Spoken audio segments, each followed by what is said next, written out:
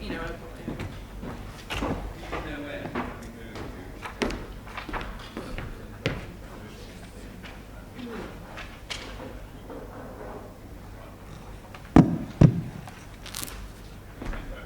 So Siobhan, you can join me on the stage at the beginning. At the beginning, okay. And then when you've done your bit, go on. So, where do you want to sit? Okay.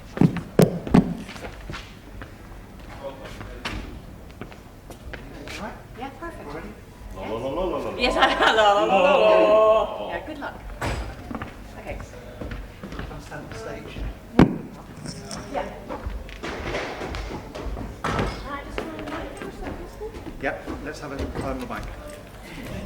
We stick the mic on. So good morning. Good morning everyone. I'd like to introduce you to Siobhan McMahon. Good morning. So can I stand back like that? Can you hear that way? Yeah? Is that okay? That's okay. Okay, good. That's great. When there's lots of people in here. Yeah, so I don't have to go right to the mic though. I can stand here and talk, yeah? That's okay. That's fine. Okay, 1, 2, 3. Lovely. Perfect. Thank you. So the main thing for you is Okay, nice mic. give the poems the time they need. Yeah. Prevent you from Don't worry, I think this will be less important. I'm going to go and set up my table. I'm on the first floor landing. be here for Right now. Yes, hello? Wow, yeah, great. Okay.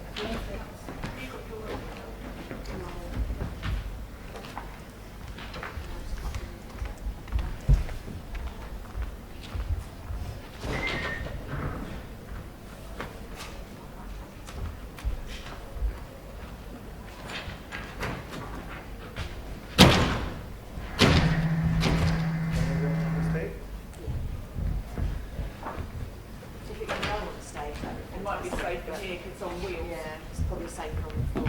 It's just if you can put it actually, if we rather than have it next to us, but why don't we have it in front so that it's subtitling that's below? perfect. Yeah. Yeah. Just so if you okay, so if you can put it just here. Yeah, in front of us. Just wheel it round. Perfect. I'm in the line. That'd be best, wouldn't it? You've got everything in Yeah, line. and I think that could possibly even go up a notch. Yeah. A bit higher. Let's have a look. Should we put 3 lines so it's not above people's heads? Yeah. Above all the speakers. What do you? Yeah, it's confusing. I thought it was a full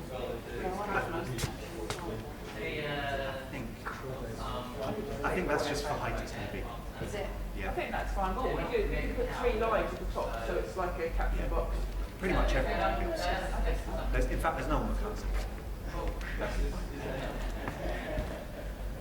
Great. Lovely. And then we'll just find some. Haven't got any gaffer tape have you got, Matt? Yeah. We do need. Oh, Caroline's here. Yes. How exciting!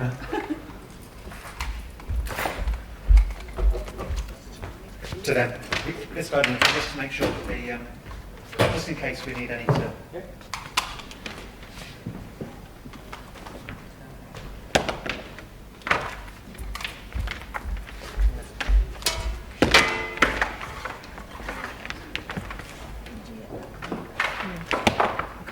Okay, so is this one working too? Yeah. That's great. Okay, thanks. So thank you to Tim. And our next speaker is Jonathan Porritt. And I'd like to introduce you to blah, blah, blah, blah, blah. Okay, great. Thanks. AV cable.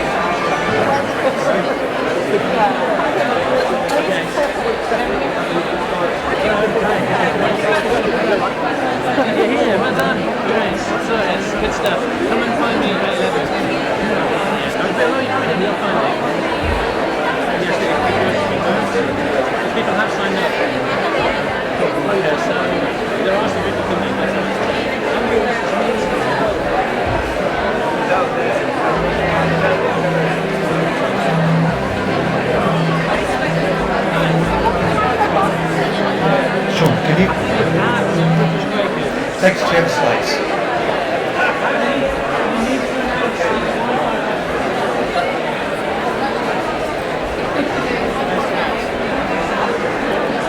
Yes, it will be announced. The time has moved, but Hello everyone, morning. So we like to start off normally with a big welcome. So welcome to London, and you want to welcome somebody you don't know. So turn to somebody that you don't know. So look around the room. I know people who know each other, so I will come and get you. So we've got 3 questions, and they'll come up at some point. So what's your name, where you're from, and what brought you here today?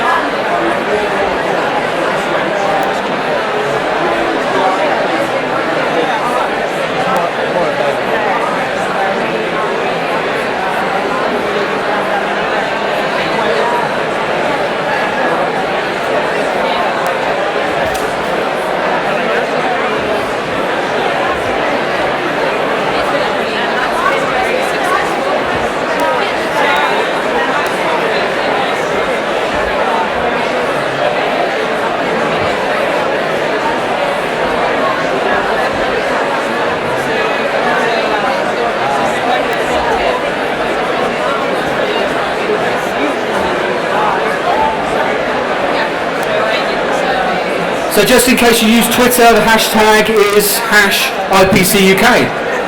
And if that wasn't it, it is now.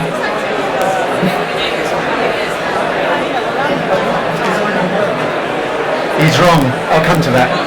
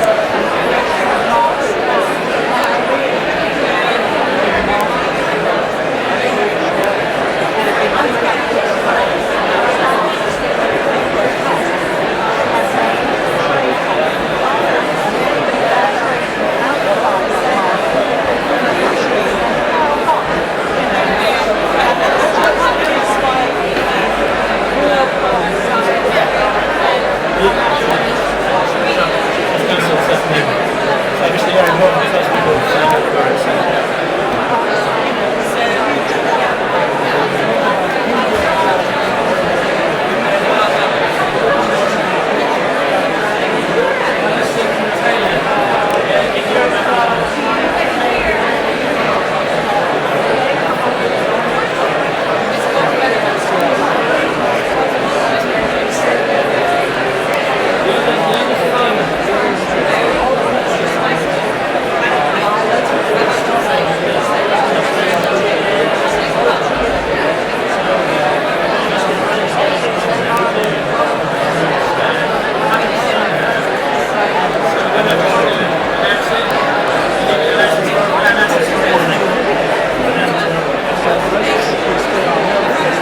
Steph, where are you?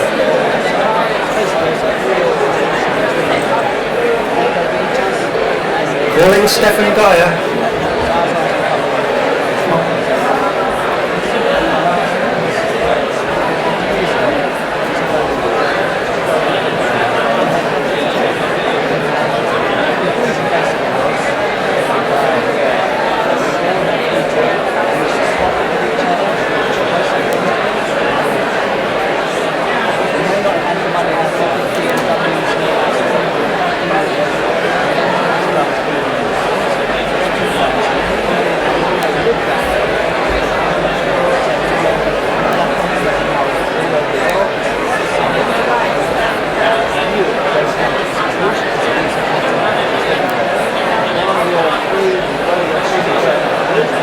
Okay, so as the hubbub slowly turns its volume down, you end your sentence, you end your last word, and a hush fills the room, and then everybody knows from the outside to also come in. So again, good morning, welcome everyone.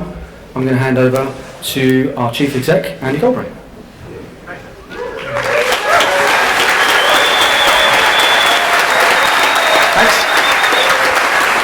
Good morning. Very wonderful to see you all. Welcome to the 12th International Permaculture Conference. For some of us, this is the beginning of a 10-day marvellous adventure. For some of you, you're just here for a day or 2 days. You're all very welcome. We've got people here from 70 countries. Which is fantastic. A really, truly international event. People have travelled really literally from the Himalayas to the Brazilian rainforests, Hong Kong skyscrapers. It's extraordinary. So, yeah, I'm Chief Executive of the Permaculture Association, Andy. I'm going to be hosting the plenaries and keeping everyone to time. So today, we are looking at the future that has already arrived. We are going to highlight the inspiring, far-sighted projects of today that show us what a sustainable society could, and we hope will, look like in the future. But before we go to our speakers, I'm going to do some quick housekeeping. So first of all, for all you sort of Twitterati and people that need to get online, it's at British Quakers, capital B, capital Q. So at British Quakers. There is no planned fire alarm. If it does go, please follow the green signs and stewards will direct you to the nearest assembly point. Have a look through your programme and choose your sessions in advance. We suggest you have a second choice. There's a lot on, so yeah, try and work something out before you go. Importantly, there are many people here for whom English is their second language, and we want to make sure that this conference is good for them as well. So we have the wonderful support of these palantypists, and we also have a system for support. So if you speak other languages and you'd like to sign up, there is a timetable where you can do so in the small hall. There are a number of changes to the programme. You always have to print this in advance, and obviously it never quite works out. So I'll just say there's an errata sheet which you will have with the poem on the back. The ones I want to highlight just now are that Amelia Melville and Kat Wall's workshop Enabling Change is today in the morning at room 5 rather than Wednesday afternoon. This afternoon, Alice Taylor unfortunately has had to cancel her workshop, which was in your backyard. Permaculture into Business Realities workshop is in room 4, that's today. And the Ecosystem of Community Action is in room 6. So it's all on your sheet, but I just wanted to draw your attention to that. Lunch and break time drinks will be in the Ensley and the Bloomsbury suites and actually dotted around the building. And we've got some fantastic stalls and exhibitions from our sponsors and from other friends. And we very much encourage you to go and have a look at what they've got to show you. If you have a special diet and you have told us in advance, then your food will be on the ground floor and it will be very clearly marked. Okay, at conferences, we know, some people are introverted, some people are extroverted. We're all very different. Should I talk to someone else? Well, we've given you an official question to talk to anyone you like, an official reason to talk to anyone you like. So we have a lunchtime question, which is today, what is your greatest hope for the future? So you can just go up to anyone and say, what's your greatest hope for the future? Okay, if you need help, ask a steward. They've got a green lanyard. Don't ask me. And if you would like to join us for the Alara Gala this evening, and you haven't already booked, you can do so at lunch at the Euston Road entrance. There's a reception there. Alara is an eco-business, a whole foods business. They're a member of the Permaculture Association's land network. They have a fantastic forest garden. It's a relatively short walk from here. You're going to get a glass of elderflower champagne and, most importantly, some music from the incredible vegetable sound system. Yeah. Has anyone here been to see Incredible Vegetable Sound System before? Would you recommend it? Yeah, I thought so. Okay, so if you haven't booked yet, please go to do so at lunch. Questions. We've kind of decided against asking questions at the end of the plenaries, just because we find it can be a very frustrating process. Not everybody gets their question asked. Some people stand up and spend 15 minutes telling you something and not asking a question. So we're just not going to do that. But our speakers will be around, and they're very happy to talk to you in the breaks. And we're going to have a plenary tomorrow. If you have got a question you'd like to ask, come and tell me, and I'll write it down, and I'll pick some of those questions to ask in the plenary. So just come and talk to me. So as I say, if you want to use Twitter, we're using #DesignYourWorld. And talking of phones, please turn your phone to silent if you could. Okay, so talking about silence, maybe we should sort of start with a pause. This is the home of the British Quakers, and they find great power in silence. So let's just take a moment to stop and think.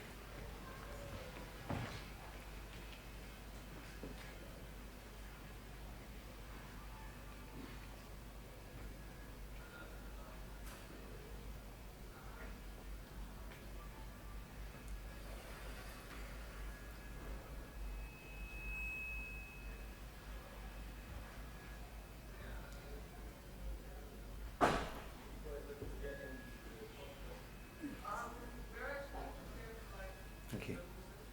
Okay, so there is absolutely no doubt that we are at a critical point in history.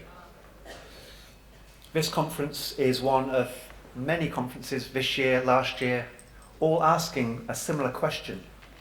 How can we change the story? How do we live differently?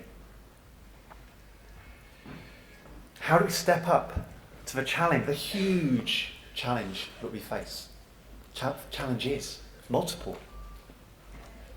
The refugee crisis is in our mind at the moment, but it's just one of so many different challenges that we face.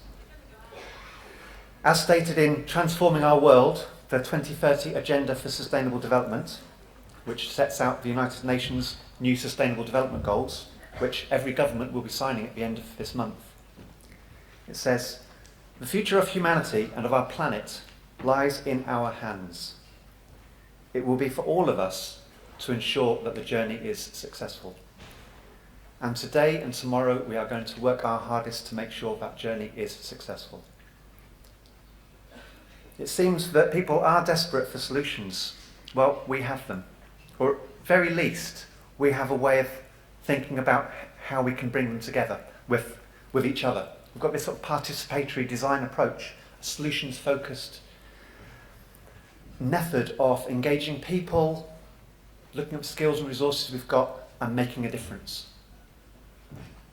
We think that permaculture, plus the many other wonderful sustainability initiatives and sustainability-focused organisations, together can make a really major contribution to actually delivering these sustainable development goals and help design the world we want.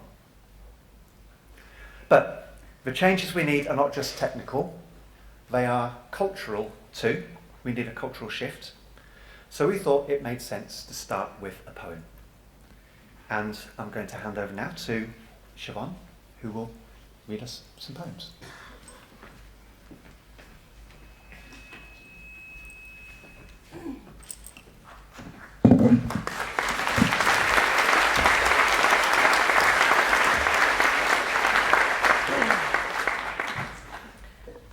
Forgotten memory. Let us grieve for the broken body of our earth, for the pillaged devastation of our despair, crying out in her agony, her legs splayed open wide and all her treasure plundered. Let us cover our naked bodies in the ashes of our dead, and weeping kneel upon this blessed earth, sending up a great lament, imploring her forgiveness. For this is our body, this is our blood, only we have forgotten. We have forgotten the place where prayer opens softly in the darkness of the body, humming with sweetness. The place where every cell and fibre of our beings is ringing out an Angelus, an Alleluia chorus, an Ave Maria. So let us remember the deep well of our belonging, the holy mystery of our lives, and let us dream a new world into being. Let us dream a new world into being.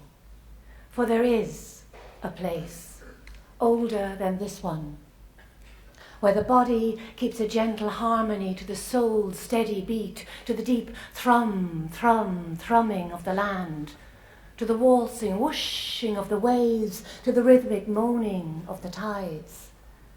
There is another place, not far from here, where the soul entwines with the body in the rapturous elegance of embrace, singing a forgotten melody, resonating without a hitch in perfect, perfect pitch. There is another place not far from here we used to call home. So let us remember the deep well of our belonging, the holy mystery of our lives, and let us dream a new world into being. Let us dream a new world into being. Thank you.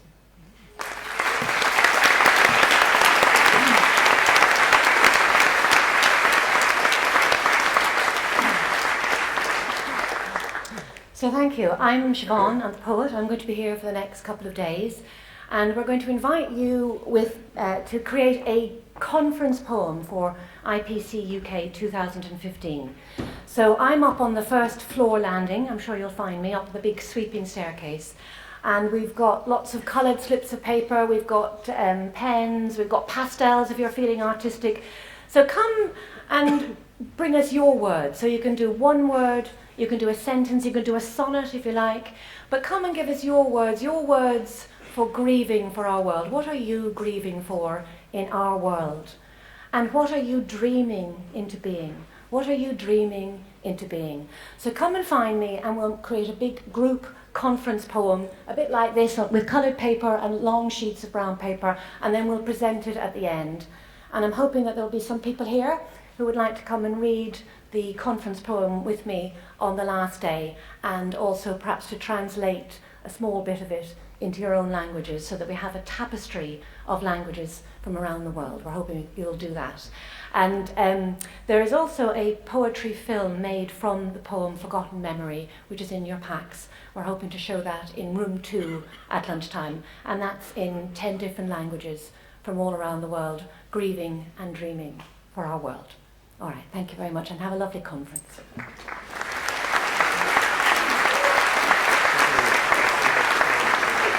Thank you, Siobhan. That was, yeah, I found it hard not to feel incredibly, I don't know what I can say. Okay, so before we go to our keynote speakers, it is with great excitement that I introduce you to Chris and Kat. Chris is our research coordinator, and Kat Richards is a very long-standing and much valued volunteer who has helped us to put together the Permaculture International Research Network. And I'll hand over to you.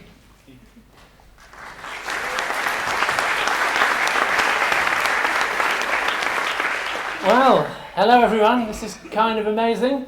A little bit terrifying, but also very exciting. So it is amazing to see you all here. Thank you all so much for coming.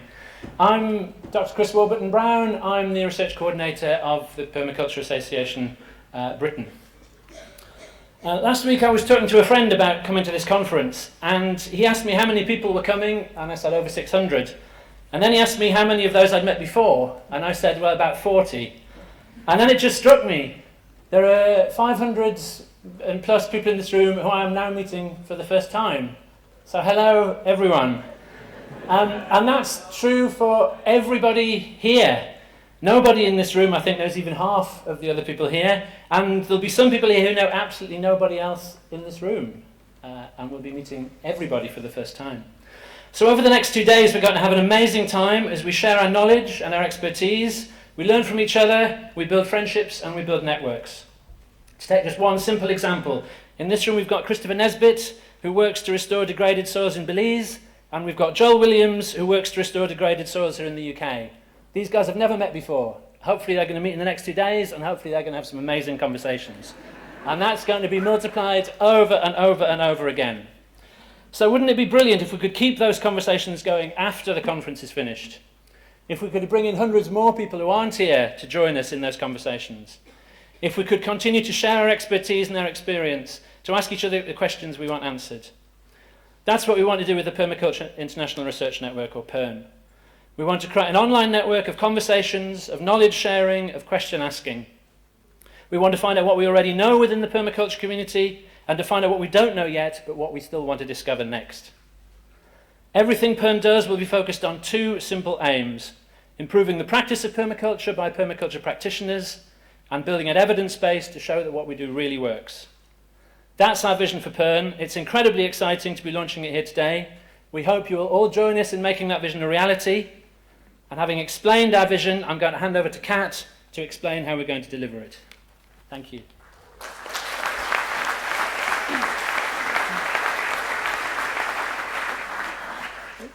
Thank you, Chris. So now Chris has outlined our vision, you may be wondering how we propose to deliver it. In 2012, the Permaculture Association Britain started a series of surveys with which we observed and interacted with researchers and practitioners all over the world, many of yourselves included. We found that almost everyone was enthusiastic about an online network where they could pursue their research interests within a supportive community. You asked us for a network with many yields, from the more obvious sharing of research to those of building community, guidance on research methodologies, making friends, and possibly even enjoying ourselves at the same time. One of the findings from the surveys that was most surprising was the massive diversity of both permaculture practice and research. By building an international research network, we hope to encourage this diversity, as well as a diversity of geography, research topics, and approaches. This diversity of research patterns will shape how members use the site to self-organise. So we're going to build it in a simple way so that people can find each other along the lines of discipline, location and climate. This could be quite challenging because we have over 400 members in 50 countries, as you can see. In particular, we'd like to create a live feed of research that participants might be interested in to help to exploit the productive edges of the diversity of interests, approaches, and disciplines. We're hoping we can catch and store some of the excitement, energy, and motivation from this conference to kickstart the network so that we can reap the rewards of improved permaculture practice and a robust evidence base far into the future. We hope this network will creatively use and respond to change in the world around us, but for that we need you. We want to hear from individuals, networks, organisations who'd like to get involved and share in the shaping of our own Permaculture International Research Network. Huh? Oh, okay.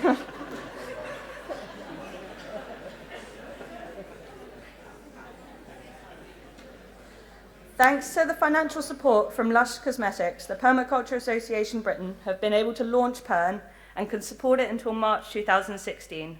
From this small, slow financial solution, we hope to be able to secure the long-term financial security of the venture.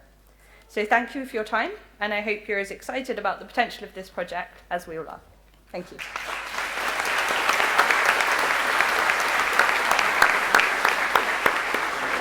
Okay. Yeah, thank you for that. It is a really big step forward. And again, thanks very much to Lush Cosmetics, Simon Caddy, and all the team there who have really helped make that possible. Okay, now, if the internet gods are good to us, we're just about to introduce David Holmgren. So, David is best known as the co-originator of the permaculture concept. He and his partner Sue Dennett live at Meliadora in Hepburn, Victoria, one of the best known permaculture demonstration sites in Australia. David is respected for his commitment to presenting ideas through practical projects and teaching by personal example. That a permaculture lifestyle is a realistic, attractive, and powerful alternative to dependent consumerism.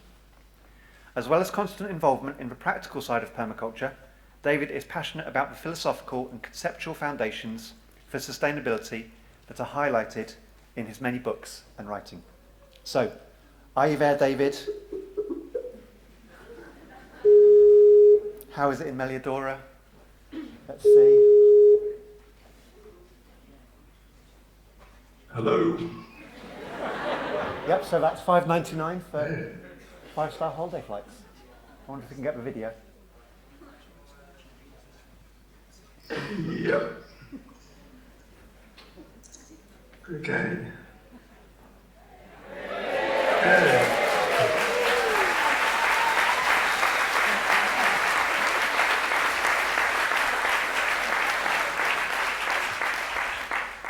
Well, greetings from Hepburn Springs to everyone gathered at this IPC, which I'm confident will be a very well-organised event.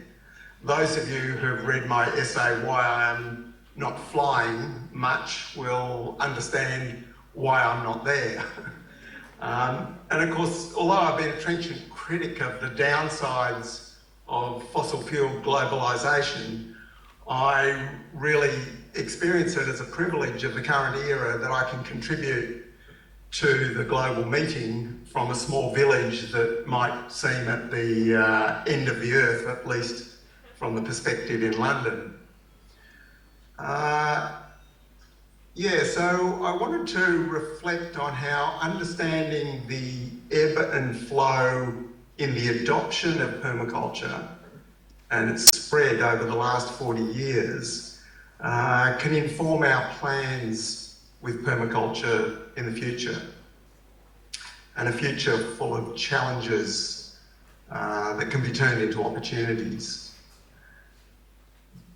The waves of adoption and spread of permaculture over the last 40 years have been strongly correlated with large-scale geopolitical and economic cycles and events. And it's interesting that Permaculture 1 was, of course, published in 1978, bracketed between the oil crises of 1973 and 79, and strongly informed by the Limits to Growth work, which was published by the Club of Rome in 1972. So there was a huge interest in what today we would call sustainability. And I'm very certain that if Permaculture 1 was published in a decade later, there might not have been the same interest. Certainly, I date the end of that first wave as being 1983, when the Hawke-Keating government introduced the Thatcherite-Reaganite revolution, really, with a bit more of a human face in Australia. But a whole generation of environmental activists and politicos came to the conclusion that the limits of resources was not going to lead to a fundamental change in society. And there was actually a consolidation period during that time in the interest in permaculture. It didn't expand very rapidly as the Western economies again grew. Now, the second wave I really relate to the stock market crash of 87 and the IPCC being formed in 88 with the really formal recognition of climate change. Of course, that was the same year that Mollison's Encyclopedic Designer's Manual was published, and there was a huge explosion of interest in permaculture in Australia and in many other countries around the world. Ironically, I date the end of that second wave of being the Rio Earth Summit of 1992, which so many people put so much hope in. By the late 1990s, I sensed a third wave brewing, which had both the oppositional sides and the negative, the positive sides as well. And my book, Principles and Pathways Beyond Sustainability, published in 2002, coincided with that. But in a lot of ways, that third wave was still born by the events of September the 11th. And really, it took to the GFC where we see this fourth wave, which is now unfolding with, after the peaking of conventional oil, the onset of real climate change and economic contraction.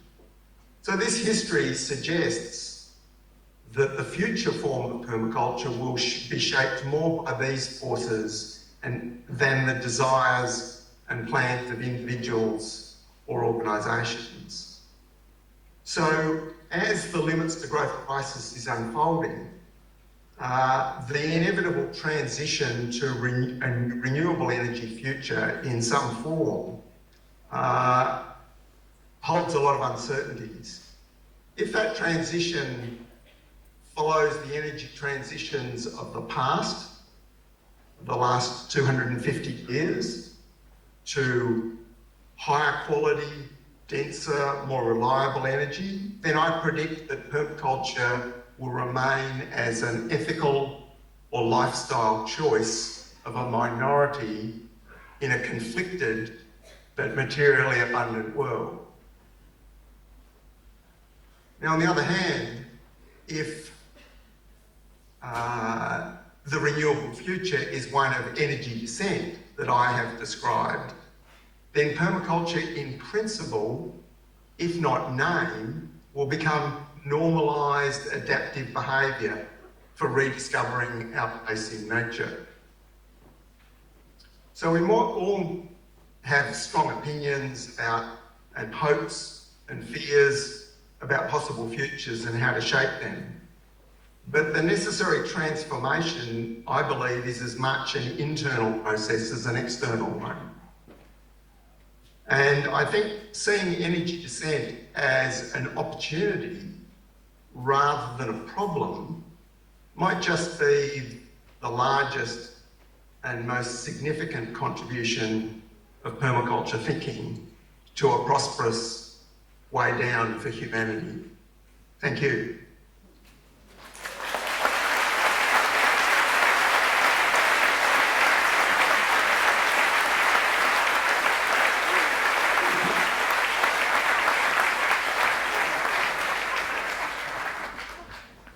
David.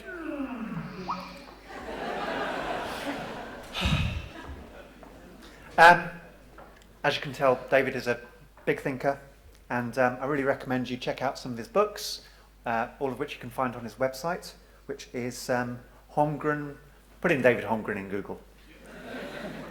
Okay, so great. Our next speaker is Professor Tim Lenton. Yep, it's not David Holmgren. Tim is Earth System Scientist and Chair in Climate Change at the University of Exeter, and winner of the Times Higher Education Award for Research Project of the Year. Tim studied natural sciences as an undergraduate, and when he read James Lovelock's books on Gaia, his passion was ignited for studying the Earth as a whole system. After gaining his PhD, Tim worked at the Centre for Ecology and Hydrology in Edinburgh, where he built a simple coupled carbon cycle and climate model, and then coordinated the development of the Gini family of Earth system models. In 2004, he returned to University of East Anglia and built up an Earth system modelling group, working on key elements in the coupled evolution of life and the planet, including human-induced global change. Tim recently co-authored Revolutions That Made the Earth, which looks at how disruptive events in the Earth's history created the conditions for the next phase. So, welcome Tim. Are we in the midst of another revolution? And will it be successful?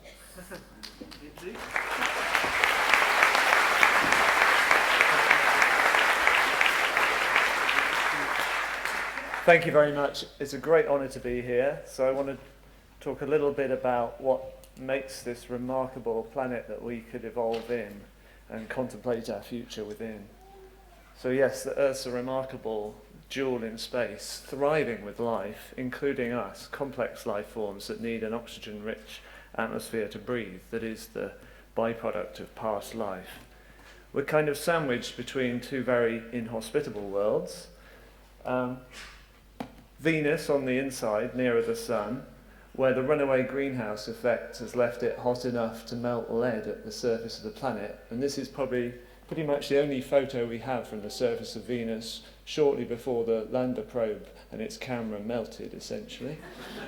On the outside, further from the sun, is Mars, a kind of cold, arid wasteland. It looks superficially like parts of the Earth, but the red colour in the sky especially gives it away. I say superficially like parts of the Earth. Whoop. Let's see if this works. That's the Atacama Desert, so that's on the Earth, but this is the driest place on the land surface of the Earth.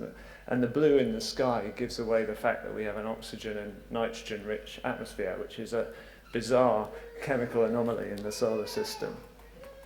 And of course, most of the Earth is abundant with liquid water and life. So I want to tell you a little bit of a story, I guess, about the history of the Earth.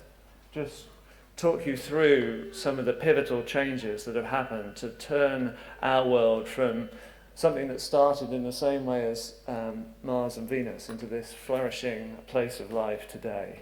So central in this story are just three key revolutionary events, but each of them is driven by essentially a biological innovation, and a very rare or special one that increases the energy and material flows through the whole biosphere, or the whole Earth system, if you like, and that ultimately cause dramatic changes in the planet, including its climate.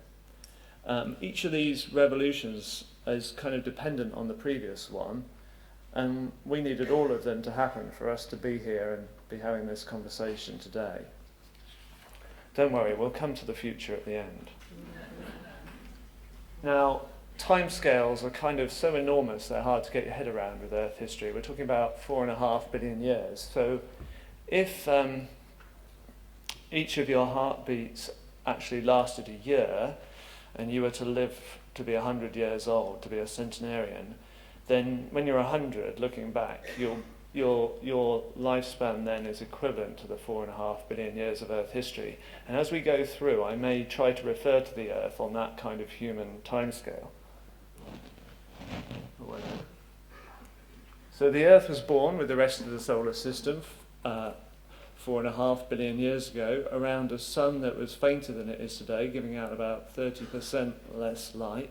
The Earth formed from the collision of rocks gravitationally accreting in this spinning disk of dust and matter around the early sun. One of the early collisions was with a Mars-sized planetesimal, we called it, and it spat out what we think of as, or we now know as, the moon. So when the moon started life, it was much closer to the Earth, as you'll see there. But we now know that the Earth gained its liquid water very early. So the water was partly outgassed from the interior of the young planet, and much of it also arrives on meteorites, a kind of haphazard delivery process. So those meteorites weren't all bad, those early collisions, but the early Earth, with its liquid water, was getting pummeled by rocks from space, such that if life did begin, it would have been sterilised, because some of those impacts were enough to evaporate the whole oceans. There's a phase called the late heavy bombardment, which left the craters many of the craters we still see on the moon today, but that ends in real time about 3.8 billion years ago, or kind of in the teenage years if the Earth is a 100-year-old person. And remarkably soon after the end of this pummeling with rocks, we have the first convincing evidence for life on the planet. And it's the origin of life, and then the origin of a global biosphere recycling elements that is the first revolution in the Earth's history. So the origin of life is presumed difficult, although it did happen surprisingly soon after it could, in some sense, on the Earth. Our records of it are maybe a little scant, but we have some remarkable evidence. This is from 3.25 billion years ago. This is early bacterial cells fossilised in the act of cell division, peered at down the microscope there. So that's a remarkable image of some of our earliest ancestors. And we know that those early cells, this is a world entirely of bacteria, were forming communities, were making physical structures, just as these microbial mats in Shark Bay off Australia are still doing today. And we find the rock record equivalents of these structures. We call them stromatolites in the ancient fossil record. Crucially, life needs an energy source as well as materials. And on the earliest Earth, instead of the familiar kind of photosynthesis we know now, there were kind of earlier forms of photosynthesis that used gases like hydrogen and hydrogen sulfide to supply electrons. But those gases are pretty rare things in today's world, and they would still have been rare back then. So the whole productivity of the global biosphere was limited initially by the supplies of those kind of rare and reactive gases. And the trick that early life must have pulled off was to evolve ways of recycling all the materials it needed to build itself, or to build the early biosphere, including that hydrogen and hydrogen sulfide gas. And we still have today, like in this hot pool, this sulfurous hot pool, organisms, bacteria performing these same early kinds of photosynthesis.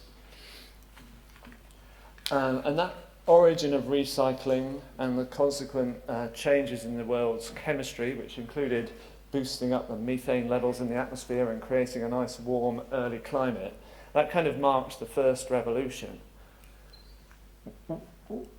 With it, artists can draw impressions of this world. It's known as the Archean world, after in Archaea, in the beginning. And I think it was a world thriving with life, but it wasn't as productive as the biosphere we know now. Our estimates are that it's maybe 100th, maybe 1,000th of today's productivity. The next big revolution is the oxygen revolution. And and that's kind of in Earth's middle age, incredibly. So it takes a long, long time, until about maybe 2.7 billion years ago, something like 40 years old in the life of this 100-year-old person, before the first so-called cyanobacteria evolve. And these are the first organisms that performed the kind of photosynthesis we're all familiar with, and that means it uses water, basically, as its source of electrons, which is going to stick on the carbon and carbon dioxide and make its body out of. These are modern colonial cyanobacteria. They also fix nitrogen, these guys, so they're pretty smart and doing amazing chemical things. And their earliest ancestors, we date back now, as I said, maybe 2.7 billion years. And this new innovation was important because once you're using water for photosynthesis, you're not limited by the supply of water on this planet. And suddenly the productivity of the biosphere, we think it went up at least tenfold, possibly 100, possibly 1,000-fold. And it had consequences, because these little guys, the cyanobacteria, are putting out oxygen as a waste product, which ultimately accumulates in the atmosphere. Now, there are some interesting dynamics which I'm not going to baffle you with scientifically, but it turns out that the oxygen level doesn't rise immediately. There's a few 100 million years where there's perfectly stable oxygen production and low concentrations, and then there's an abrupt change that geochemists call the Great Oxidation. It's a radical rise in the oxygen content of the planet's atmosphere from like 100,000th of what it is today to something like 1/10. Still not enough for you and I to breathe, but we'll see it has some important biological consequences. It also has some very obvious geological consequences. So we've got a picture there of southern African red beds, great kind of mountains or canyons of rusted iron that were produced, these ones at least, at the time of that great oxidation. So this rise of oxygen completely overturns the Earth's chemistry. Perhaps not surprisingly, it leads to some big disruptions in the global carbon cycle and the Earth's climate.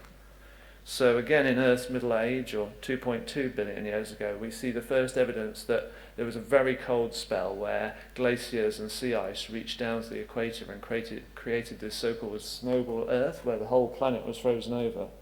So life obviously got through that, and we wouldn't be here to talk about it. And in fact, stability is kind of re-established by a couple of billion years ago. Earth still in middle age, if you like.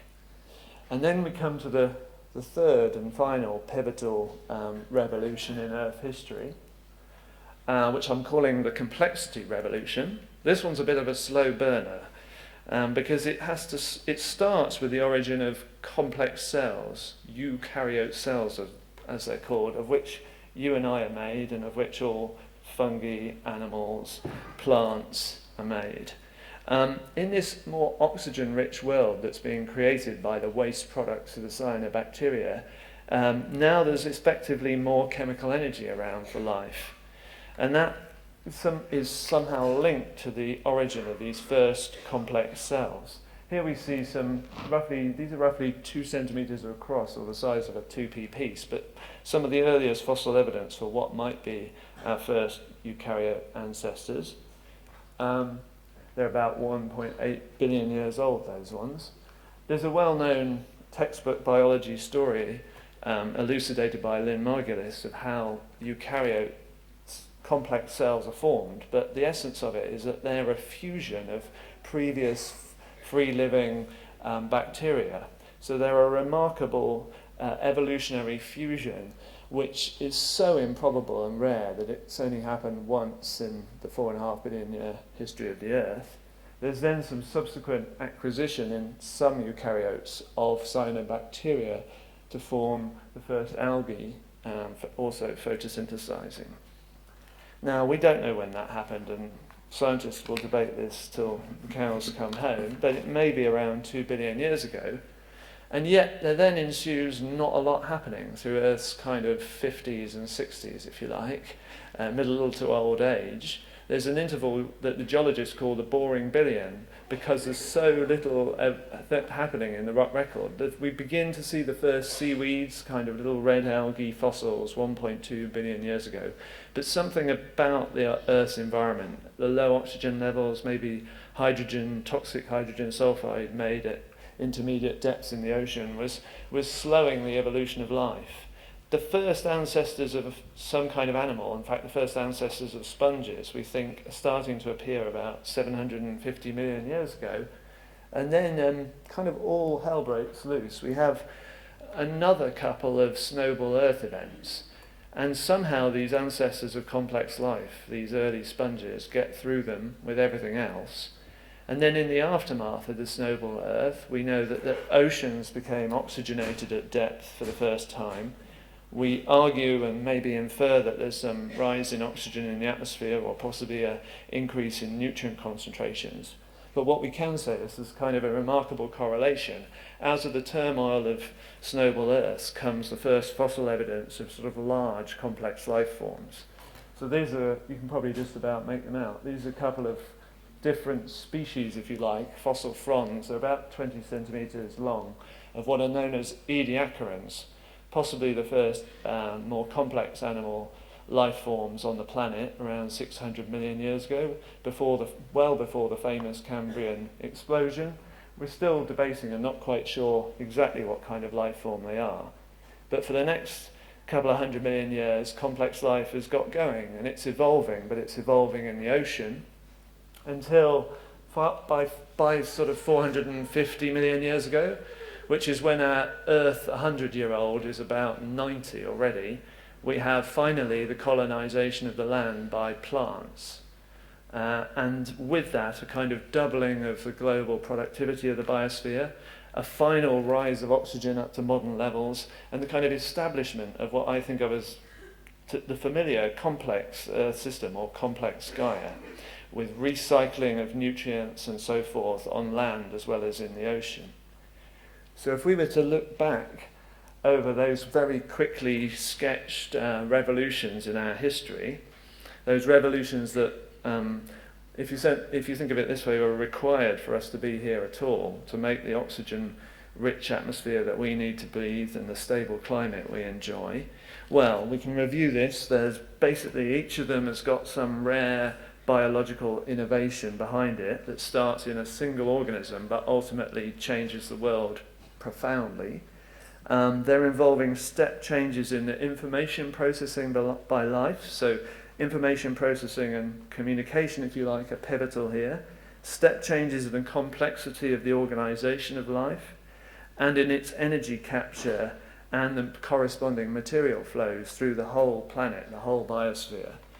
But for these to be revolutionary changes, they need the Earth system itself to have some propensity to instability, so that the new waste products that life is creating can cause catastrophic changes in the climate and the whole planet. And then all hell breaks loose, and it only ends in the past when evolution kind of finds ways of closing the recycling loops of all the materials that life needs, and a new stable carbon cycle and climate ensues. So, what about you and I? We are very, very, very recent arrivals in this long history. If we went with my lifespan of 100, compressing Earth's history into that of a 100-year-old person, then Homo sapiens are arriving something like a week ago, I think. Certainly they're recent.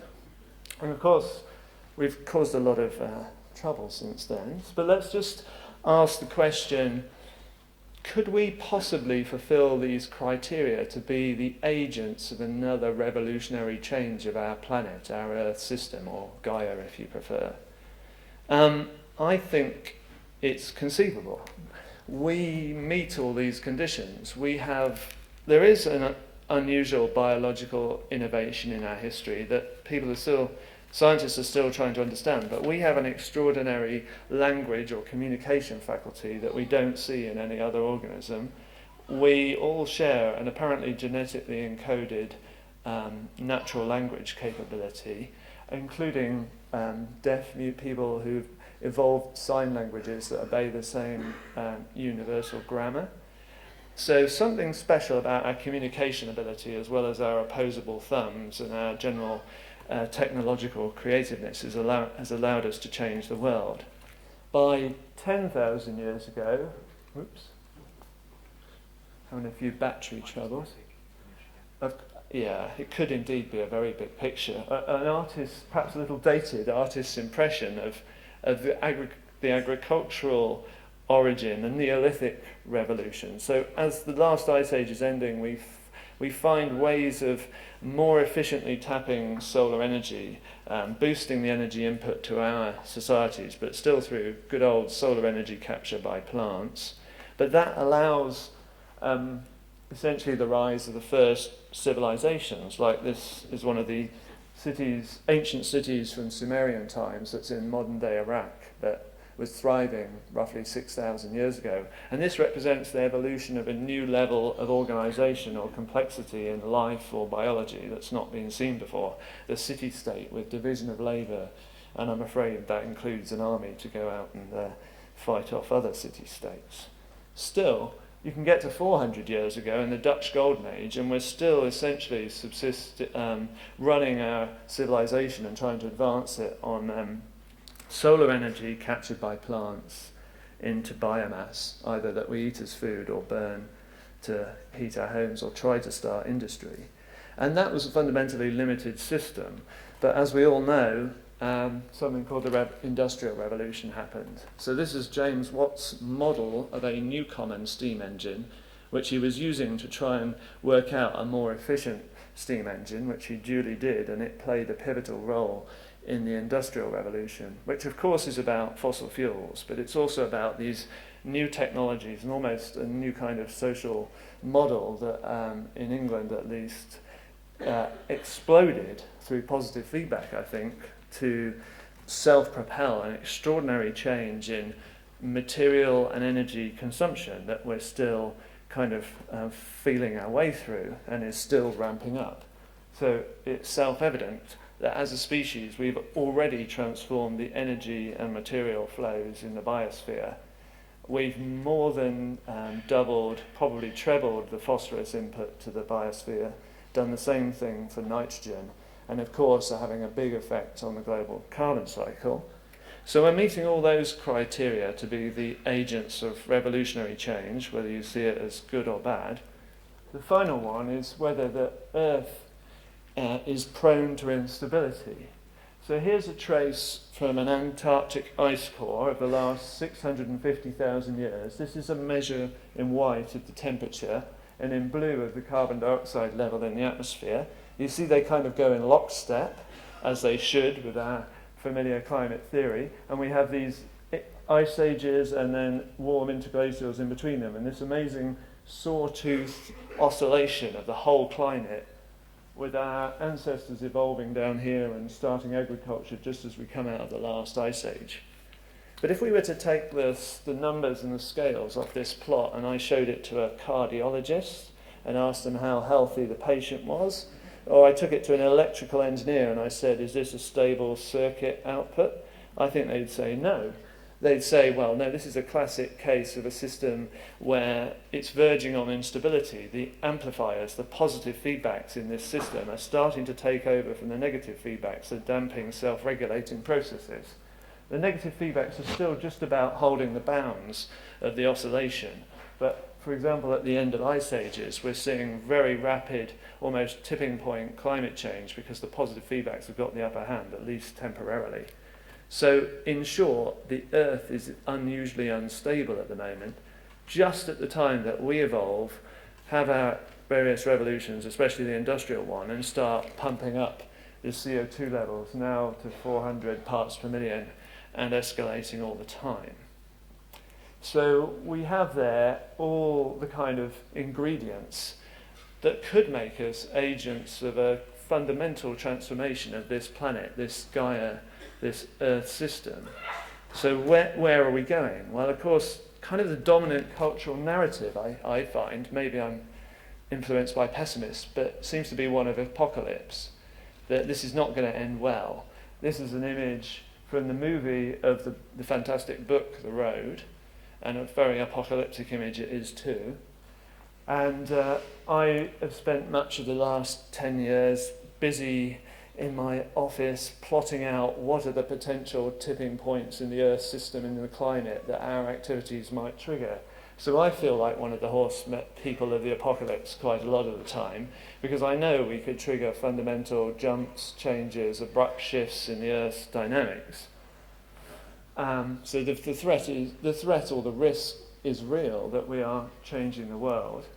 One response to that is a very natural one, and one that I've kind of been part of and waving the placards myself through my life, is to say let's retreat. And I think we heard that from David Holmgren a minute ago.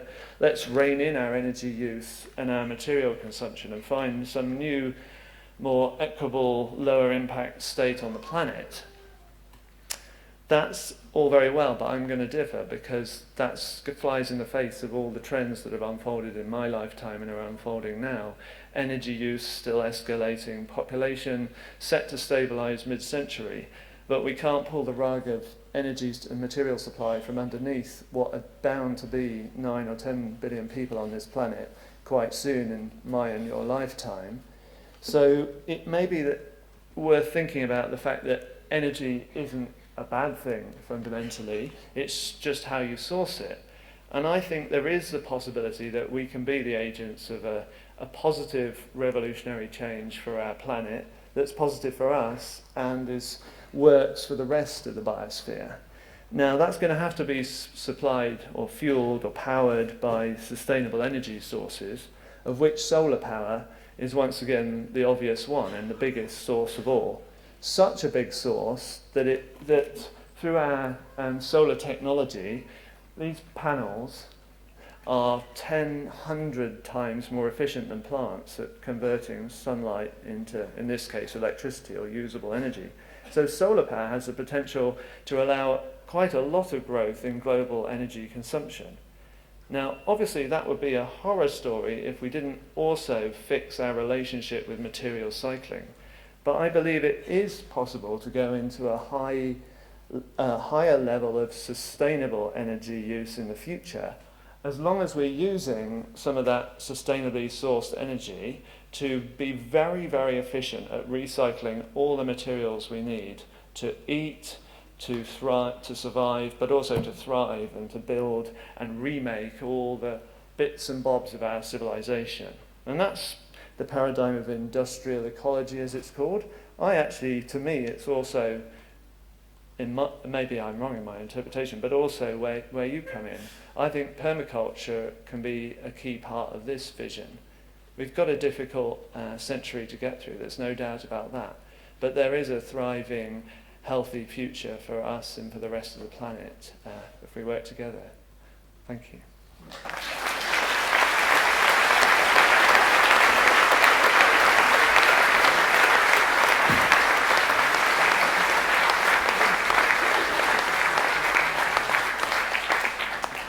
So you can't say we didn't start with the big picture. You probably weren't expecting Archean fossils this morning. That was a really extraordinary talk. Thank you, Tim. Thank you very much indeed. Yeah, it does give me this sense of we're living in this kind of exceptional moment in history. Okay, so our final speaker this morning is Jonathan Porritt, one of the UK's most influential and well-known sustainability champions. Jonathan's early career included campaigning with the Green Party, working with Friends of the Earth, before founding Forum for the Future, where he currently works. In a sense, I kind of grew up with Jonathan.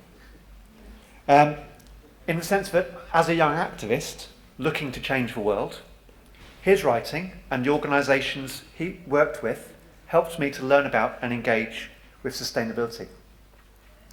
And just a small number, a couple of years ago, I came across The World We Made, a story from 2050, which was a look back from the future to here, and how we got through the challenges which Tim has just outlined.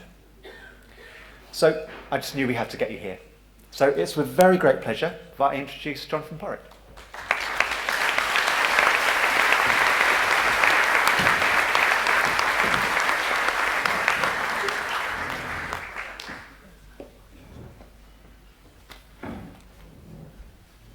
Thank you.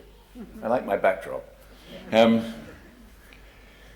Tim, thank you very much. I love it when horse riders of the apocalypse kind of take us down into those deep, dark places and then say, but don't worry, it's going to be okay. We've got the resources to turn this all around. We've just got to get our act together rather quicker than we might imagine. I like that stuff. It's good. It's good. Hopefully I'll be able to continue in that theme. I must say it was fascinating for me hearing David Holmgren.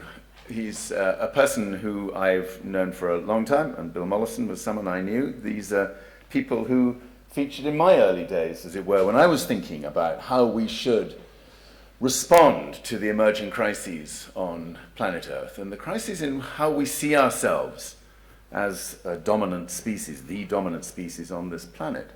And I guess for me, their work, the whole notion of permaculture and the design principles that underlie permaculture, have been part of my evolving philosophy about what will make the world a better place for a very long time, going back to the 1970s. But they've never been front of mind for me. They've never, as it were, shaped the advocacy that I have, although they've formed it quietly in the hinterland that each of us has in the back of our mind or the back of our spirit, as it were, those things that shape us imperceptibly as we set about doing the work that we do. So it's a huge privilege for me to be here today. I think this is a wonderful event to have brought together a celebration of so much incredible work going on in so many countries. Did you say 50? 135 countries. But here today, yes.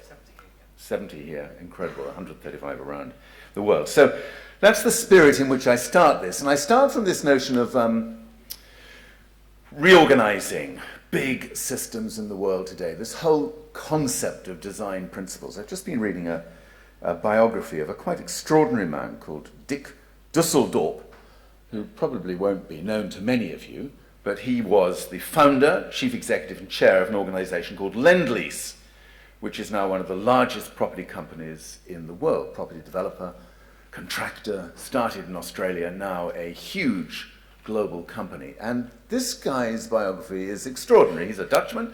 He went to Australia in the 1950s, just after the war. He ended up in a country that was trying to find its way into the modern world, in Australia. He looked at the building and construction business, and he came to the conclusion that the entire basis on which that industry was formed at that stage was so fundamentally flawed that there would be no way of using the skills of the construction industry to create a better built environment. And the reason why I'm mentioning this is that, yes, he then set about very successfully to create a big global multinational company, but he did something rather more remarkable, which is he set about to transform the operating code which underpinned the success of that industry, to change the basic design principles. And it took him a long time, and obviously he worked with lots of other people, but he looked at the really perverse, dysfunctional relationships between all the different players in the construction value chain, as it were, from the architects to the designers to the specifiers, those who procure the materials, the builders, the financiers, the planners. He looked at all of these elements in a very complex supply chain and re-engineered the relationships between them to create opportunities for a completely different, far more efficient, far more attuned approach towards construction in that country. And we've inherited a lot of that back here in the UK. And the reason why I'm mentioning this is because it seems to me every industry, anywhere in the world, is going to have to engage in a similar process of examination, scrutiny of what it is that has allowed it to prosper up until a certain point in human history, and to commit to a kind of process of re-engineering the basic operating code. And I don't think there's any part of our economy today that isn't going to have to do that fundamental exercise. If you go back to that period of time after the Second World War, Tim passed over that as a fleeting nanosecond in the history of life on Earth, quite rightly, but those 65 years or 70 years since the end of the Second World War have, of course, completely shaped the presence of humankind on this planet, largely because of our ability to harness, capture, and use fossil fuels in the way that we've done so, quotes, successfully during that time. Some experts call this the period of the great acceleration, everything exploding in terms of our use of land, natural resources, energy, the creation of wastes of every conceivable kind, the huge surge in the expectations on the part of humankind that have shaped today's consumer-based, consumerist society. The Great Acceleration captures really well what has happened in those 70 years. Our problem, and it is a massive problem, is that most of the mindsets that now dominate today's geopolitical arena, the mindsets of our politicians, our corporate business leaders, of our commentators in the media, and I have to say the mindsets of many, many people in academia, obviously not Tim's mindset, as we know, but many people in academia, their mindsets are 100% shaped by their experiences in that period, that mini era of the Great Acceleration. And it's practically impossible for them to think about the profound redesign process that we're now going to have to go through, given that the era of the Great Acceleration has already ground to a halt. Or if not ground to a halt as yet, it has shown us that it's absolutely about to grind to a halt in the very near future. So we're kind of stuck in an interesting place, that we've had this period of astonishing growth in what it is that has made humankind this incredible presence on the earth today.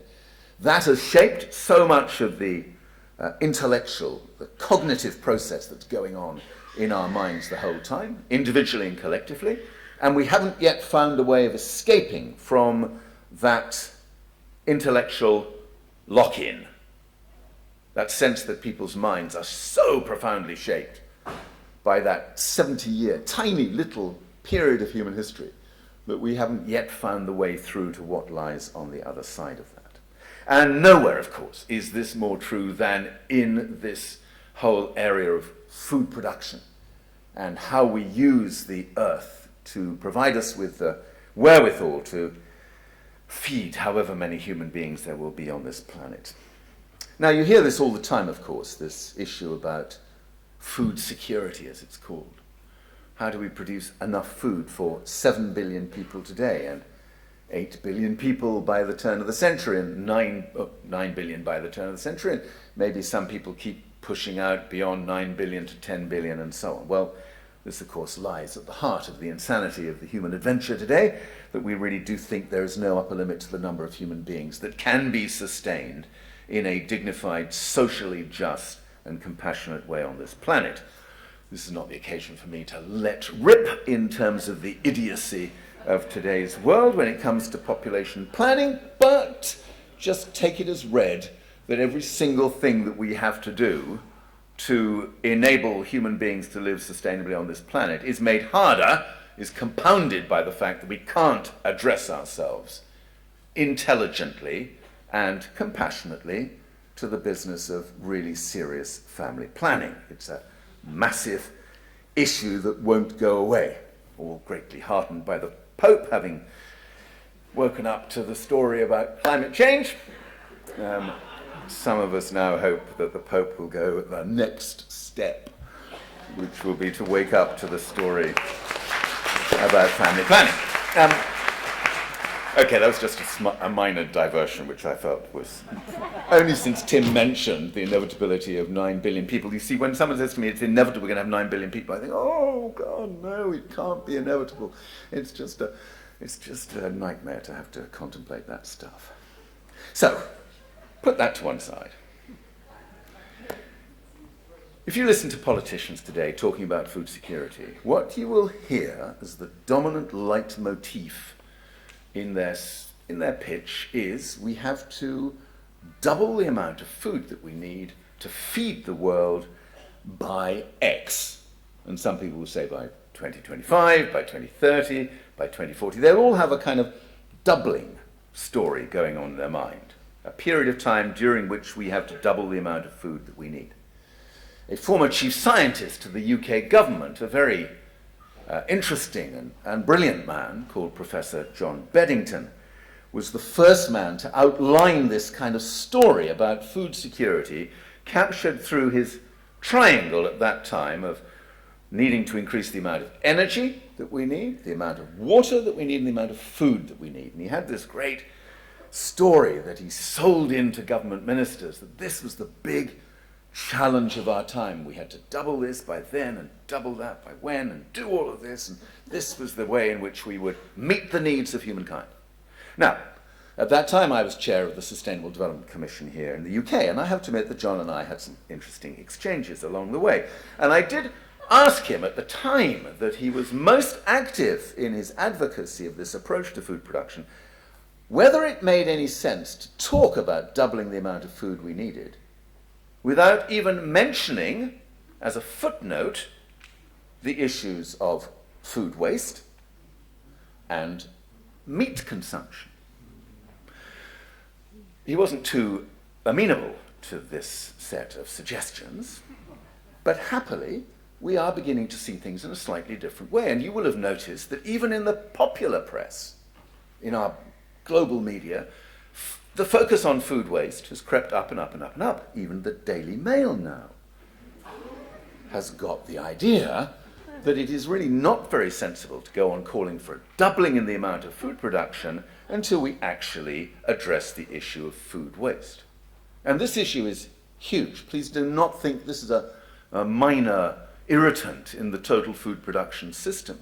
Depending on which analysis you read, somewhere between 30 and 45% of all the food that is harvested from the land never actually turns up as a nutritional input into the human body. Somewhere between 30 and 45%. And remember that much of that production system is, of course, dependent on hugely intensive inputs, whether we're talking fertilizers, chemicals, energy, water, whatever it might be. And all of that embodied energy and resource intensity is then wasted because it never does the job that it was created to do, which was to provide part of a balanced diet for humankind, or a vaguely balanced diet. So actually, if you wanted to double food production by 2030, by far the most intelligent starting point for that would be to eliminate the problems of food waste. Now, you'll never quite eliminate the problems of food waste, because there are all sorts of places where food just leaks out of the system, where we can't net the full nutritional value of food at a certain point in the value chain. But we could be doing so much more. And equally, we are unlikely to address the issue of food security very intelligently if we don't begin to confront the question of meat consumption. Because right now, much of the demand for new agricultural produce is geared to using that produce as feeds for meat production. Right now, at the moment, there is a massive expansion in the amount of soya that is being grown, particularly in South America. And we're so used to thinking about the impacts of agriculture in that continent, in South America, in terms of the damaging impact on the Amazon rainforest, that we seem to be completely blind to the impact of the expansion of the soybean industry on the other ecosystem that is very, very important in South America, namely the cerrado. There is no international campaign about the destruction of the cerrado, but it is going on all the time as this industry just moves in deeper and deeper into that space. Now, I'm only using these examples of food waste on the one hand and meat production and consumption on the other to demonstrate how crazy it is to try and have an intelligent conversation about food security when you can't actually address some of the most critical elements about wasteful production and consumption in the system today. And you can't somehow get back to a really intelligent discussion about the core underpinning elements in food production, namely soil, nutrients, water, biodiversity, that whole set of embracing elements in a system which are still left to one side in the current debate about food security. It must drive all of you absolutely insane to listen to these debates and know just how misplaced they still are. Just how much a product of these locked-in mindsets they still are. Yet, sometimes, if the truth be told, we are our own worst enemy in that regard. I've been involved for a very long time as an active member of the Soil Association and supporter of organic farming and all sorts of other things, as you'd expect. I've been involved for decades in the debate about GM, genetic modification.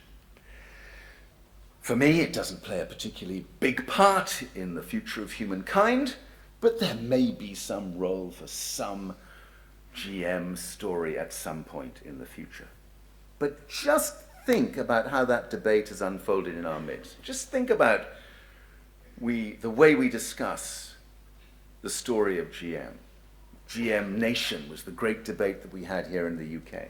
And on the one hand, you had the proponents of GM saying that in that set of technologies lie all sorts of answers to really critical problems that we face today, including, of course, increased yields. That's the big promise, increased yields. And we, on the other hand, would be arguing, yes, but there are all sorts of problems about that, and there are impacts on the environment, possible impacts on human health, although I've never actually thought that was a really particularly big deal, and therefore we need to exercise a much clearer precautionary principle before we start rolling out yet more GM strains all around the world. If you look back on that debate historically, you'll find that hardly ever did we use that debate to invite people to go right back to a different kind of analysis about food production, a different kind of analysis about the relationship between humankind and the earth and the natural systems on which we depend, to re-examine those relationships, those reciprocities between us and the earth. We had a technical debate about whether GM did or didn't constitute a threat, would or wouldn't produce additional yields, additional foodstuffs. Very rarely did that debate allow us to go right back into the heartland of what the permaculture movement has always been about, which is a different set of design principles to underpin the way in which human beings produce the food that they need for the future. So we became, if you like, victims of this set of locked-in mindsets. We had to play on their territory, on their turf. We couldn't really start exercising our opportunity to talk about this stuff very differently.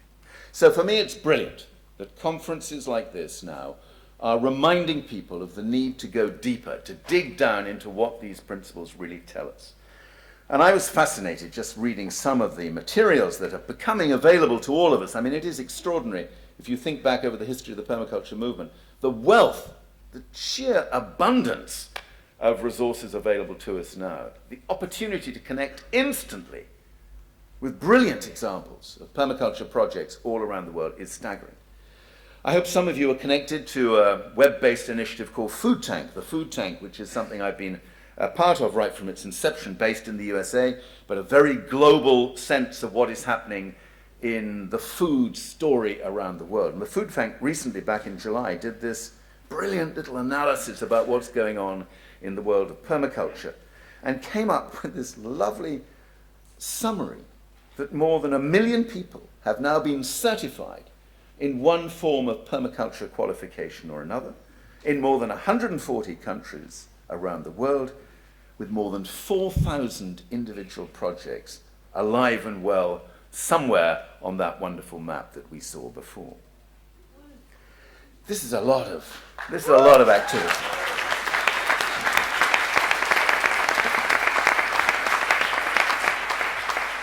And in the run-up to this conference, I was able to do a tiny bit of work with Phil Lauren, working with your wonderful magazine, Maddie, bringing together a series of people and projects to produce 9 little films called Living with the Land. And I do strongly urge you to have a look at that series. I'm sure it'll get a lot of plugging during the course of this conference, but it is really a brilliant little set of 9 background films in terms of what's happening with permaculture. I think they're all based here in the UK, but as an example of what happens everywhere else. Now, for me, as I look at all of that, I see in it not just the value of each of those individual projects, but I see this bigger story that Tim was hinting at, this sense that there is something going on under the surface almost as a subversive movement in our society, where we're not just growing food in more intelligent and sensible ways. We're not just allowing organic matter to grow in the soil, but we are growing adaptive capabilities in our own minds. We are challenging these locked-in mindsets. We're allowing people to free themselves from the dominance of those industrial mindsets. This is both an intellectual and a spiritual process that is going on. And some people choose to emphasize more on the intellectual side of it, and I'm sure we all welcome the new research network, which was launched today. Brilliant and really important. But many people, of course, like to dig down into that as much through a set of spiritual insights as through the intellectual and scientific insights. When I wrote the book that you very kindly referred to, sorry, I should, in the interest of green capitalism, I should have been flogging my book here today. So should you, Tim. You've got to get better at this green capitalism stuff, you know. But when I was doing that book, it was a most amazing period in my life because it gave me an opportunity to do research into reasons to be hopeful, reasons to stop my own deep apocalyptic tendencies, to nip them in the bud every time I find myself heading off down one of these deeply gloomy rabbit holes that I spent so much of my life in, and bring it back to this sense of genuine hopefulness around what it is that people are doing today. Because this story that the permaculture movement has been such an important part of for decades is not just doable, it is being done. It's not a theoretical possibility that might at some stage come good at some point in the future when all else has demonstrably failed. This is a story that is unfolding in the midst of people's lives right now. And being able to get to grips with some of that stuff, to research the story of agroforestry in Africa, for instance, which is an incredible story emerging in our midst, to understand the power of different agronomic techniques around things like mixed cropping, to look at the explosive story about urban farming all around the world. Not all of it, of course, based on permaculture design principles, but a lot of it thinking more deeply about the relationship between us and the places in which we're producing the food that we need. And this was wonderful. It was just an eye-opening journey through literally hundreds of projects and examples of people making this solution, this alternative, emerge in the midst of our lives. Now, some of that stuff is probably going to be quite challenging to those of us who think that all good food really should come from a beautiful relationship between ourselves and the land. Because actually, that isn't the future of all food production. Food production in 2050 looks very different from the way it looks today. And that's because the only way to reduce the pressure on the limited amount of land we have available to produce good, nutritious food on a genuinely sustainable basis without massive cruelty to animals, the only way to do that, to lift the pressure from that land, is to start using science for some different kinds of food production. I'm not going to go into this in any great detail because I know how difficult it is, but artificial meat in 2050, meat grown in laboratories, in factories, in systems where there's no connection with the natural world, the earth at all, will be a major part of our protein intake in 2050. Now, most people at that stage, I can just sort of, yeah, we don't really want to go down that road. Don't you? I think you really do want to go down that road. When you think about it from an animal welfare perspective, you think about it from a land perspective, you think about it from an input and climate perspective, I tell you, that whole area of research and development that is going on now, and is exploding, whether you like it or not, is fascinating. How much of our protein do you think will come from algae in 2050? Tim briefly passed over the phenomenally important role that algae have played in all of these, well, not all, but in some of these revolutionary moments on planet Earth. I think algae are about to start playing another astonishingly important part in the history of humankind and food production. I was recently in Brazil and visited a new plant, just been in production for a year, owned by a large American company called Solazyme, in association with another even larger American company called Bunge, which is producing oils, algae oils, using genetically modified microalgae to produce a product that at the moment is sourced by companies from palm oil. Now, as you know, there's a big controversy about palm oil. Palm oil is a crop, a product that has destroyed an awful lot of rainforest. And what this company is doing, and it is slightly like alchemy, but I'll just share it with you as a sort of passing moment, they take roughly 2 milligrams of microalgae, which actually some of which are not GM, but some are. They then feed those little critters, as they call them. I think it's a nice way of making you feel comfortable about genetically modified algae. They feed the little critters with sugar that is sourced, of course, from a wonderfully Bon Sucro certified sugar production system all around them, in these great big fermentation tanks. The algae grow rapidly because they can't believe that they're being looked after so attentively and with so much love and care. And within the course of just a few days, they grow from their 2 milliliters to roughly 150,000 or 200,000 liters. Then they stop feeding them, which is really cruel, of course. But at that point, the microalgae go into adaptive survival behavior, and they start producing these oils inside their cells in order to ward off the moment of their eventual demise. And from there, they go from roughly 250,000 liters to roughly 600,000 liters, most of which is the kind of oil that we need to put into soaps, detergents, foodstuffs, and everything else. Crush it, dry it, squeeze it out, and from 2 milliliters, you get 100 tons of oil. Exactly the same oil, molecule for molecule, as we currently get from palm kernel oil. Are we going to like that kind of stuff? Or are we going to say, oh, I don't know about that?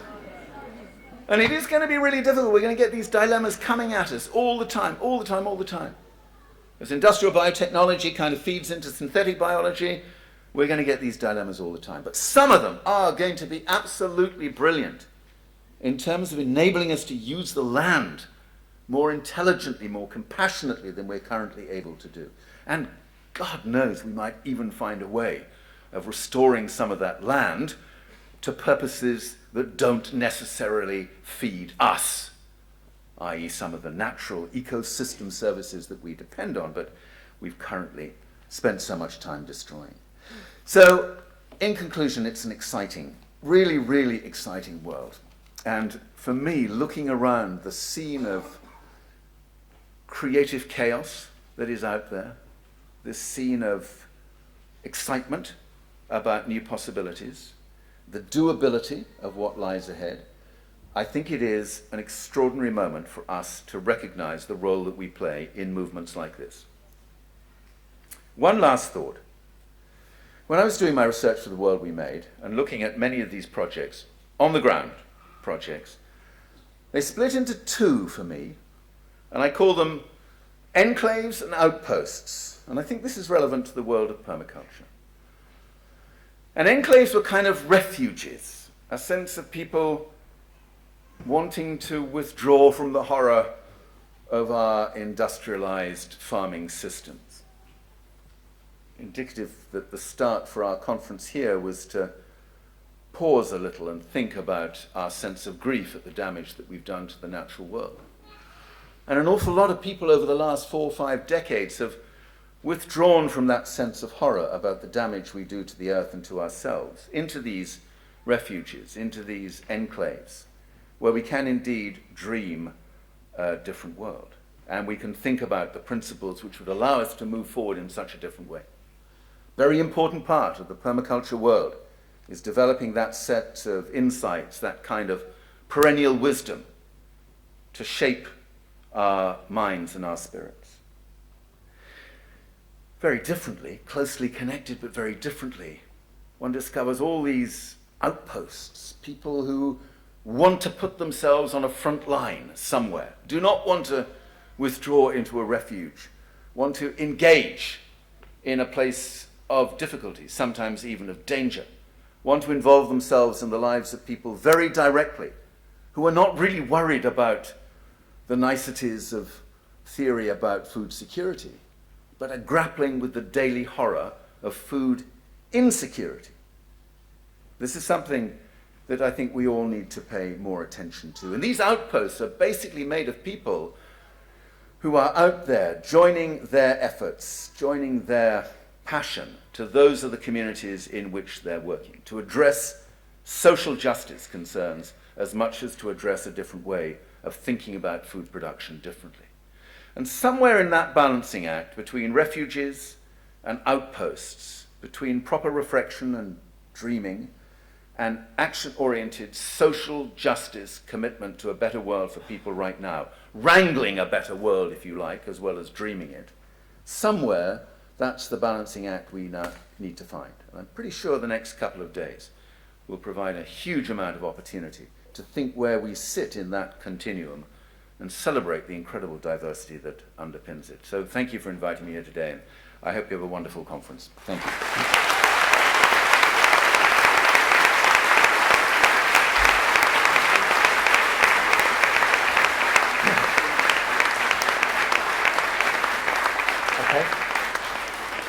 Thank you so much to all of our speakers. I think we've had a hugely thought-provoking morning already. Okay, we're going to move swiftly on. We're just about on time, which is great. It could take 10 minutes to get out of here. And it could take you 10 minutes to get to your next session. And there's only 30 minutes. So probably go and get a drink. And I suggest you kind of go towards your session room and have your conversation when you're near there. Because it'd be great if the next set of speakers in all those many different rooms could also have time to share what they've got to say as well. So let's just have one more round of applause and thanks.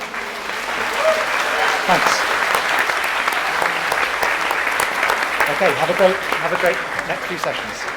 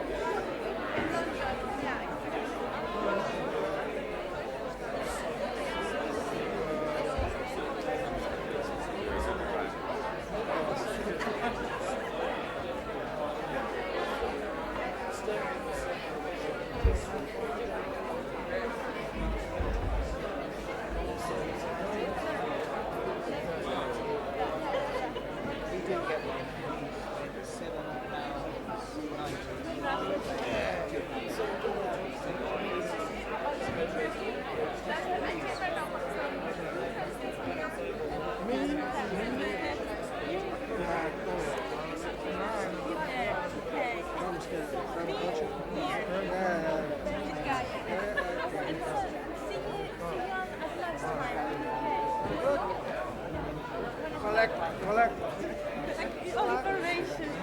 Okay, great. Do you know what's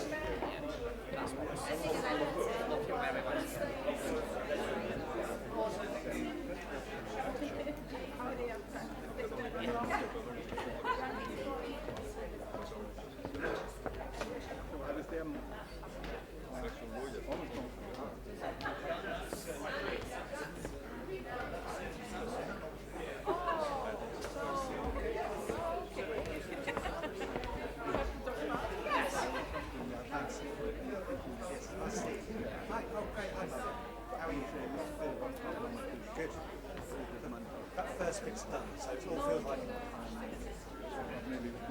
good, nice stuff. Lovely to see.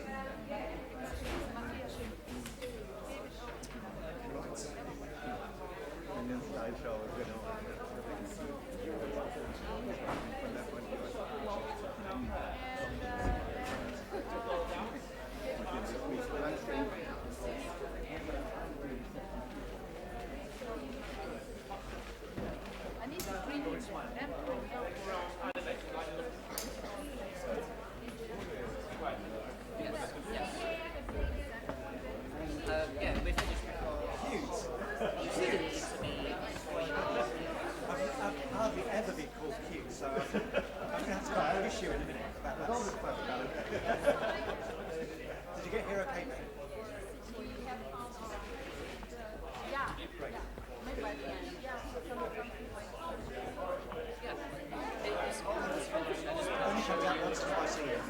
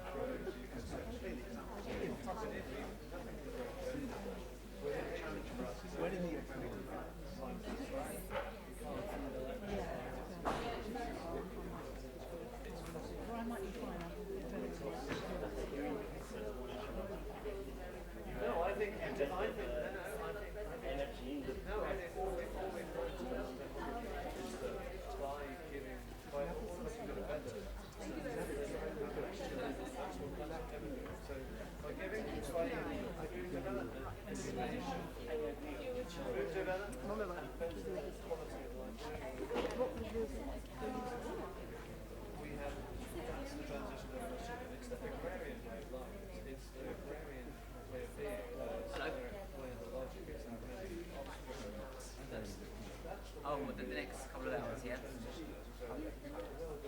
Yeah, I'm the AV guy, yeah.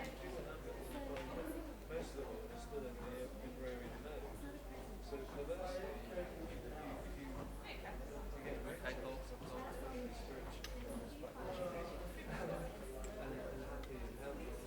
Okay, cool. I'll stick it up there for you.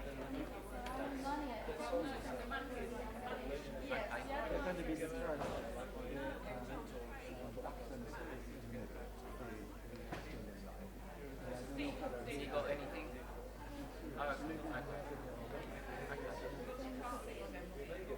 Okay.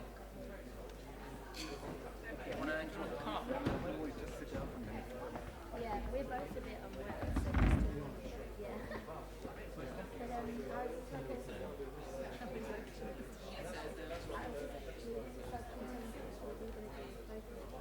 like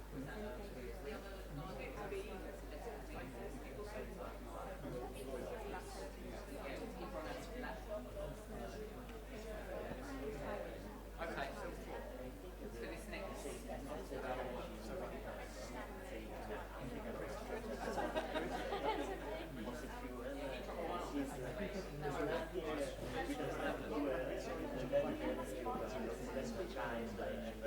So true. So that's a very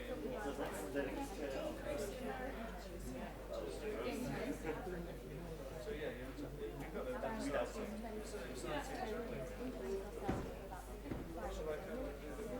sorry,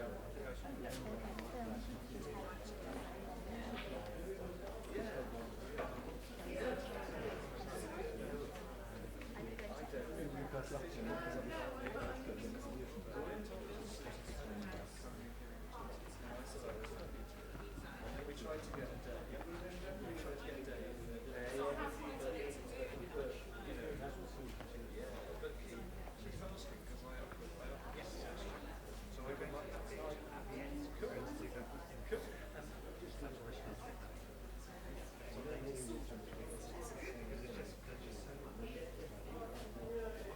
I said they weren't. So the previous photos sizes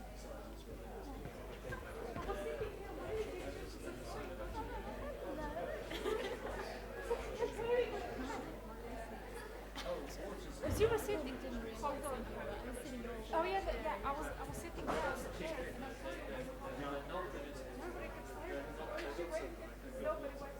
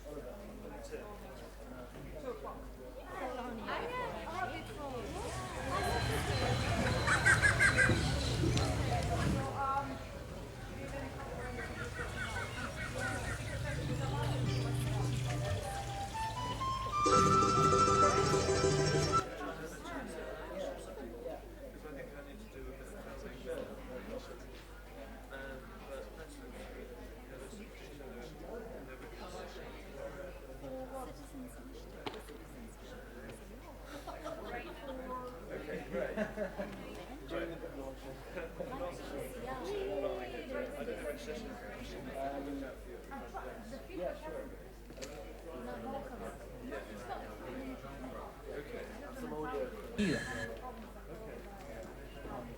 They have their own thing. Yeah. And they're very competitive. They're very. It's not.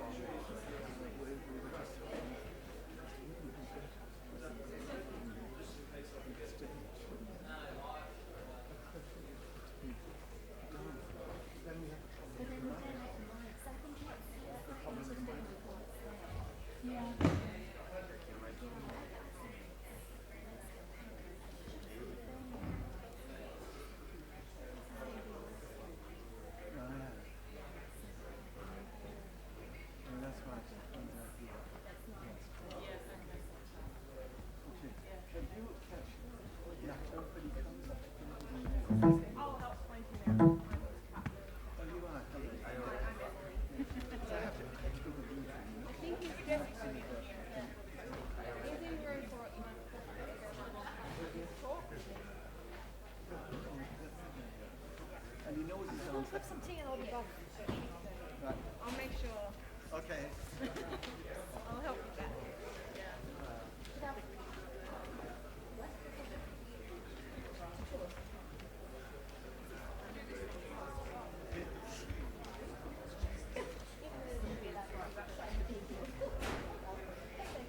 1, 2, 3. 1, 2, 1, 2. 1, 2, 3, 4. 1, 2, 1, 2. 1, 2, 3. 1, 2, 1, 2, 3.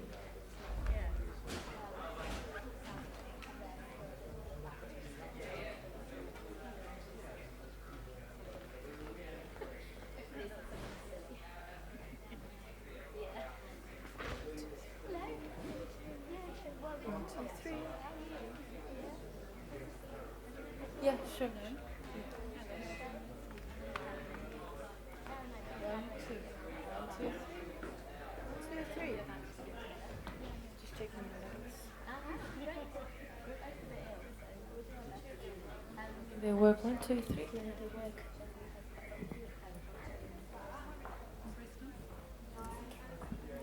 Testing, testing.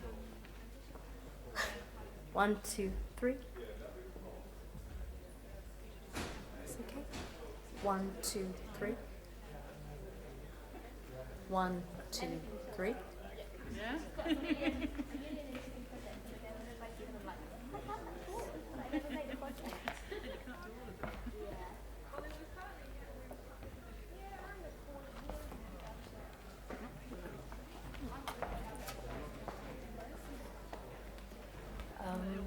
Oh, yeah, you're going to have that there. Okay.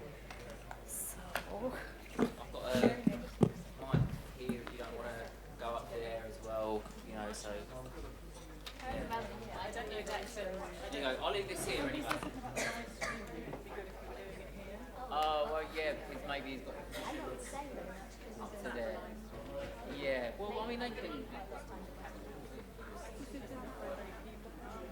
Yeah, it's better to be honest. Oh, it's directional.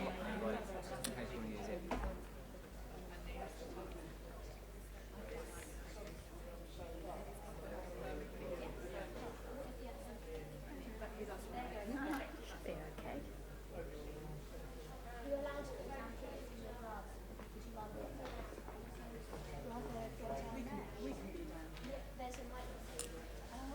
So.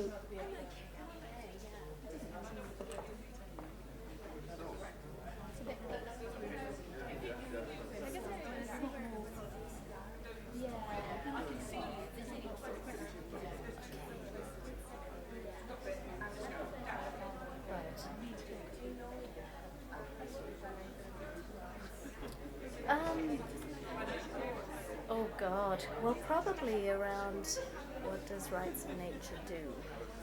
Around the end of that section.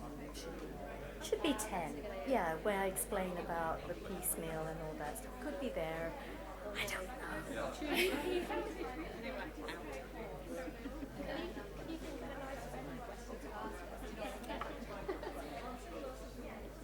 Well, it could be that long next week.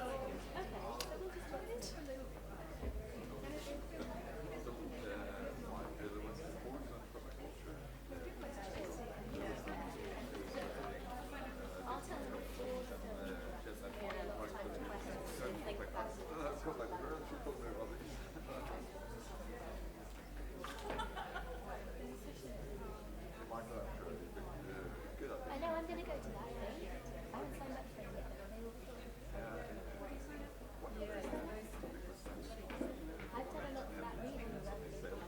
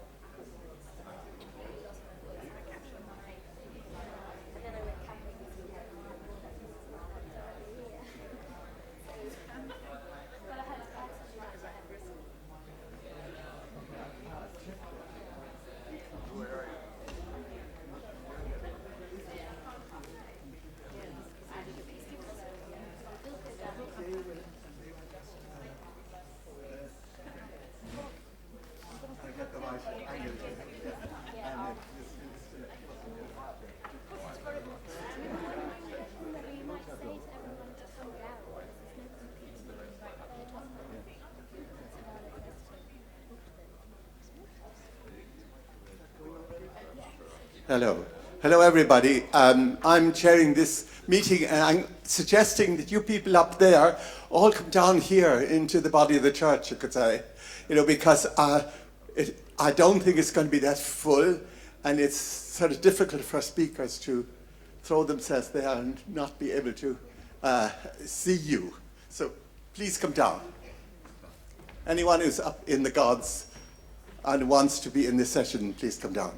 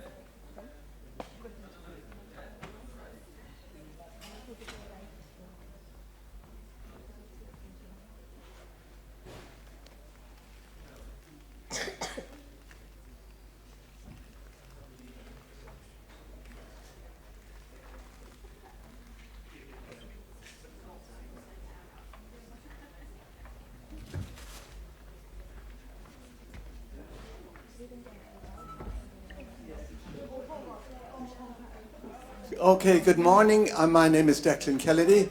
I'm pretty well, most likely, the oldest permaculturist in the room, because I was responsible for bringing Bill Mollison and David Holmgren to Europe in 1981, and immediately afterwards did my designer course in Tasmania. So that's enough for me. And so we're into a really terrific topic here, creative change. And we're trying to put it on different levels and to talk about what's really happening. So we're going to start with Munta Ita, and she's going to... Mamta Ito. What? Mamta Ito. You tell them your name the right way, because I'm always make a mess of it. I'm sorry. Mamta. Mamta Ito. Ito. Okay, and she's going to talk about the rights of nature. And we'll have to go pretty quickly, and we'll have questions immediately after hers. And then we'll go into Lachlan's talk, and then we'll have a talk by two beautiful ladies about El Salvador and a film. So it's going to be an exciting session. So some of us will speak from here, some of us will speak from up there, and the live streaming is going to be able to do it. It's being sent all over the world. Right, thank you, and off you go. So, hi everyone. Just to give a brief introduction about myself before we go into the topic. My name is Mamta Ito. I'm the founder of an organization called Rights of Nature Europe, which is about establishing rights of nature in law. My career background is in law. I'm a lawyer with both corporate and grassroots experience, and so everything that I talk about in this talk really comes from deep experience of how the system works. So, who here feels that we are nature, part of the interdependent web of life? If you feel that, raise your hand. Okay, so that's pretty much everybody here. So who here understands why having that in law is such a game changer? Okay. Not so many hands. So in this talk, I'm going to explain how our current structure of law exacerbates the problem, how it legitimizes the destruction of nature, and how it prevents ordinary people like you and I from taking action on environmental issues using the law. I'm also going to explain how rights of nature is such a game changer, and say a little bit about how people, ordinary people like you and I, are taking action to bring in a new structure of law to create the kind of world that we want to create for ourselves and also for future generations. So the first thing about law is that our legal system is based on outdated paradigms. This morning we heard a lot about the outdated paradigms in agriculture and food systems. Well, it's the same in law. Our laws are based on a paradigm that is mechanistic, treats things in isolation from each other. It's anthropocentric. It regards the world as only consisting of human beings and nothing else. It's retributive. It pits one party against the other and is focused on blame and punishment rather than co-creating solutions that get to the root of the problem.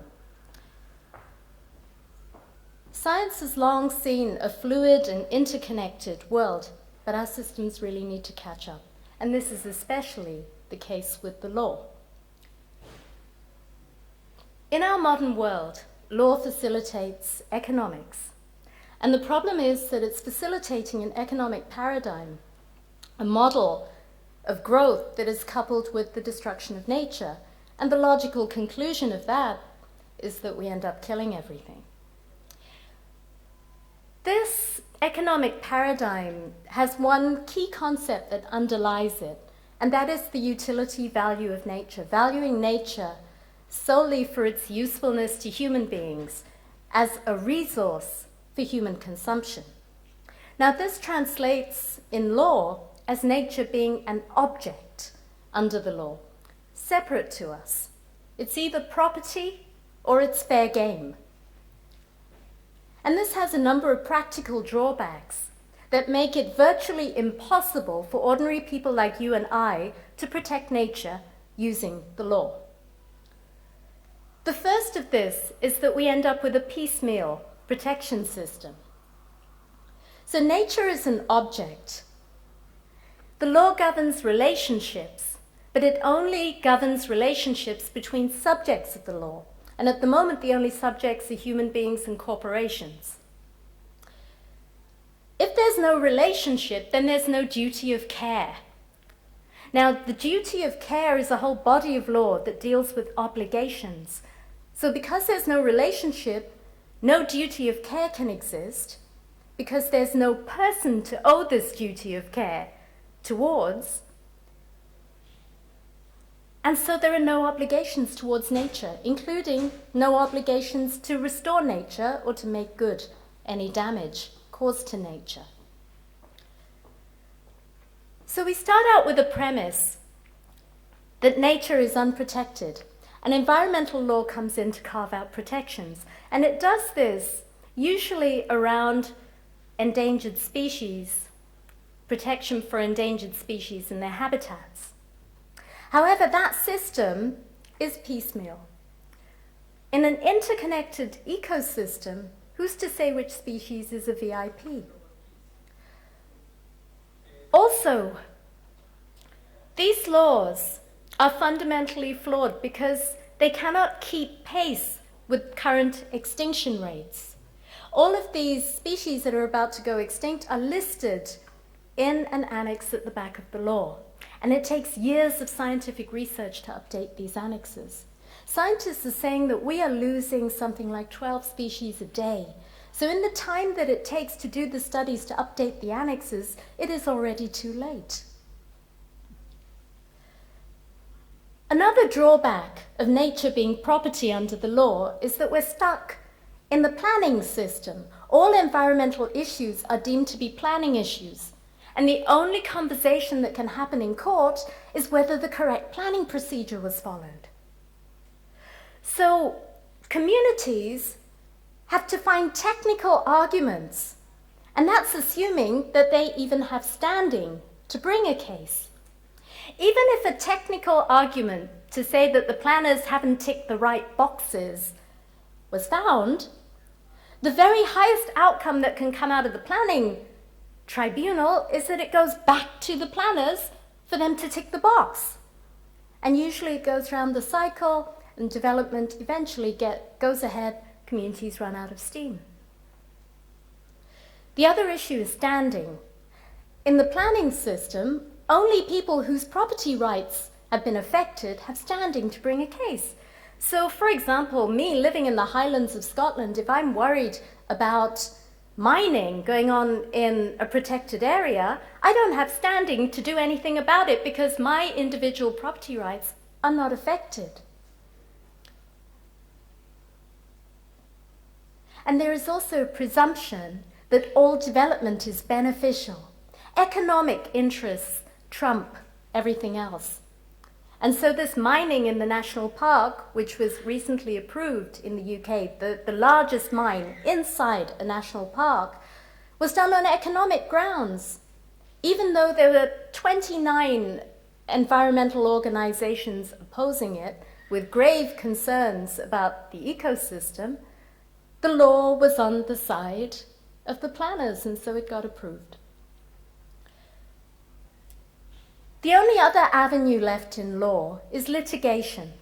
So after a disaster happens, so say for example 10 years down the line and we find that mining inside the national park was not a great idea for the ecosystem. So then if somebody wants to bring a case, they've got to be a property owner inside the national park whose property has been damaged.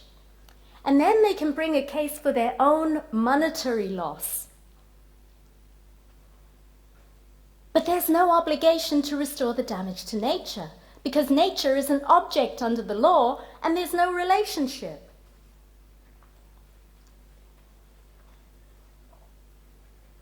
So,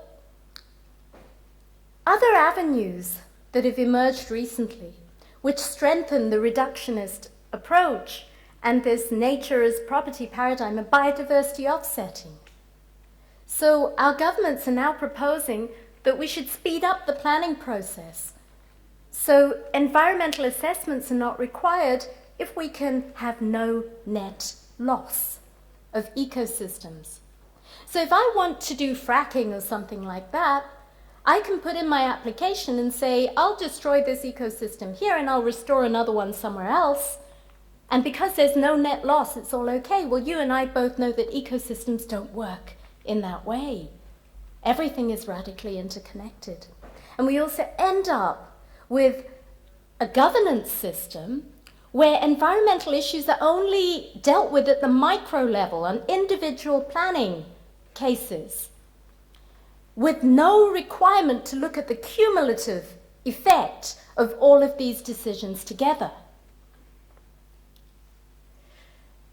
So how is all this relevant to permaculture, you may ask? Well, if I've got my permaculture farm going and I'm doing a great job, but I've got a corporation that's decided to do fracking next door, it's the same ecosystem.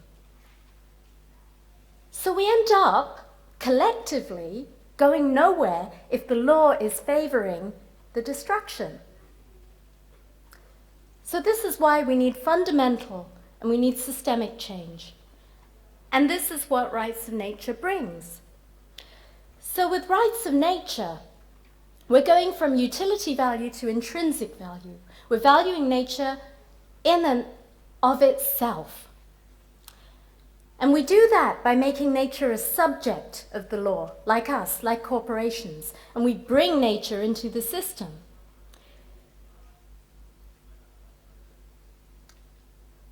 If nature is a subject of the law, then it can be the holder of rights. Rights which are enforceable in court by communities like you and I. With rights of nature, it's not just the ecosystems themselves that now have standing, but also people are empowered to defend the rights of those ecosystems in a court of law. So if I'm up in the Highlands and I'm worried about the mining that's going on in England, in the national park, I can now bring a case. I can stand for nature by naming nature as the one that is sustaining the damage and the injury. I don't have to prove that my property rights have been disturbed in any way, because there is now an injured party, and that's the ecosystem itself. So, in making nature a subject of the law, we're also creating this relationship, and we're creating the duty of care, the body of law that brings in obligations, and this includes the obligation to restore, the obligation to make good the damage that we have done to nature. So any cases, if I were to bring a case because of some damage that the national park has sustained, any remedy won't go to me personally, it will go to the national park, to the restoration of the national park itself, because it is a subject of the law. Having nature as a subject of the law also paves the way for ecological governance, a governance system that understands that ecosystems are interconnected, living systems. The highest protection that the law gives is in the form of rights. And the final thing that rights of nature does is that it reverses the psychology of separation from nature, which I feel is really at the root of the crisis that we have today. So how are people taking action to bring about this change? Well, expansion in rights has always come from the people. So people in Ecuador campaigned for this approach. They got into conversation with the government, and Ecuador became the first country to have the rights of nature enshrined in law in its constitution. It put it in its constitution, but it didn't translate it into law. In Bolivia, they took that step and they have it in law, together with a framework that also deals with transitioning into an economic paradigm that operates in harmony with nature. We see judges, we see lawyers in the court system recognizing the rights of nature in their court judgments. In Ecuador, in Belize, in Costa Rica, Argentina, and even New Zealand. Within the UN, there are people who are switching on to these ideas. There is a Harmony with Nature department whose agenda is really to raise awareness within that body for adopting a declaration for the rights of nature. But I'm really interested in the local level. In the United States, in over 36 municipalities, ordinary people like you and I have gotten into strong conversation with their local leaders, and they've brought in legal recognition of rights of nature at the local level. This includes cities like Santa Monica and Pittsburgh, and the same happened in Mexico City. Ordinary people like you and me campaigning brought about changes in the law, so Mexico City also has rights of nature enshrined in law at the local level. I'm holding here the Santa Monica law, and it's really worth a read because it's really quite inspiring. The title is An Ordinance of the City Council of the City of Santa Monica Establishing Sustainability Rights.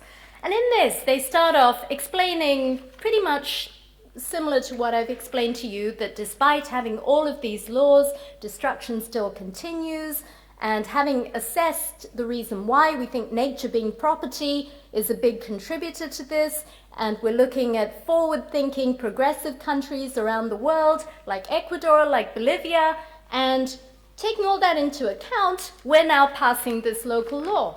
And in the law section, they couple rights of nature with the human right to a healthy environment, recognizing that it's not possible for us human beings to have a right to a healthy environment if the ecosystems that are actually creating the healthy environment don't have a corresponding right to their own integral health.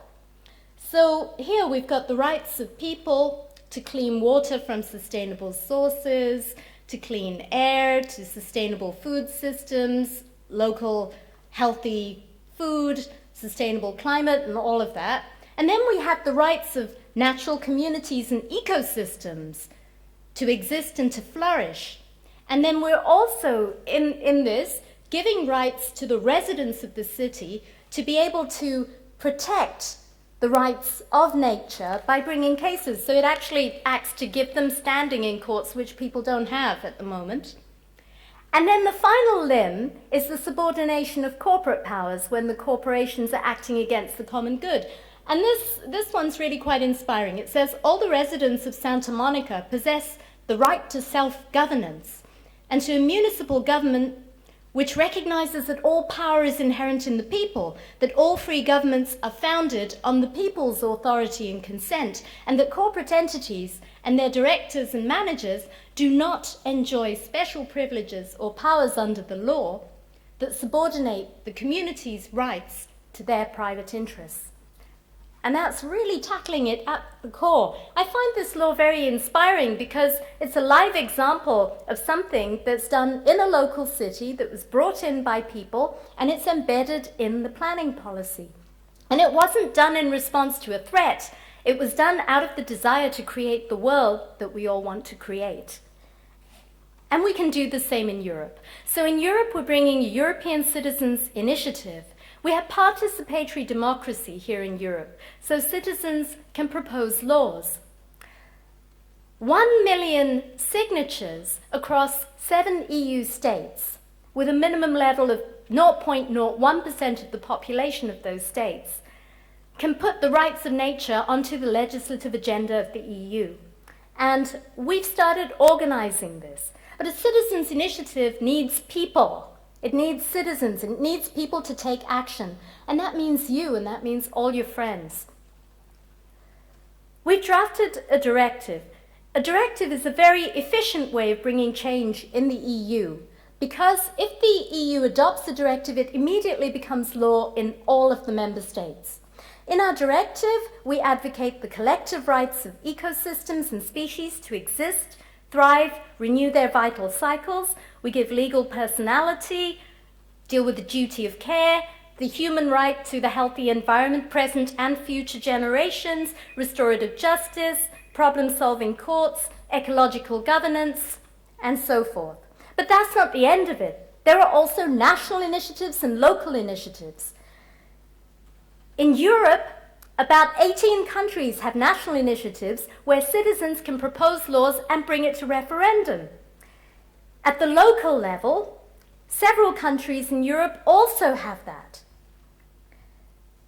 In the UK, if there's anybody here from the UK, did you know that in the UK, in a parish council, residents can bring any matter to referendum, and it only takes 5 people plus 10 people present at the meeting to actually propose the referendum. Now, is that not doable? So really, what I'm asking you for is a call to action. Rights cannot be expanded without people coming forward and without expanding our consciousness as well. With every expansion of rights, there came an expansion in consciousness. Are we ready to take it to the next level? So I'm inviting you to join us, to get in touch with us. If you feel inspired and you'd like to shift the paradigm of law, you don't know how to draft a law, get in touch with us. If you want to know what the process is to bring a national initiative in your country, get in touch with us. We are here to help. Thank you.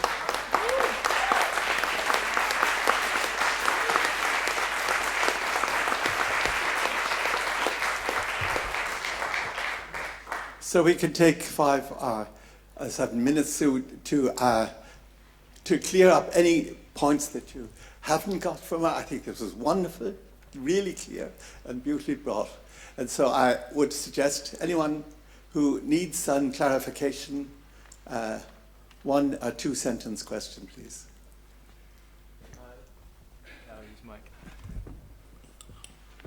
Thanks a lot. It was really, really, really interesting. My dad was a personal injury lawyer, so using phrases like make good, damages and things I've heard at home. It's really interesting to hear in this context. I was just wondering, is there a universal definition of nature that you've come up with that will apply across campaigns? Because obviously that's going to be a point of contention throughout. Absolutely. The way we've defined it in our draft directive is including but not limited to ecosystems, species, the atmospheric climate. However, we've also put in there that the European Environmental Agency would come up with a universal definition for what an ecosystem is that can be applied consistently throughout all the states. But yeah, when we look at rights of nature laws, people are defining the ecosystem or the areas of nature that are protected according to what's there in the locality, particularly in the local laws. But one of the general threads is that the focus is on the balance, and so it's mainly ecosystems and species that are, yeah, the target of this law. Any further questions? Maybe here.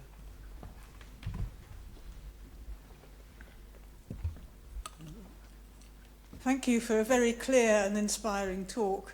One thing that did occur to me was that it's in the nature of natural systems that it's not necessarily possible to make good damage done to them. Mm. So what would you say about that?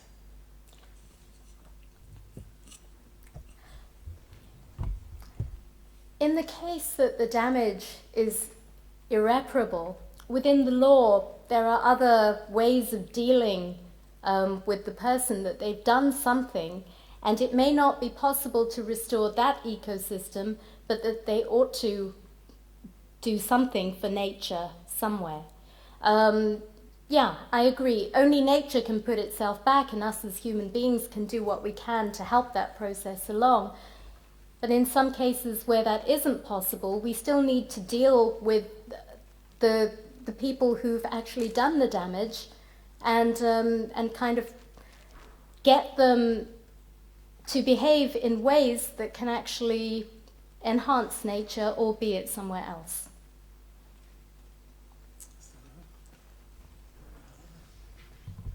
I think this is going to be the last one. Okay. Thanks. Very good work. I've been involved in setting up an organisation called Safe Alliance, which is looking at legal tools to counter fracking. We've got a current challenge to raise money to take the government to court, but through that work, one of the things I've seen is that there is no meaningful legal basis for sustainable development.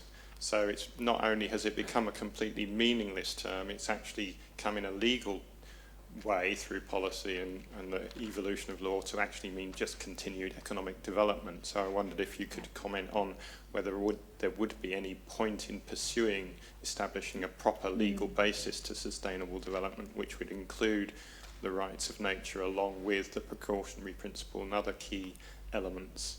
Yeah, absolutely. That's a really key thing that you've pointed out. With nature being an object under the law, what we have is a system where we're always reactively legislating to carve out the protections, and we can't do it fast enough at the moment. So with rights of nature, we're advocating that we proactively create exactly what you're talking about, actually create a framework for sustainability, because like you rightly point out, there isn't one at the moment. So yeah, I'm 100% with you, and that's what we're trying to establish with our rights of nature. It isn't just about rights. It involves ecological governance. It involves, so many other aspects, the human right to the healthy environment, and, there are some future generations. They're all interlinked, and they all form a comprehensive framework. So, yeah, I would be very interested to connect with you on this. Okay, we have to thank you, and I think it's a really good plea to get a lot of people going. Permaculture is action, and so it's a part of it. Thank you very much indeed. Okay. Thank you. Welcome. Do you want to stay down there, or do you want to come up? We'll look at our laptops, so we'll come up. Okay. Yeah. Okay. Next person is Lachlan Mackenzie, and he's taking a view of change from the other part of the world, you could say, way down south in Australia. And mainly based on intergenerational change. So why don't you introduce yourself? And you can take this microphone, or you can speak at that one, as you wish. But it's really good to have your microphone because they're streaming. Yeah. Right. Pardon? What's that? We've given a PowerPoint that should be loaded up already. So, whilst that's happening, that was a great talk, that last one. It was really inspirational. We're going to take a very different look about creating change. We're actually going to use the example from developing countries. So, as an introduction, my name is Lachlan Mackenzie. I've been working in East Timor for 5 years and Indonesia for 1 year, doing permaculture, working with local groups, and I've been really lucky to see how permaculture can really influence and create long-lasting change within the aid industry. And that's what we're going to talk about today, because a lot of people see that industry as not being that quite wasteful and often kind of representation of our way of life in Western countries at the moment. But yeah, I've just been amazed to see how permaculture can actually work with that and create the really long-lasting, ground-up generational change that we need to see in developing countries. And I'm lucky to have a dear friend Giselle up here to help and provide her perspective as well. Thank you. So I'm Giselle Enriquez. I'm a food activist, originally from Brazil, but I've been living and working in developing countries for the last 15 years. I am currently based in London, working for a big international NGO, so very much part of the aid industry. And what I try to do is permeate that industry with permaculture principles to ensure that we actually are able to maximize the potential of the industry. And these are some of the things that we're going to talk to you about today. Which button do I push? Yeah, there you go. Hey. Okay, so just to get us started, what we think are some of the added value that permaculture can bring to development work is that it's holistic and it's integrated, and that it's design oriented. So you're creating that vision, and from the very beginning, you're outlining where it is that you want to go, the change that you want to see, and you're doing that in an integrated way and not in a siloed way. So what we have a lot right now in the aid industry is we have a development project focusing on food security. We have a development project focusing on health. And what permaculture does is actually integrate different things. And because it is design oriented, it's very much about thinking those processes through and those relationships and maximizing them. It also is able to hold a vision for food sovereignty. And food sovereignty is obviously about people taking control of the food systems. And from beginning to end, and permaculture really allows for that as well. It also has a role in the cycle of relief, so from response to rehabilitation to development, and you can actually integrate permaculture through all those different stages. And we're going to share with you some examples of Aceh, which is a place we both worked, where we saw that happening. And it also is supportive of building resilience and sustainability. I just wanted to, that last point, the back to the roots, ancestral knowledge, I wanted to highlight that because I was interviewing Permatil staff, the NGO that I work with in East Timor, and I was asking them for a magazine, like, so what does it really mean to you? What does permaculture really bring out? And 3 of the staff, immediately, the first thing they said was, it helps us to strengthen our knowledge. It helps us to strengthen our culture. Our culture is being fractured, and it is best mechanism that they can see to help to embed their culture and their traditional knowledge in moving forward. And I found that really powerful, and it was amazing that that was just like the #1 response from 3 of them. I think also because it like upholds traditional knowledge, you know, and I think people in teamwork felt that resonate very closely to them. So maybe we'll just... Yeah, so about Aceh, so we've both had the privilege of working in Aceh, but from very different points of view. So I went in there with a big international NGO to do relief work, and the first thing I saw was a lot of waste. There was a lot of money, too much money that was donated for tsunami relief, more than the organizations that were there could absorb. There was, people were fighting for beneficiaries, literally, you know, because you have, you know, the money is earmarked for that stuff, and you have to build X amount of houses, but everyone else wants to build houses. So in the end, you ended up having people with more than 2 or 3 houses that were built. There was a huge fight for that. And so finding myself in that situation, what do we do? Here we have all this money, but it's actually not helpful. And it's creating a lot of conflict on the ground within the communities themselves. And this is where development can really go wrong and can be quite wasteful. So what I remembered when in that situation, I remembered Eric Holt Jimenez did a study of Hurricane Mitch and the impacts of communities that were practicing agroecology and how they were more resilient and able to bounce back from Hurricane Mitch than communities that were not practicing agroecology. So I kind of thought, what can I do with this opportunity? What can I do with this money that will actually be meaningful and transformative for these people's lives? And not just bringing them back to where they were before the tsunami, but really transforming their potential and their capacity to interact with their ecosystems and their environment. And so I found the Green Hands Permaculture Field School, and Lachlan worked directly with them, so he'll tell you more about it.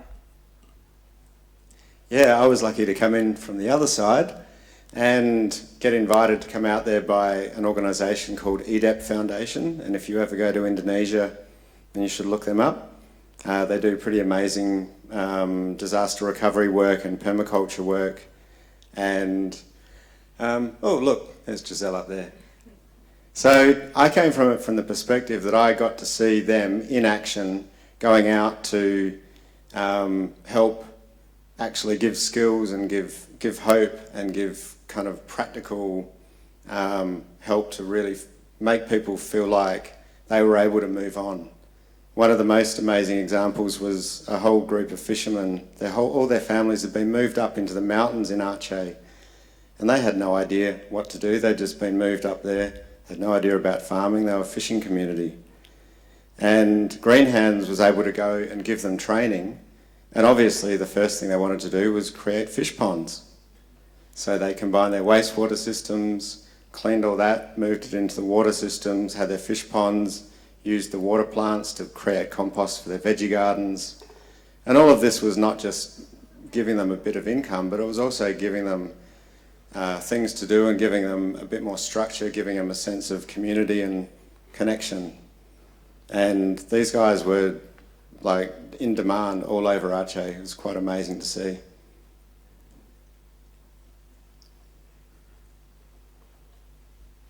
Okay, so back to the aid industry. So we really see a potential that can be harnessed here. And I guess the thing that I want to highlight here is that it's not just about funding, but you can use that money and you can harness that to fund good projects like the Green Hands Field School. But it can also be a conduit for change. So, you know, we talk very much about evidence-based solutions and like demonstrating what actually works and best practices and sharing best practices. That's all language that's quite used in the aid industry. And what I've tried to do by integrating, and what we tried to do by integrating permaculture into that aid work officially, is the recognition that these solutions do work for communities because they actually are grounded in people's realities and they empower people to create their destiny and to be architects of the lives that they want to live. I think you wanted to say something about the FAO. I would just add that it's been really encouraging my last trip to Timor in June and July, just to see how even the bigger organisations are now realising that this big scale movement and trying to get the developing countries to be like us is not actually the way we need to do. We need to get the developing countries to be like themselves. And also in terms of sustainability, it has to be small scale farm holding, intensive, organically based, and with a view to understanding the bigger picture. And luckily we're involved in something called permaculture, which kind of tends to cover that all pretty well. Here's a little example of an international NGO in Timor. And the guy who created this program went over as a conventional agriculturalist and came back to Australia as a hippie permaculturalist. And he helped a lot with some of the stuff we were doing, and one of the projects was to this ram pump technology, very, very simple, perfect for the places where they were put in, and yeah, very low kind of maintenance, no machine, like, you know, no generators, no anything, and it worked. So, and that's the kind of thing that we can see happen, you know, on a big scale. We can't just say, like, you know, oh, they're all bad or this is all good or whatever. It's a matter of trying to get the best out of everyone, and also understanding that there's amazing people out there doing work in all the different NGOs and in the UN and FAO and also the local NGOs, and it's getting the best out of that and getting the information connected between everyone. Yeah, and also just to say that permaculture is transformative, not only for the communities that we work with, but for us as development workers as well. And so let's not forget that, because we go to other places and we take some of those experiences with us. So, you know, I think combined we have something like 30 years of experience in this sector, and in this time what we've seen are different models of how you can actually integrate permaculture into mainstream development. This is not meant to be exhaustive, but it's just some of the in our conversations what we saw as different models. So one is to have local organizations as movement builders. And here we have the case of Permatil, which unfortunately you're missing because Ego is talking about them upstairs right now. But it's a Timorese organization envisaging long-term accompaniment to communities and who are doing really good, strong advocacy work on the ground, also with the Ministry of Agriculture in Timor, to influence them to support smallholder food producers in a sustainable way. So that is kind of the local organization as a movement builder. And again, the importance of movement builders. This is because after the aid industry goes, who stays are the local NGOs and the local civil society. So we need to remember that. Also local organizations as service providers. So we've already spoken about the case of the Green Hands Field School in Aceh, where they had a training center. They were creating, they were being contracted and subcontracted to do development work and to support that. Then you have another model, which Lachlan's going to talk about next, which is embedded solidarity. So this was another organization that we came across in our work in East Timor, an organization called Na Terra, of Portuguese, just people in solidarity with Timor. They went there, they were embedded in the community, they were creating and supporting projects for the community, and they were creating links between what's happening globally to what's happening locally in Timor, and that's really important for movement building also. And then finally, mentoring, which is something that everybody can do. You know, if you're willing to spend time, and I do mean time because these things don't happen overnight, but if you're willing to spend time with a community and to provide them with some of the skills that you have and share that with them, you can really go a long way. And I think Lachlan is the case in point here of how he did that. And you can support people, and it's not just about financial support, and we really need to move beyond that in I think, development work in general. And hopefully to get through all of the slides, we could talk about this for days. We've both seen a lot of stuff and amazing things, but yeah, just very, very quickly. So Na Terra's nursery, They've created a 2-acre permaculture model system within the community. They've just taken a few years to do it. They've got the neighbours on board, they've got the community on board. They're growing fruit trees that grow well in the area and giving them out, but just it's that slow filtering out process rather than kind of big scale, and the community are coming along with it, and that's what needs to happen to create that generational change.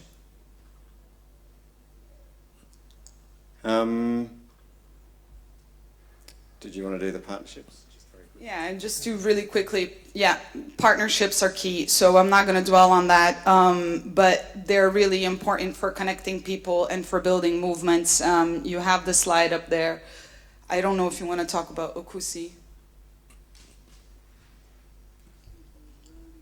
Yeah, just very quickly, these terraces were done in one morning by about 40 farmers.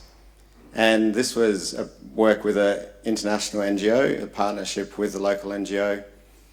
And it was just all about getting people to realise how to move from one type of agriculture which wasn't sustainable in the long run, but including their cultural knowledge and then creating something which was more intensive and productive. And these terraces, this was one of the first examples. Now if you go to Okusi, you'll see them all over the mountainside because people saw they worked and then they duplicated it.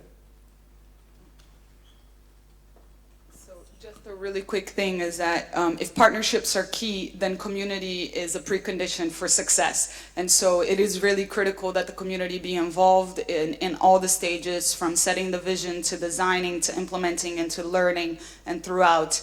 And again, just the idea of accompaniment is really critical as well, because you can't just launch these things and then turn around and go away.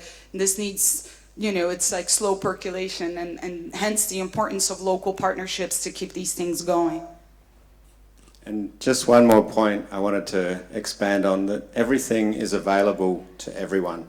So Permatil's, one of the main goals from the very beginning, that they wanted to give examples, to show techniques, to create designs that anyone from the poorest to the most remote, to the richest, to the urban, to the villages, everyone could do it, everyone could duplicate it. And that's been the base of the model. And I think that's, over the long term, given them a huge amount of respect, and it's created that success, that the community know that they're not just being given something which is high and pie in the sky, they can actually use it, and everyone there can.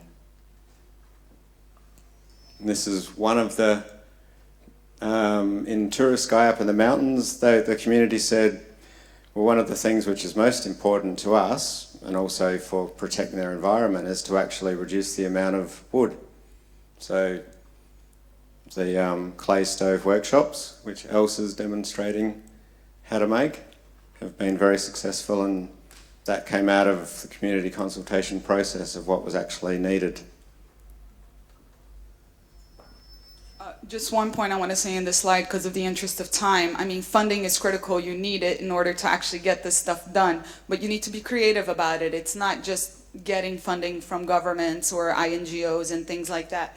In Indonesia, they do something called gotong royong, which everyone in Europe has done for centuries, which is community coming together to work on each other's plots at different times. And if you harness some of that, you really can go a long way. And we know people, and we ourselves have been involved in things where no money was involved, and we were able to do amazing, significant things just by harnessing that community potential. And this is not only a way to clean water, it's been a way for EDEP Foundation to make money. So they can do this for communities and help to show how you can clean your wastewater and reuse it. But they're also subcontracting out to hotels, to restaurants, to offices, and actually building these, getting paid for it, which then generates more income that goes into their development work. So it's a dual process, and there has to be ways to look at getting beyond the funding cycle to create ongoing income and also knowledge and respect within the community for the local NGOs or the people who are creating these things. There's so many different ways you can create the income, but it's thinking about that long-term approach rather than the, oh, let's wait till the next funding cycle comes out and the next big budgets come out and try and grab a bit of that pie. So just as a way of summary, some of the lessons that we've learned in this process, I mean, there have been many, but I think a very critical one is like going beyond beneficiaries, which is very much what where the aid industry is right now. So kind of really working through empowerment, and I think permaculture is a really strong way of doing that, of making people feel like they can be architects of their own destiny, and also that it's important to embed this into other processes. So whether they're advocacy processes and influencing processes locally, or the curriculum and how, you know, we've done that in East Timor. I don't know if you want to talk about that. We've just got a minute and then we go into discussion. Okay, we'll go very quickly through the last couple. So, it's just under there. So we created a guidebook in East Timor as a response to a need, and it was created with that same idea that anyone could access the information. There's a huge amount of pictures. It's all about giving people without much language the ability to understand it, and it's really helped to embed the knowledge within the communities. Wow, we've got so many different things we could talk about. We got a bit keen when we were Skyping and creating the PowerPoint. Just to say one thing we've noticed is let's not try not to be too precious about the word permaculture. So that's something we can address later and we can talk about later, but I think it's been a lesson for us in that process. And also understanding what is success and for whom, and being flexible to the fact that that may change in the journey. And what's important is that you have dialogue with the reality that you're operating in, so that you can respond accordingly and be flexible, because you can't just stick to the plan. That doesn't really work in reality. Yeah, I think that's a really good point to maybe go into the discussion, because I think myself, permaculture without community is very, very difficult. Or it's then a bit like what Jonathan was saying about, you know, the refugees, making yourself into a refugee.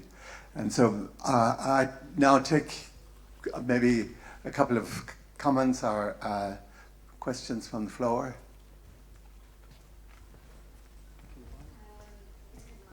I think you know you have to, because we're live streaming. I think it's often asked about agriculture or pharmaceutical companies, but do you think it is actually possible to build a different aid industry, in the sense that it is an industry and therefore doesn't have any interest to fight for its annihilation?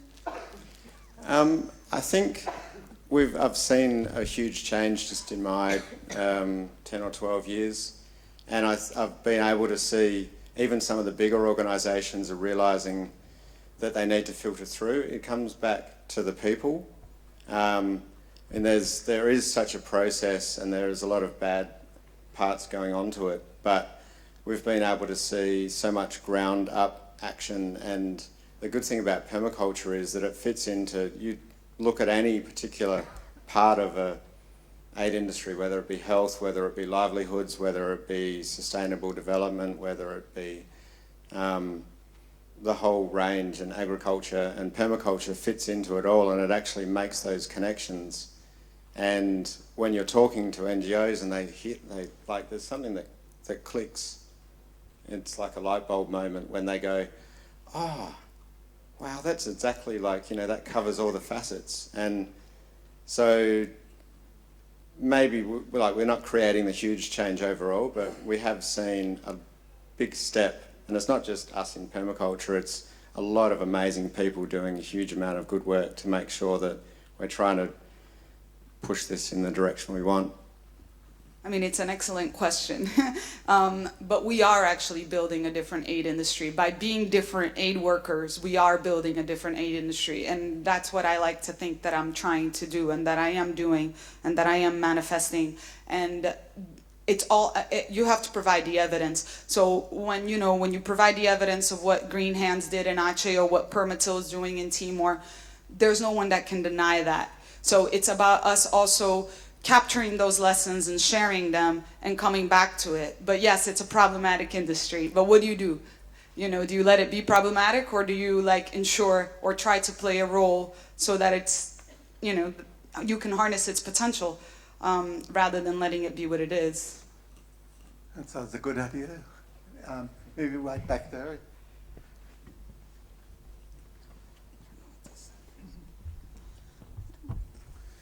Hi, thank you very much. As a very brief intern in NGOs in Washington, D.C., I know how very frustrating the bureaucracy of it can be. So it's very good to know that that the industry can actually have a practical positive effect in communities like that. As I was just wondering, as a student very early on in his learning and practice of permaculture, there are lots of places I want to see and lots of things I want to do, but I know how important it is to become embedded in a community, to know that your actions, your projects have very real impact on people. But I think as someone like me, I apologize.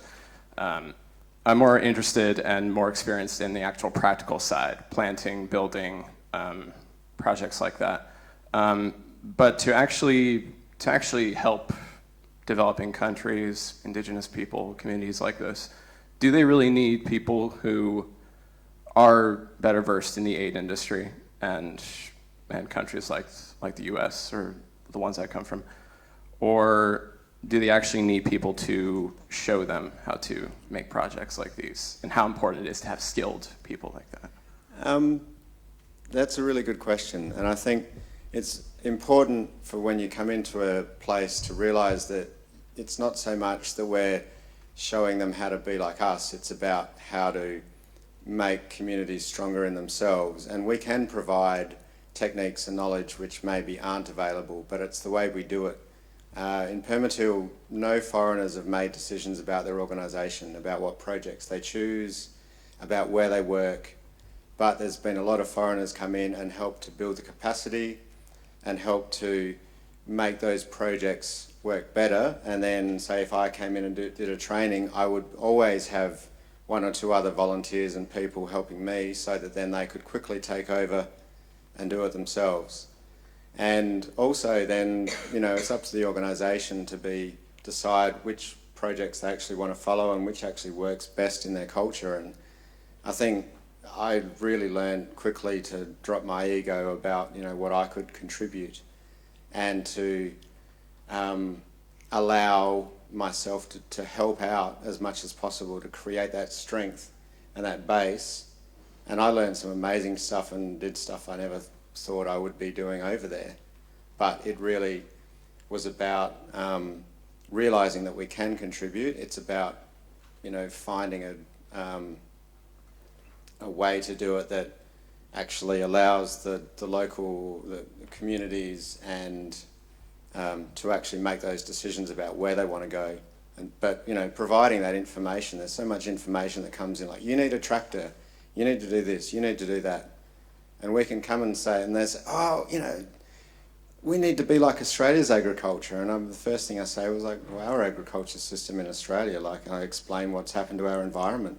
Do you really want to go down that path, or do you want to, you know, choose something different? Yeah, and what we try to do by outlining those different models is to show that there are different ways that you can get engaged depending on what you're interested in. For me, it's always been about being of service. How can I be of service?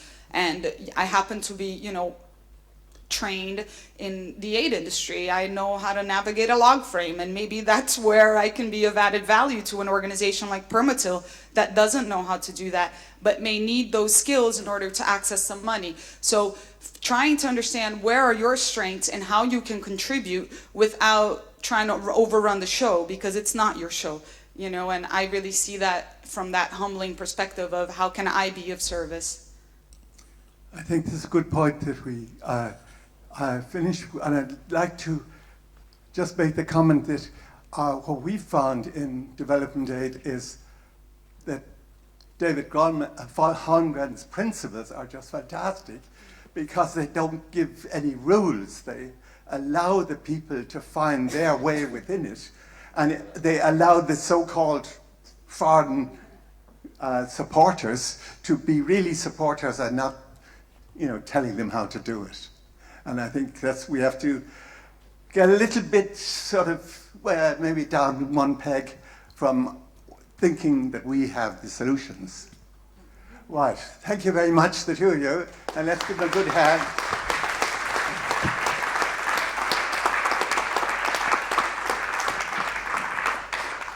Okay, we have two ladies talking about mainly seeds, soils, and systems. And I think you best introduce yourselves. And they're going to design, you could say, the next hour for us. Thanks very much. So my name is Naomi Milner. This is Karen Inwood. We're talking about soils, seeds and social change in El Salvador specifically. What we're going to do is just introduce ourselves a bit now and then show a short film that we've made together I've made in collaboration with some people from El Salvador about the movement there. And then Karen's going to talk for a while and then we're going to open it up for both of our sets of questions together. So thanks a lot for the two previous talks, which were really interesting. And I think you might see a lot of resonance between the context that we're talking about. So feel free to draw on those in the questions. My name's Naomi, as I say. I am a permaculture practitioner from Bristol, where I also work as a lecturer and researcher in human geography, which is not about mapping the body, as people often ask me. It's a social science which involves connecting together spatial, environmental and human systems in different ways. And in my case means looking particularly and politically at transforming, globalizing systems. And my main areas of research and teaching are generally around community-managed food solutions, including food sovereignty, which was mentioned before, and also community-managed forestry. And some of those projects are in the UK, but a number are in Central America. And I've been working with Karen since about 2012, collaborating, and as in other cases, I tend to draw on quite participative or action research methods, if any of those words mean sense. So that means that in designing what I think the research questions are, I work alongside social movements, community groups and so on to help define what would be useful research so that the research can be used as part of meaningful social change at local levels, but also eventually, hopefully, at other sites and settings. So sometimes I talk about that as a kind of a politics of knowledge, looking at the kinds of experience and expertise and understanding that are being developed in particular sites and settings, and trying to work out what it would mean for those to be translated to other sites and settings, or to scale up, or have particular kinds of effects. And in El Salvador, one of the things that's really shown up is how important the backdrop of social movements, civil war, popular education and so on have been to the emergence of permaculture in that setting. So permaculture in El Salvador is different from permaculture in other settings, and that's really important and helps us think further, I think, about some of the questions that were raised in the previous presentation about what is the meaning of development and how do you shift from development to design as a solution to problems that people face. So the film that we're going to show, the reason I've chosen to do that instead of have a longer talk is because I think that it's the voices of people involved in the movement. We really wanted to bring those into the room. And the film itself isn't strictly a participative film because it's mostly me behind the camera. I'm not a filmmaker, but a friend of mine who has helped me edit it together to tell a kind of a story. But I wanted to bring that with me so that the narrative that's being told can be heard through people's own accounts. And lots of the themes that come up there are themes that emerged from the workshops we did together as what they wanted to communicate as meaningful and important knowledge. So, over to Karen. Thank you very much. My name's Karen Inwood and I'm here representing the permaculture movement in El Salvador. You can see I'm not a Salvadoran, but I lived there for 12 years, was the director of one of the founders of the movement and the director of the Permaculture Institute for 15 years, up until quite recently. So I'm very sorry and sad that my colleague Reina Mejia, who's on the programme, has not been able to attend because we couldn't get the finance for her. But she sends her greetings and hopes that I can represent them as well as she could. So after the film, in the film you'll see the faces and the voices of some of the people in the movement. And after the film I'll talk for a short while a little bit about how the movement came into being. We want to leave quite a lot of time for questions and discussion afterwards. So I'll leave you to watch the film and the voices of the people from El Salvador.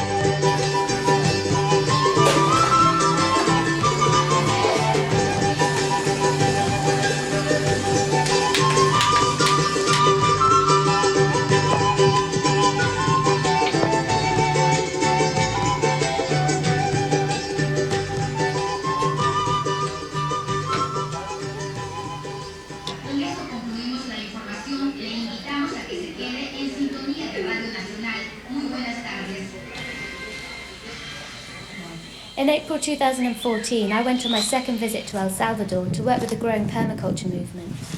Permaculture comes from the idea of creating permanent cultures, auto-replenishing and dynamic systems which include ecological and even social processes. As part of my visit, I ran 8 workshops exploring what it might offer to other settings, for example food security forums. I also visited 16 sites where small-scale farmers have been putting permaculture into practice to see how it was different from permaculture as it's practiced in the UK.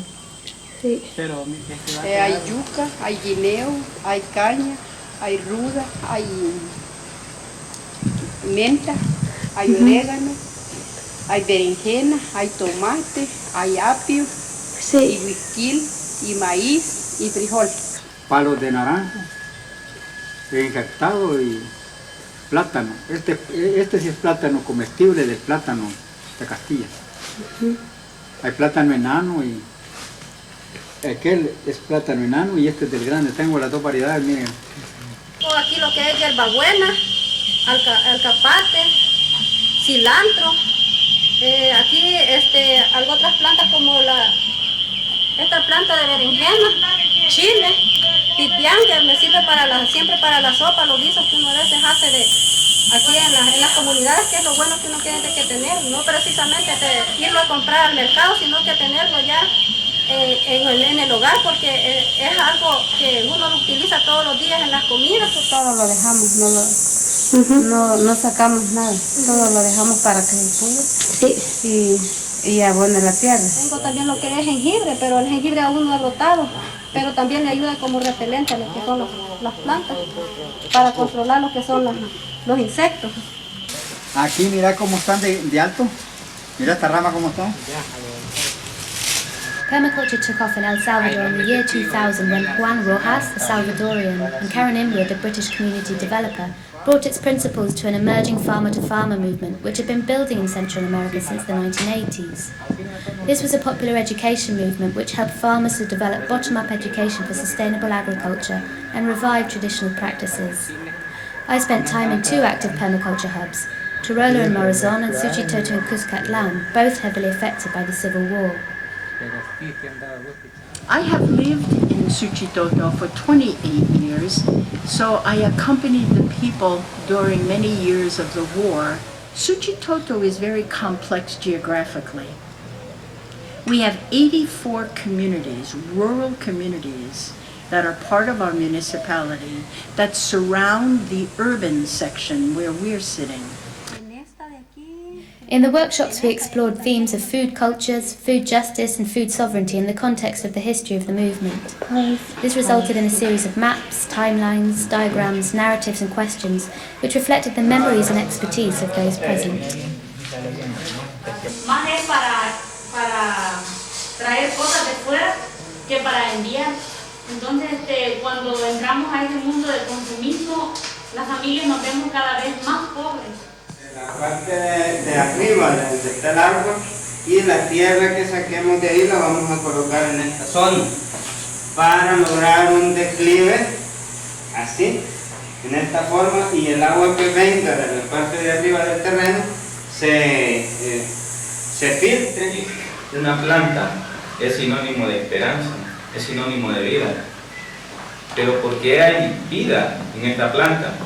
Para comenzar, la relación que tiene la tierra. Está bonito esto. Con elegancia.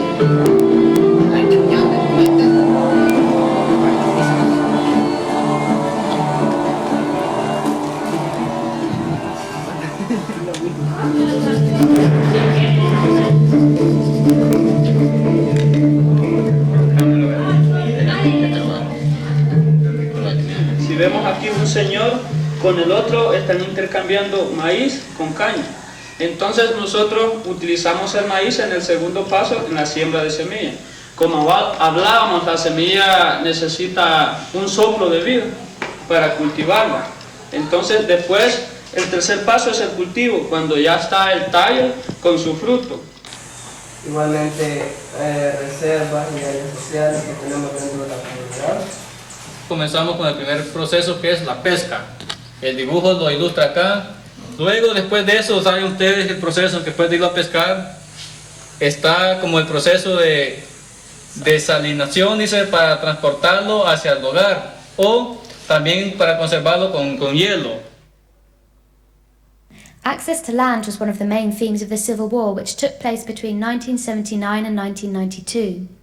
In the years leading up to the war, a repressive regime had solidified between the rich coffee plantation owners and the military, who forced the campesino majority into more and more precarious conditions of labour.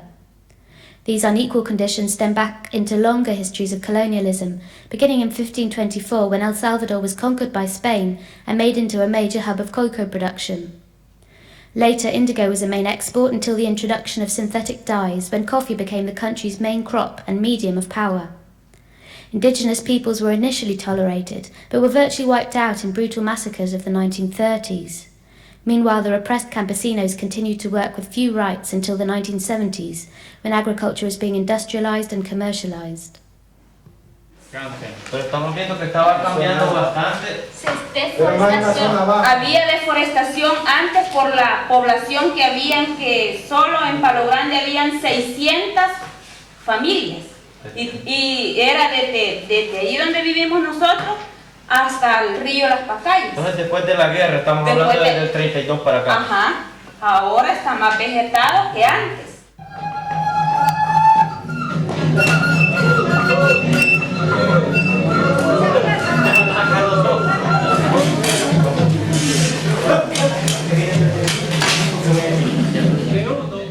Sanito, y no había mucho veneno, abunde poco, buenísimo. Este letal es bueno, vamos a seguirlo comprando. Lo voy a comer entonces. En El Salvador, aparece campesino a campesino, digamos, en los años 70, ¿verdad? Cuando iniciábamos aquí en el país una guerra civil, ¿verdad? Una guerra que estaba vinculada a esos mismos problemas sociales, como el acceso a la tierra, la falta a esos servicios básicos que el Estado debe de tener para su población. Soy la coordinadora institucional de la Fundación Instituto de Permacultura El Salvador, un movimiento campesino trabajando para el bienestar de la población más desprotegida en nuestro país. Nos encontramos en el centro demostrativo de la permacultura en Suchitoto. Es un terreno de 11 manzanas, 4 cultivadas y 7 de bosque, ya que la permacultura trabajamos en la creación de ecosistemas, en la integración de la naturaleza, el humano y los animales, el cuidado de la tierra, el cuidado de la gente y la distribución equitativa de los recursos. En el 2002 sacamos el segundo curso en La Libertad. En La Libertad en la finca La Florida. De allí empezamos a trabajar con las comunidades, a capacitar gente y de eso pues la gente que ha puesto en práctica le ha dado buen resultado a la permacultura. Tierra, gente. Los campesinos han sido históricamente marginados, han sido empobrecidos, se les ha violado derechos, porque son filosofías basadas en la realidad de la gente. Y esta experiencia se mantiene en Guatemala, México, Nicaragua, ¿verdad? Y después que pasa la guerra aquí en El Salvador, este movimiento regresa, se inician encuentros, se les ha llamado encuentros de campesino a campesino, en donde se ha intercambiado conocimientos de la gente, experiencias de cómo se cultiva, cómo se conserva el suelo, cómo se alimenta la gente. Permaculture is essentially a set of principles for design. Participants of design courses are taught to observe the natural world using simple instruments, to understand particular microclimates, and to design food systems by imitating what they observe. This means keeping resources circulating, making use of margins, and valuing diversity in all its forms. Building on traditional and indigenous practices from El Salvador as from other countries, farmers apply the principles to their own farms and can later become leaders of design courses in their own communities. This has led to collaborations with other NGOs, governmental technicians and local schools. It's infectious because of the vibrant cultures of food it's creating, which emphasises healthy food, self-empowerment and the pleasures of living and eating well.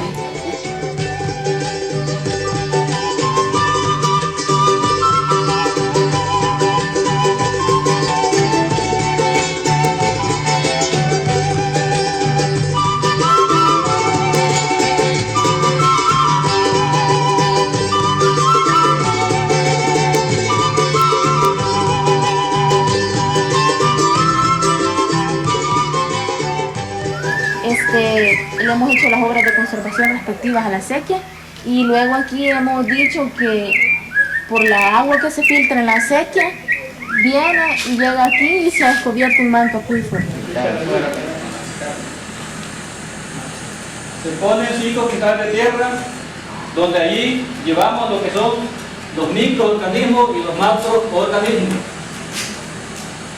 Después de colocar la tierra, le vamos a ir echando poquitas de agua que nos lleva la melaza.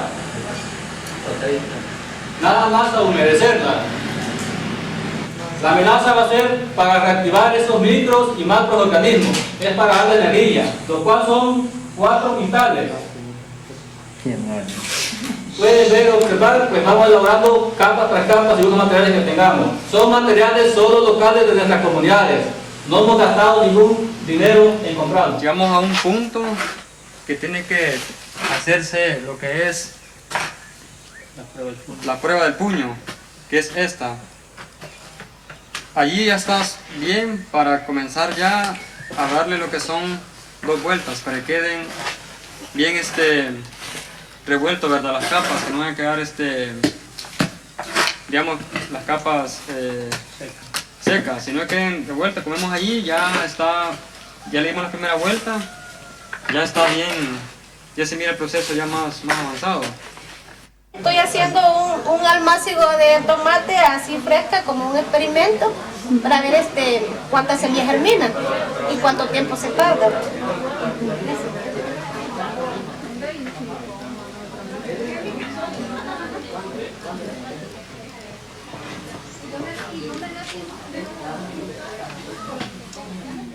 De cómo puede ser su vida, ¿verdad? Sosteniblemente, ¿verdad? Autosostenible y sustentable. que son términos que brindan autonomía también a la gente, tiene que ver con la soberanía. Desde esa experiencia campesino a campesino también ha sido como la semilla en la que ha sido posible que el Instituto de Permacultura también tenga, digamos, un crecimiento, un impacto que sea reconocido también a nivel nacional e internacional hoy en día. ¡Buen provecho!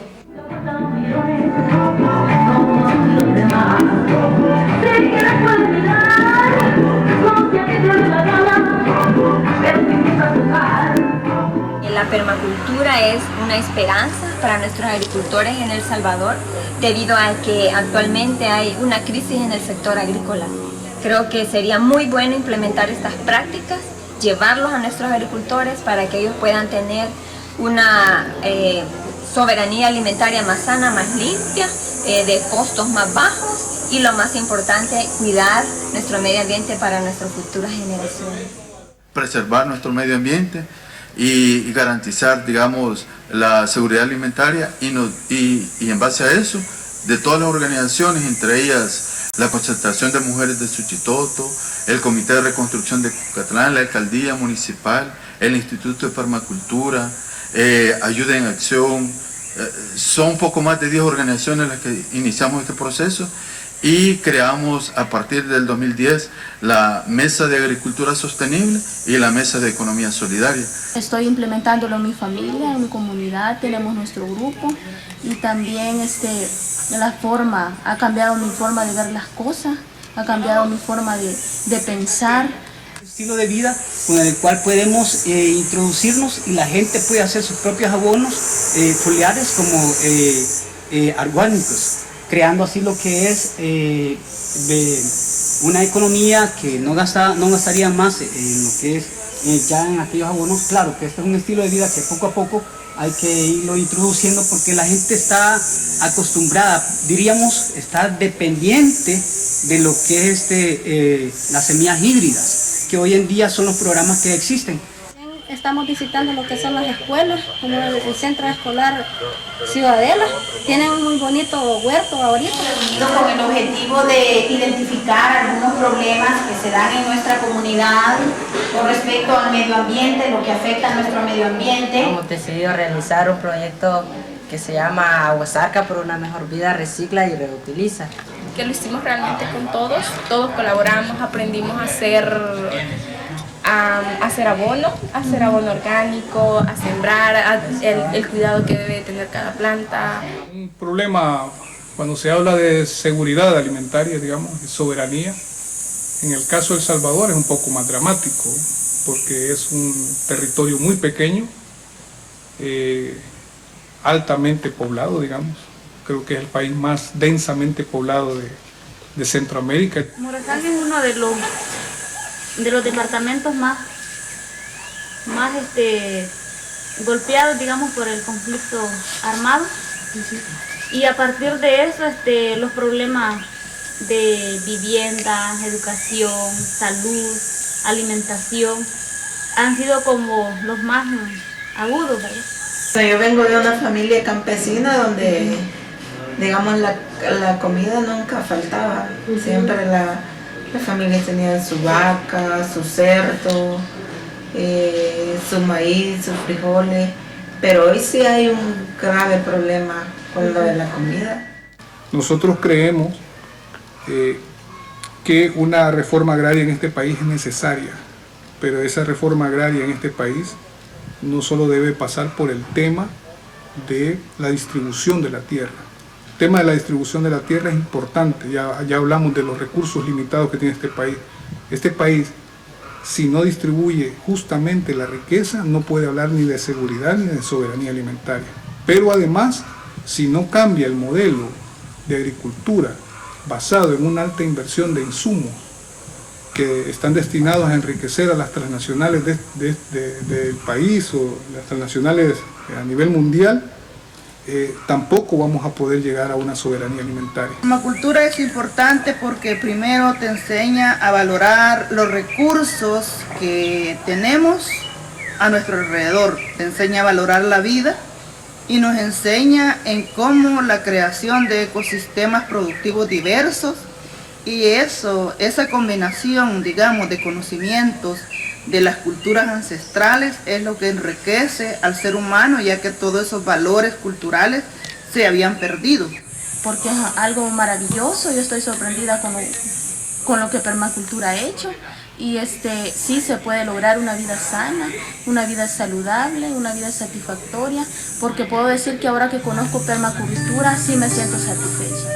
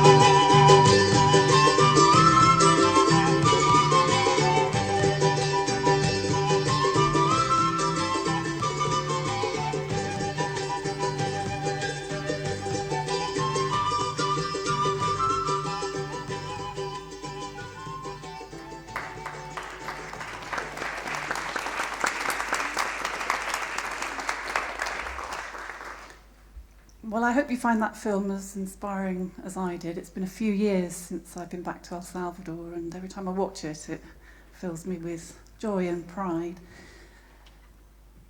So I went out to El Salvador in the year 2000, which was really not very long after the end of the Civil War, a country that was still quite devastated by the war. And interestingly, a country that had had huge injection of funds from aid organisations. When I was first there, I kept being shown projects. This was a pig project, and this was something or other cooperative, and they were all defunct. So obviously permaculture was a fantastic solution, and it's proved to be a great solution for building community action and communities solving their own problems, rather than aid pouring in and leaving nothing behind, much more than houses and defunct projects. When I went out there was a small group of farmer-to-farmer farmers, I should say farmers that were using the farm-to-farmer methodology to pass to each other and to others sustainable ways of farming and living. A very small group. I went out having just done my permaculture design course and knowing virtually nothing and not speaking Spanish. So what I was able to bring was to bring some resources into that movement. And to help them think and plan and use design principles to plan their future. The first thing we did was create an organisation because we needed something to channel money and resources in. These are subsistence farmers who don't even have the money to travel to talk to each other or share practices and information. So we clearly needed some resources in, and that was the first thing we did. Partly with help from the Permaculture Association, thank you Andy. We got some money initially. There was a terrible earthquake in the first few months after I arrived. We were able to get some funding in to help us develop some of the techniques and to find out what worked, and we set up some permaculture demonstration communities, if you like, as a result of earthquake having destroyed communities. We were able to rebuild with that support, but rebuild sustainable communities to act as learning for the movement and also learning for the country. So if you like, that was phase one. Phase two, we were able to get some money from the German government, from the lottery here, and from the Methodists in this country. And they helped us take the teaching out more widely, to use the experience of what we'd experimented with in the post-earthquake projects, and take that experience out, invite people to come and see it, and go out and teach. But we had the problem that very few people were able to teach permaculture. I couldn't because I didn't have the language, although I was able to contribute a little bit on some of the theory, and mostly the farmers didn't have the teaching skills. So our next stage was to try and build the capacity of that movement so that there was a wider group of people, an ever-growing group of people who were able to teach not just practical skills of how you make compost and how you dig swales and so on, but to go beyond that and teach the principles and the design techniques of permaculture, because that was clearly what was needed. It's mostly the NGOs were teaching people techniques. Lots of people knew how to make one particular kind of compost, and lots of people had dug ditches maybe or terraced their land, and a lot of the terraces were then left not even given maintenance because no money came in after that initial project. So what we wanted to do was to build the capacity to build a group of leaders and teachers who could go into the communities and support the communities in a long-term and never-ending process of building the kind of community that they wanted and the kind of life that they wanted themselves, rather than passively accepting projects coming from the exterior. So we needed some support to do that too.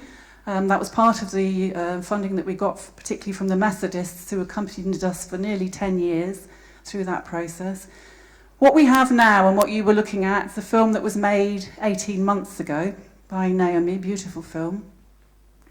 What's happened in the 18 months since then is that the movement has now become independent. It gave birth to itself, if you like, as a formal movement in January this year.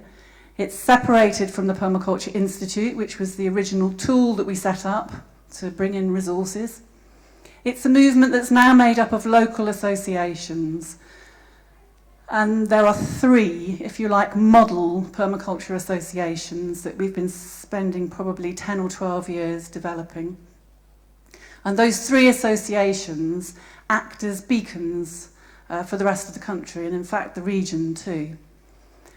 We took the decision in about 2007, I think it was, not to spread ourselves too thinly. Our resources, particularly human resources, were really limited.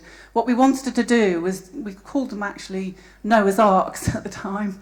What we wanted to do is we wanted to create in local areas, in districts, a whole model of what permaculture could achieve at local level. And that meant working, if we could, with all of the communities in a particular district, and working, if we could, with all of members of the community in all of those communities in the district, and working with the young people particularly, and with the women. You'll see that the majority of people that appeared on the film were really quite young. They are now leading the movement forward, and they're the ones who are the trained permaculture teachers. Each community nominates a couple of people, particularly young people, to attend design courses which are held locally, so that everybody on the course is studying with people from their own district, so you're starting to build up networks and friendships and close working relationships. At the end of the course, our model now is to set up an association so that people continue to work together and learn together. And that association is made up of representatives of the communities who then work in their community to support their community, to get involved and to practice, and then to work with all the local agencies within the district. As you saw, a number of them were speaking on that film, other agencies from Suchitoto, one of the districts we work in. So that we're also working to bring permaculture principles into local organisations, civil organisations, NGOs. We now run courses for, I say we, speaking on their behalf, I don't live there anymore, run courses for NGOs, for their technicians. Permaculture has a huge resonance in El Salvador. People are desperate for solutions for how to feed themselves. Poverty and food security is a major problem. Climate change is massively impacting the region. So taking permaculture as an inspiring, spiritual, cultural and practical solution, it has echo. It has echo not just amongst the most vulnerable people in the communities we work in, but also for those people who work with them, the aid workers and people from the NGOs. So the potential for really transforming the society is very definitely there, but it's slow steps.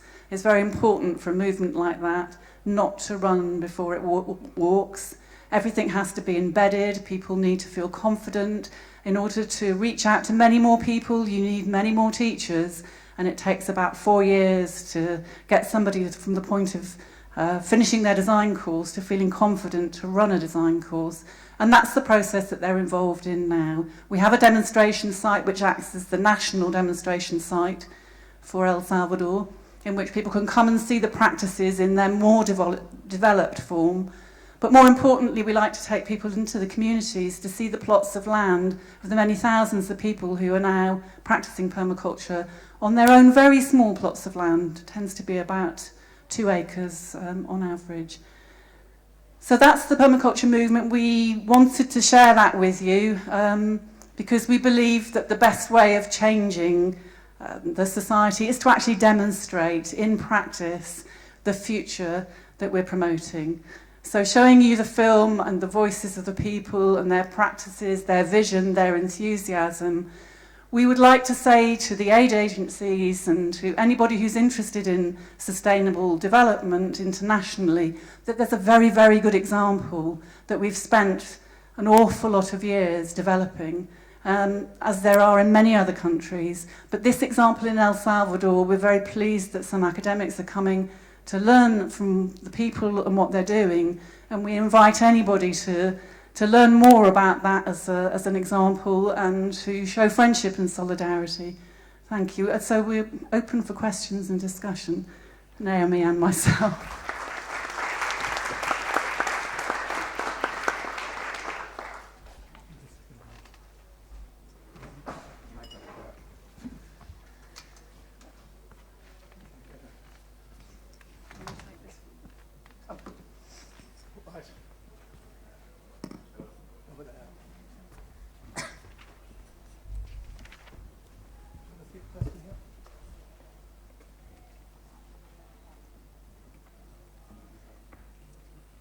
Thank you so much for showing such an amazing way of building a movement locally.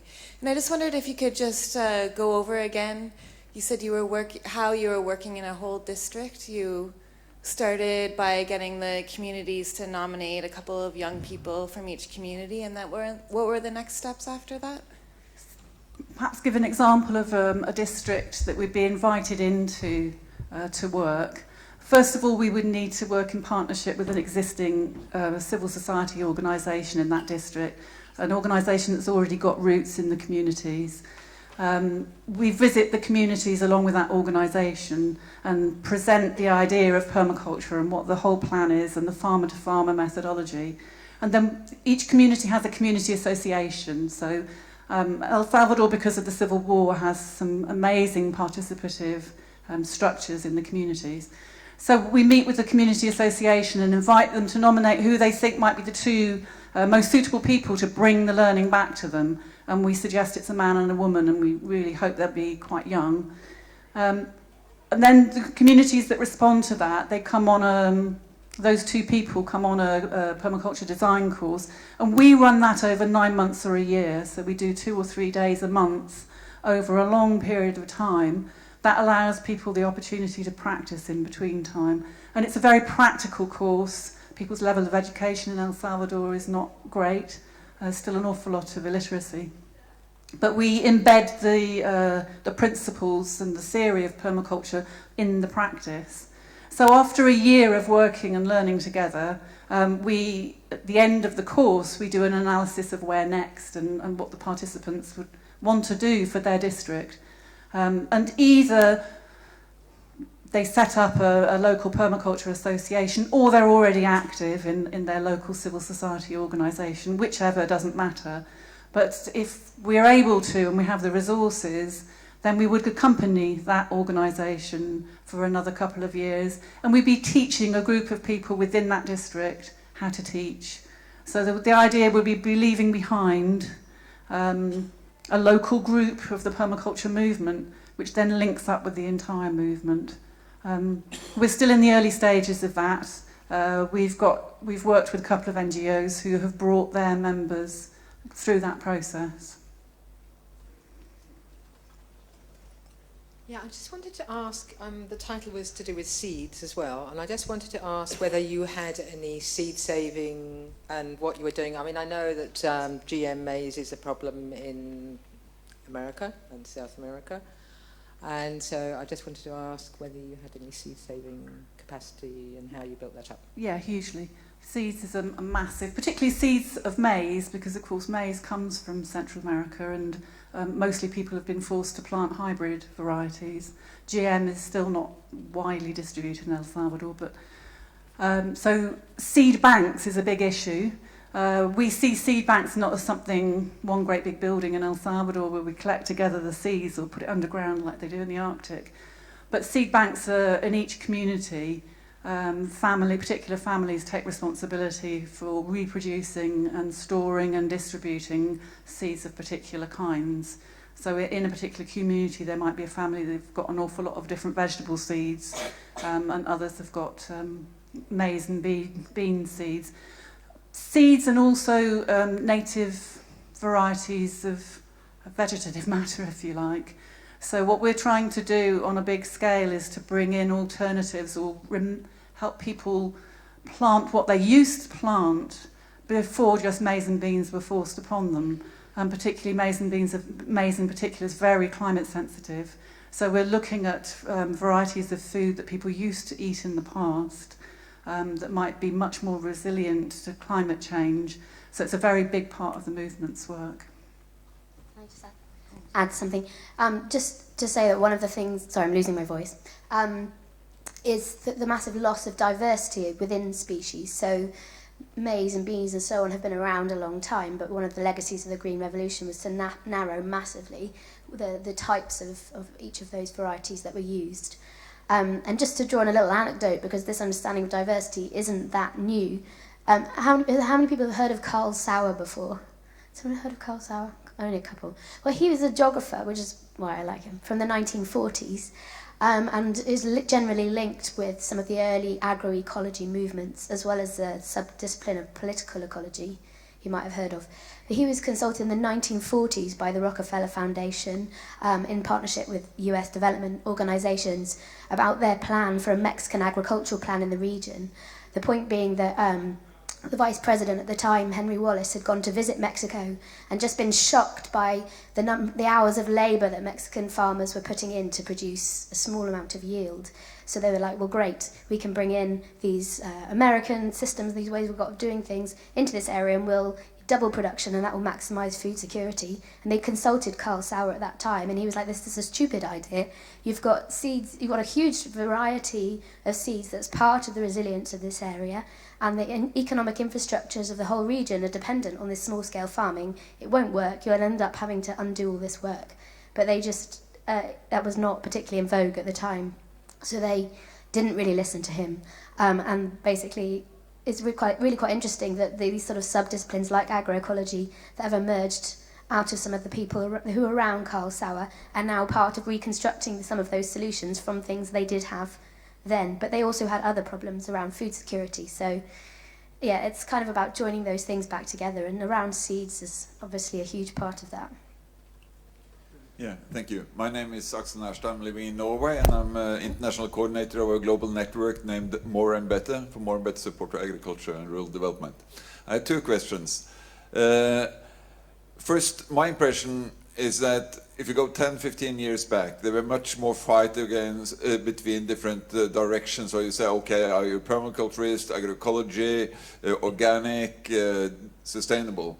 My impression now is that, okay, it doesn't matter so much what we call it, because more or less we have the same goal. And I would like to have your viewpoint on this. And the second link to this is, for the last few years there have been very much more attention to agroecology. And I was also in the steering committee for a global civil society conference in Mali on agroecology in September. And FAO also had their first agroecological symposium last year, and now have the regional conferences, and the one for Latin America was in Brazil just a few weeks ago. So I would like to hear your opinion about this now widening movement on agroecology, and how it has linked to the permaculture movement, and in a way to join hands on this. Thank you. Okay, from the experience in El Salvador. Firstly, in El Salvador, there has been a small organic movement, which is very definitely not agroecology, in the sense that it's organic production for export. So the movement that I support is clearly not supportive of that. There are lots of civil society organisations that are working with agroecological methods, but as I mentioned in the talk, it can tend to be very specific to particular techniques. So the joy of permaculture, and I think what a lot of people, what it inspires, is an understanding that it's not even just agriculture that we're interested in, it's life and all the aspects of life. And that it looks very different depending on where you are. So if you're in a small rural village in El Salvador, you need to look at the quality of the water, and you need to look at afforestation, and you need to look at erosion as well as your food, and that's very linked into your health and the kind of house that you live in and your sanitation. So permaculture looks at all of those aspects, which is beyond agroecology. In the experience of El Salvador, I'm not talking about terminology, but those who would be espousing ecological agriculture in El Salvador would tend to be looking at techniques. So I think it's really important that we don't just say permaculture is the only system and we're not interested in anything else, and we spend all our time building networks of organisations with common visions, even though we might have slightly different techniques. You want to say something? No, you go ahead. Yeah, I would share that view that not to be too precious about particular names, and I think when you try and guard a name, you end up guarding more than a name, which causes a lot of problems ultimately. But having different names in different systems does allow people to do different things in different contexts. And whenever you thingify something, you turn it into a system and a way of doing something, that always runs the tendency that things start to solidify around particular power relationships or ways of doing, and some people aren't included. So the introduction of permaculture within El Salvador, I think, did allow a refreshing of who are the usual candidates that are getting to be part of this model, and who could also be part of it, and how could young people and more women be a part of this movement and this way of redesigning things. But that said, I think it's also important that the two do have very different family histories, permaculture arriving a bit more via Australia and the global north in some ways, agroecology having a really important history in the peasant schools of the Africas and Americas, and bringing with it that kind of shared memory of struggle, which is a very specific experience of the food system and agricultural enclosure in different kinds of ways. So I think it's important to think them together and separately. Oh, thank you very much for a really fascinating and detailed presentation, and the film and everything. Sorry, wave if you can't hear me. I'm interested in the access to land, and the film was indicating very high population, and most of what you've said has related to farming. How much has the permaculture and the projects you've been involved with been able to access people who don't have access to land and influence them? Because there was some indication that there was quite a political involvement, and that's very interesting as well. Thank you. Wow, that's a big subject. Access to land, the whole Civil War was fought over that. So there was a big land redistribution both during and at the end of the Civil War. Land was much more available at the end of the war than previously, just to give that context. We've not worked in urban areas. Since I first went out there, the population has actually become more urban than rural. It's switched, as the whole world has. I know the movement is dead keen to do work in urban areas, but it's to do with capacity rather than vision. In terms of who in the rural areas owns land and doesn't own land, we work with lots of farmers who rent their land. There was a lot of loss of land after the redistribution because people didn't know how to farm it or couldn't keep up the payments and so So there's a large population in the rural areas who are only renting other people's land. That does have an effect on the extent of the practices that people are prepared to take up. If you're working somebody else's land, you're probably not going to dig swales and do huge amounts of terracing and so on. But nevertheless, there is massive interest from all farmers, whether they're owning it or not owning land. When I first went out there were a lot of cooperatives. That's a very big and interesting story, which I won't tell you, but there are very few cooperatives except in name now. So there's been a lot of kind of going backwards from the time, the heady days of after the Civil War, when cooperatives were set up and land was redistributed and money and projects came in. I don't know if that answers your question, though. Just to add that I think there are other examples in Central America that I'm more familiar with where the land struggle issue is more central to this kind of practice, and it often happens at the moment around the issue of indigenous rights. In El Salvador, because the indigenous peoples are so marginalised and so small, and the system has been so far liberalised, it's very difficult to frame it in those terms. It isn't the main thing that's happening, but I can talk to you later perhaps about other examples in other countries where there's been huge struggle and international support to reinstate communal rights within the law in a context where it's moving in the opposite direction. And I think that's where some of the most interesting and polemic struggles are happening in relation to agroecology and that kind of thing. I just wanted to make a comment really. I live in the UK and I tend to practice small-scale urban permaculture. 35 years ago, I was in Kenya, very much around aid-based agriculture, which was transported from mainly Europe and North America. In the early part of your speech, you mentioned the word aid, which is often linked to GDP, and developed countries give aid. I just wondered whether one of the root problems is we don't call it aid in this country, we call it subsidies. And politically, we are prepared to go to any lengths to ensure that we give cheap food, low-cost food to people, and many of the population have little understanding about the environmental destruction. It's a big question, I know, but one of the successful things and encouraging things that you're talking about is a society that is in a desperate situation, and you hear these stories from other countries like Malawi, Belize as well. I just wonder whether the root problem for permaculture is this subsidies that we have in developed countries for cheap food. Just to clarify, do you mean the root problem for permaculture within this context? Not the context you're talking about, but why the take-up tends to be so slow in developed countries, as opposed to people that can really see the advantage in their cultural values in countries like you're talking about in El Salvador. I think in El Salvador, permaculture is really about survival or not. And that was actually the reason that I wanted to go there after doing my permaculture design course, because I wasn't so interested in permaculture in lifestyle terms in the UK. I wanted to go and see how you would apply it to almost life and death situation. So it gets taken up there because it is the difference between feeding your family and not feeding it very well at all, and extreme poverty and managing.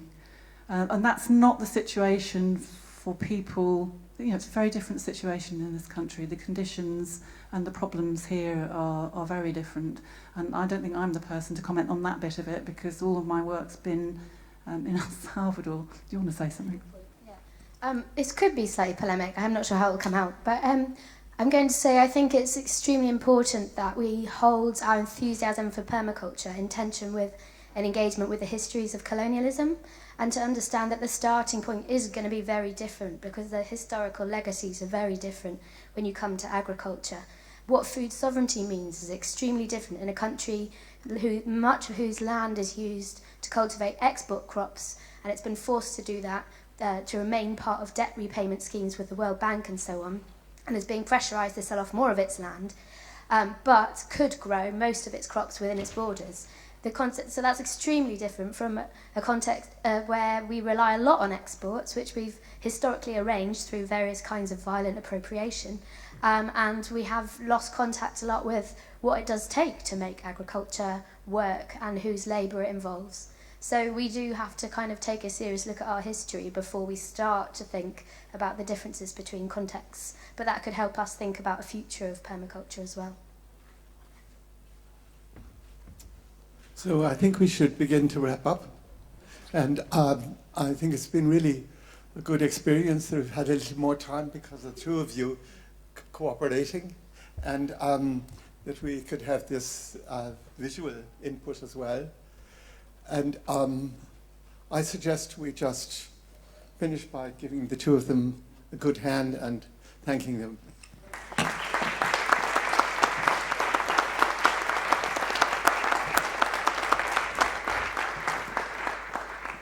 So we've gone over the half an hour. That was organized by the organizers so that there isn't so much of a push now in the eats. So I offer you now lunch, and off you go and find yourself something to eat.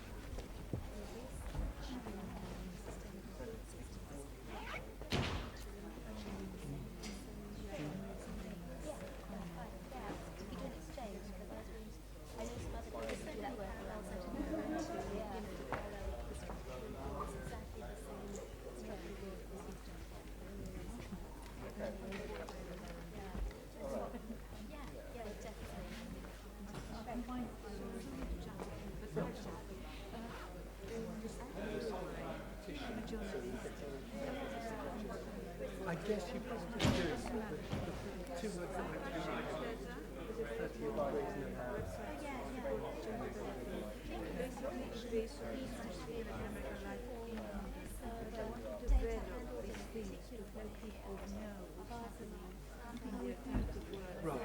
So that's why they have the opportunity to know more. So I can just write my email down. Yes. Put the link of the video up on YouTube now, so we'll also send that to you. If you could have sent me Teresa. Yeah, so the only way of doing it where is the and to what extent is this supporting the European? So let me see, Naomi. Yeah, dot. N-I.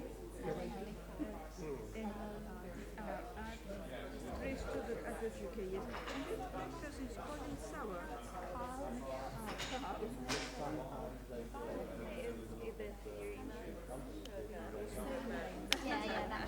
Lovely. Thank you so much. Do you have a website to see all those things?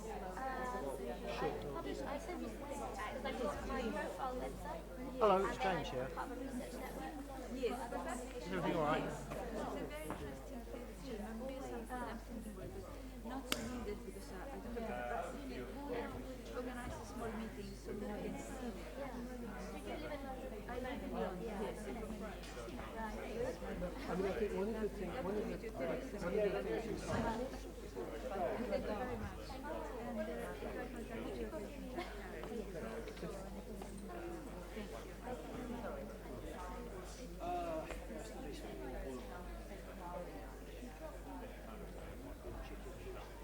you.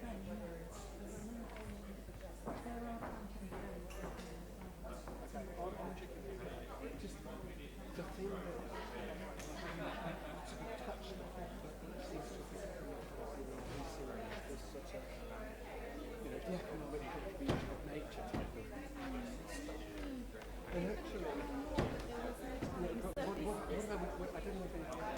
seems to me that actually what I was really about is turn that Yeah, great. What is this one? an ecological I'm just going to see if evaluation come as well. of like the city of London. Well, just to tell them that. Yeah, you know, Sorry, and not to interrupt you, I just meant I'm going to go. Okay. this I don't need on the far I missed your presentation. Where are you presenting about? permaculture in El Salvador. Oh, because you said if you were with the other woman, I thought she was from El Salvador. And you were talking We've about worked together there, so I was mainly showing the film. Okay, great.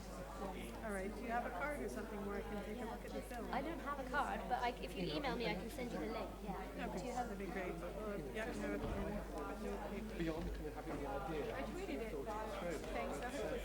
What did you tweet? Just the website. But I was using the YouTube. hashtag. YouTube or which website?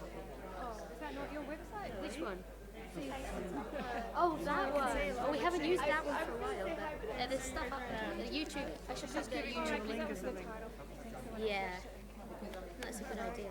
We should put the film. I saw that you were coming. Yeah, I was waiting for it on YouTube. Yeah, it is now. Yeah. I was a bit worried about searching for it on my tablet, but it wasn't actually up my head, so I was going to the conversion. I know, I'm always paranoid of the sound. I'm going to introduce you to my apprentice. He does a lot of permaculture songs. Oh, perfect. So maybe you guys can get something going on. I appreciated your comment about the colonialist situation. I've been recently working in West Africa and the Gambia, and it's been a very strong, perpetual food for thought for me. I think it would be interesting to think them together. I would love to potentially look at mounting a discussion about this during the convergence, and it may fit with just, say, permaculture in developing areas just in general. Yeah. Because we'll probably have one for Africa and one just developing areas in general, but it'd be great to... Are you going to be at the convergence? Not the convergence. Oh, okay. Here until Thursday. All right. Well, nice to meet you. Thanks. Thank you. Thank you for your answer. Go to the bathroom. I just wanted it perhaps recorded. The St. Werburgh. It was, I think. Sorry? I think it was recorded. That's what I'm saying, yeah. Oh, right. The St. Werburgh is an excellent example of, just, it's an excellent example of community permaculture. Whereas I live in Sussex, and I live on a sort of social housing estate. It just drives everybody mad. But I won't stop doing it. Because it's important to let you go. Yeah. Otherwise you'll never get much of it. Yeah, I don't know the Sussex context so well. Well, it's just like, why haven't you got pretty flowers in the front garden? Why are you going to eat them? Yeah. And why not monoculture? That's all it is. Thanks. Okay, is it over there, the lunch? Pardon? Go out that door. Is it the same as social I'm geography? coming. Pardon? Is human geography the same as social geography? Social geography is part of human geography, yeah. Right, yeah, because they have that. It's very big in Holland, isn't it? Yeah, probably. Yeah. Yeah, it's a good field, it's very interdisciplinary. Yeah, and it covers the cultural aspects of it. Anyway, thank you. Hello, sorry. Pardon? I can respond first. Okay, I'm just going to tell Karen. I'm just following the shell to the left, which is round there. Okay, great. Oh, right. One more. It's just about the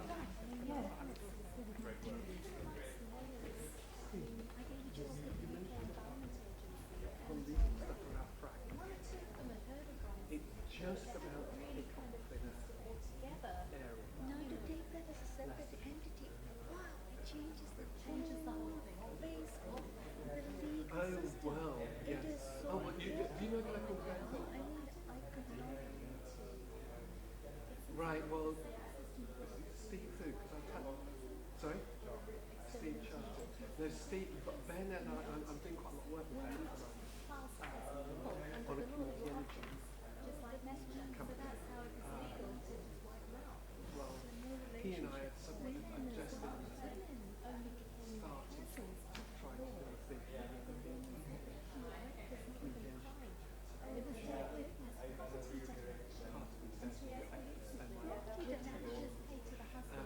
but no, there's several people exactly the same model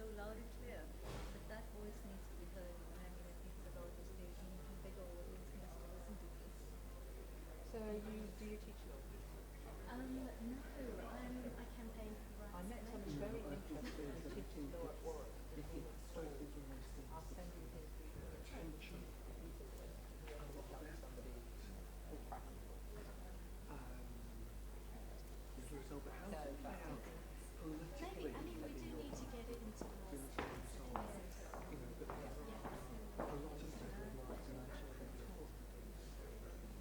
for who, for things like, you know, the problem with fracking is the same as the problem with wind turbine. The corporate side can live without oil, you can't live without clean drinking water.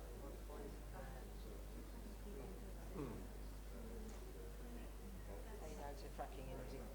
I don't know, say yes to the rights of nature, say yes to life. Wow. Great. Coming up wonderful. We need to make the t-shirts. Yes to the rights of nature, say yes to life. Things will begin to shift.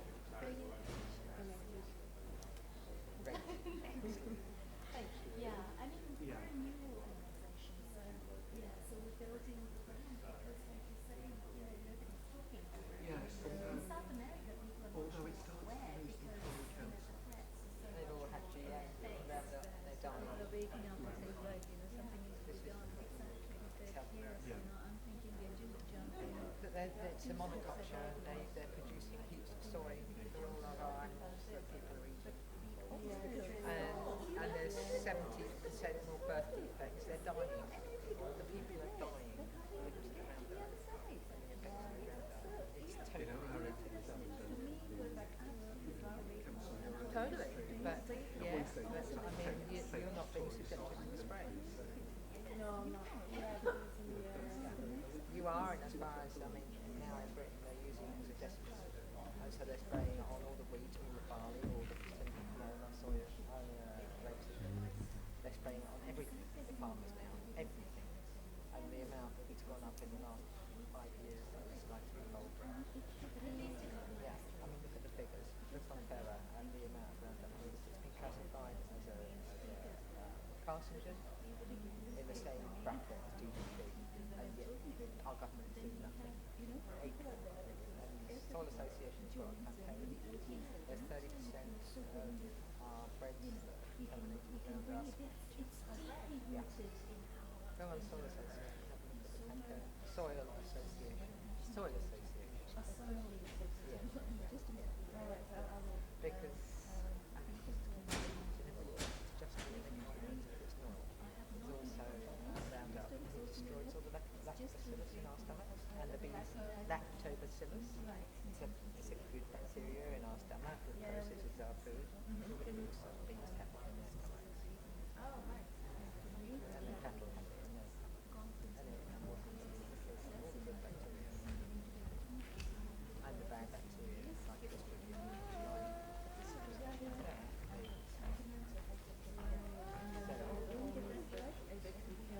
and in the soil as well. Yeah, I mean originally, if you look back at the history of Roundup, it was first originator to pull minerals out of boilers, clean boilers, like a kettle. You know how it gets burned inside of a kettle. So that was what it was done to do originally. So it also, when you spray it, it takes the minerals out of your food. It acts as a chelator on your food, so it takes all the minerals, and the results of the mineral composition of food is like calcium is way down. From 1,000 parts per, it goes down to about 12. So, and then and then they found that it destroyed the yeast, so they had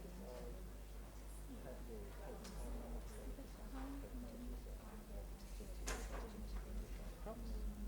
We sprayed the and then they put it into spotted and that's why we use it as antibiotic in the way. It's an antibiotic.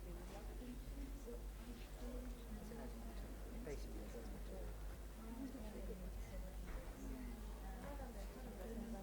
Yeah. And the other thing is that it's only regulated for its active ingredient, which is glyphosate.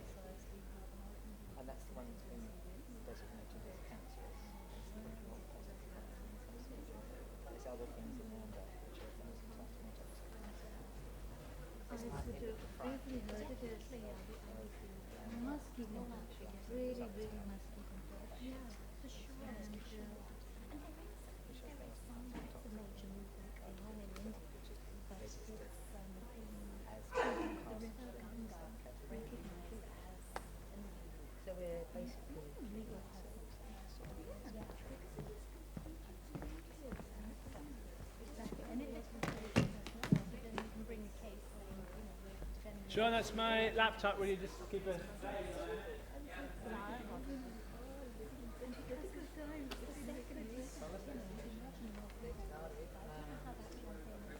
frantically, I just pretty much still on here.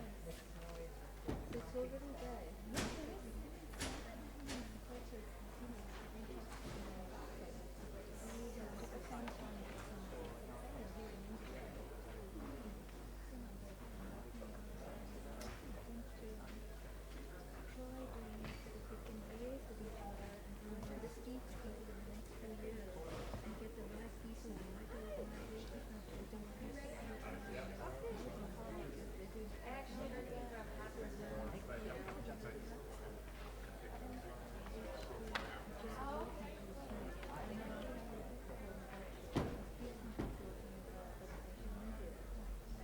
This is very important, very important because I understand that actually today they weren't working at all and there are more people behind this for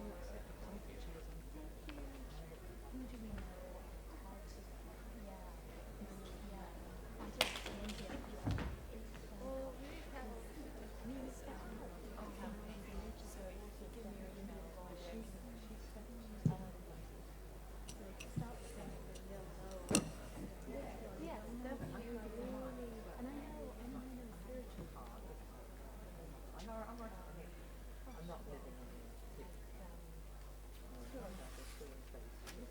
I used to live in Nashville and travel around. Wow. You've got some amazing things. I've just been trying to That would be good. rather than taking data or Yeah. to store everything. Well, that's right. I mean, if you do eventually.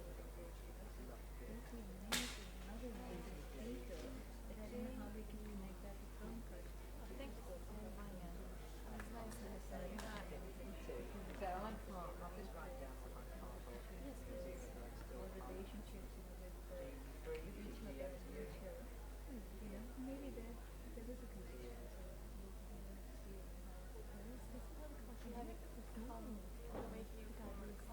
Oh, no, I go into it.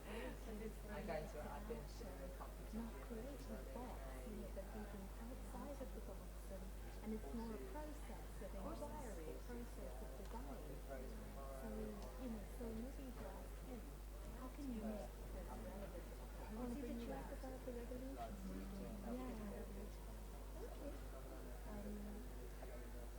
Yeah. Okay. Yeah.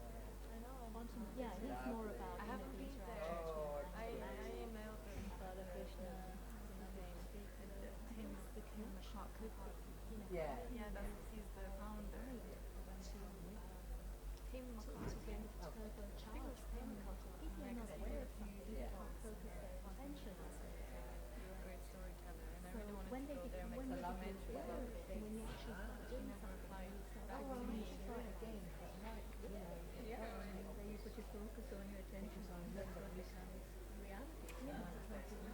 So how can we change our thinking?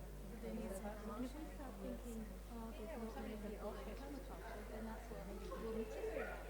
Everybody's doing this. I found another one and another one. It's become mainstream, pictures and visualization, remind you, but we don't think. so he might. He might have been I will try.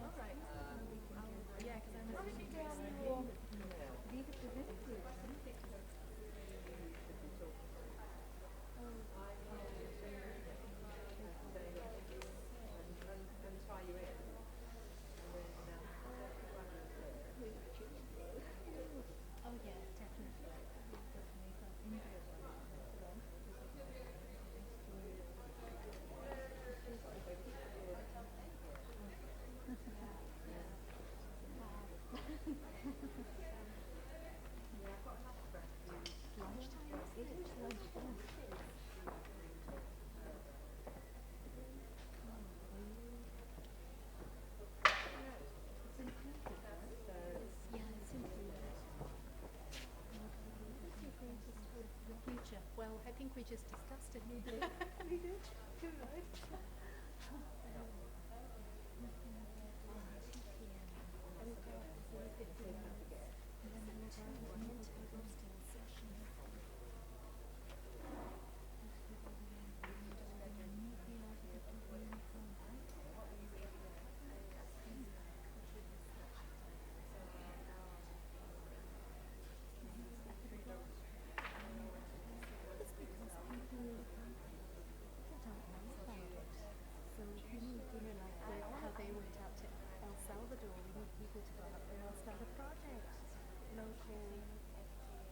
Harvesting, utilizing the indigenous knowledge.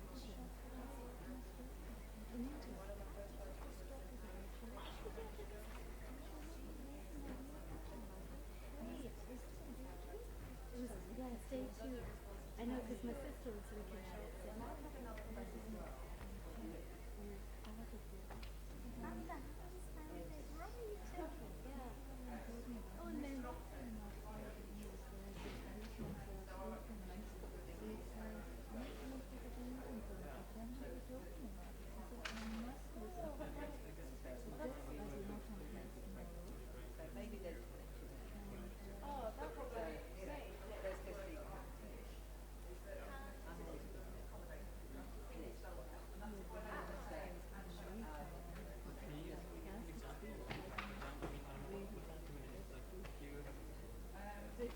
Oh no.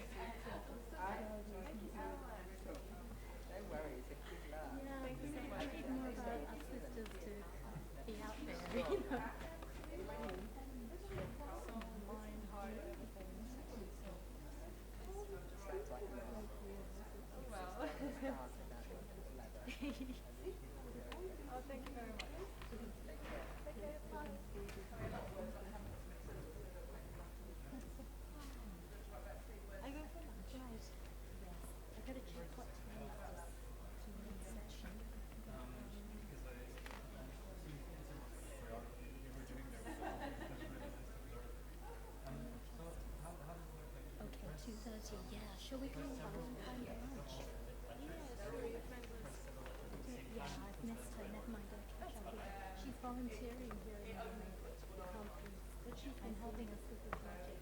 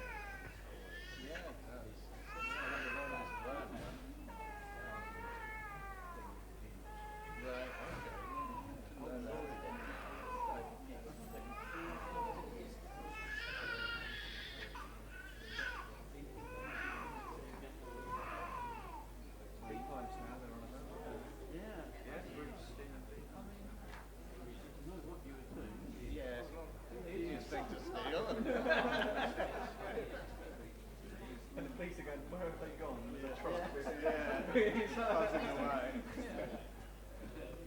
I was remember seeing a guy go through a town and was moving these in a trailer. He'd take them up, they had to see it come undone. It was like coming through the centre of the town, and suddenly the thing was just exploding. All these people on the streets running at the shops.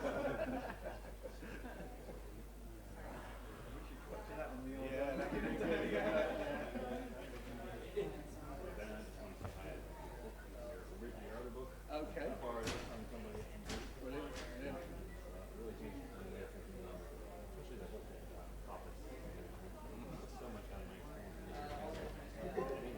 Doing that research aside. That's right, yeah. I really love the plan that was locust. That would be good. You know anything about that tree? I know a lot about that tree. Yeah. No, it's one of my recommended trees. Cool. I mean, you say it lasts a year longer than stone. Yeah, exactly. Yeah. I think we do it with poles about this size in mind because it's good for general framing. Or thought about like what spacing you might use it for. I would go for about 2 meters. Okay. Yeah, but I mean, probably. I mean, do you know Mark, his research is pretty far from me. up in Vermont. Yeah. Because Mark, he's friends with me. He's working with. Can you be shown?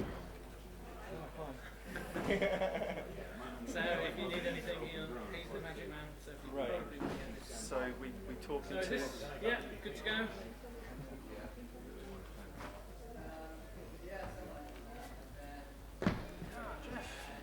Testing. Hi guys, thank you everyone for joining us here on your lunch break. Really appreciate it. I'm here from Permanent Publications, Permaculture magazine, to introduce Ben Law. What we're doing today is launching his new book. For those of you who know him, you don't need to know this, but obviously he was the most watched programme ever on Channel 4's Grand Designs TV series.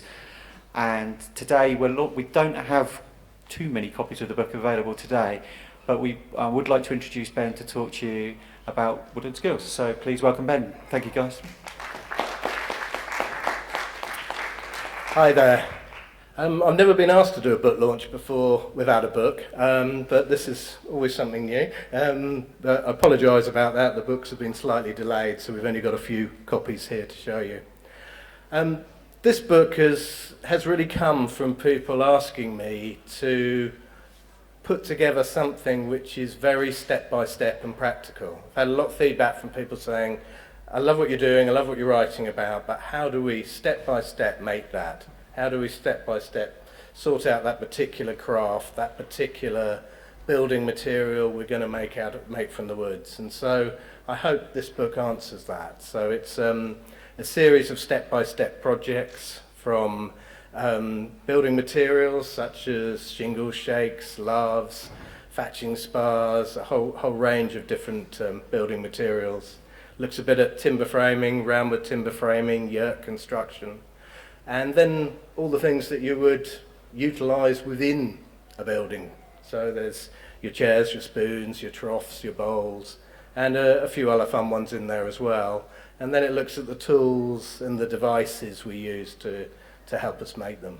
And of course an overview of the coppice management, which is so central to everything I do. So yeah, by all means do have a look at it.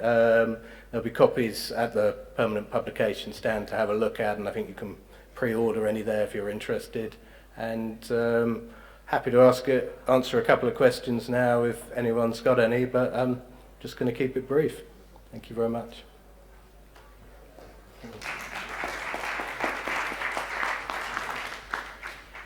Yeah, so if there are any questions here, please feel free to come and ask. You don't have to do it on the microphone. If you want to come and do it at our stall and talk to Ben by yourselves, you're very, very welcome. If people are specifically interested in permaculture and woodlands, then please come over to the stall now, and just even if you don't buy it today, but Ben's Woodland Way book is probably the definitive book connecting our woodlands worldwide, and permaculture. So if that is something that is new to you and of interest, please come over. He's here. You'd be crazy not to come and have a chat with him for 5 minutes. You really would. If you've got any questions now, stick your hands up. If not, we'll see you over at the store. Okay, have a great day, guys.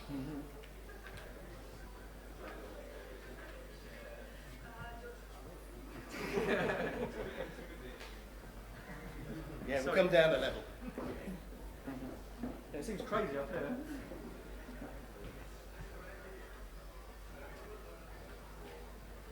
We're happy to mingle.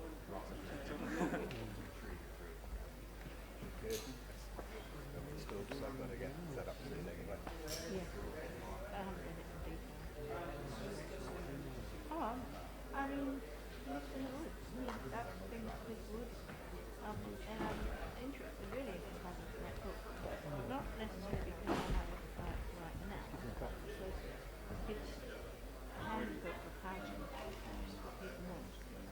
I'm not into buying books, but I'm into promoting books so people can go and buy them. Okay. Oh yeah, that's right. There's a huge one. Yeah. Maybe it's easier, just as I'm going out again now, it's easier to, oh, where am I going? Where am I going to next session? We're going to Maven, That's right. Maven Community. Which is in the small hall. Okay. As long as I know where I'm going next, that's the main thing. First and third one look quite good. And on this one,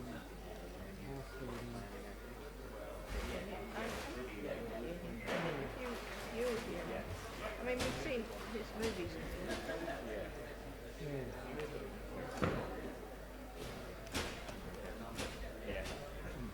Nice to meet you. Yeah, good to meet you.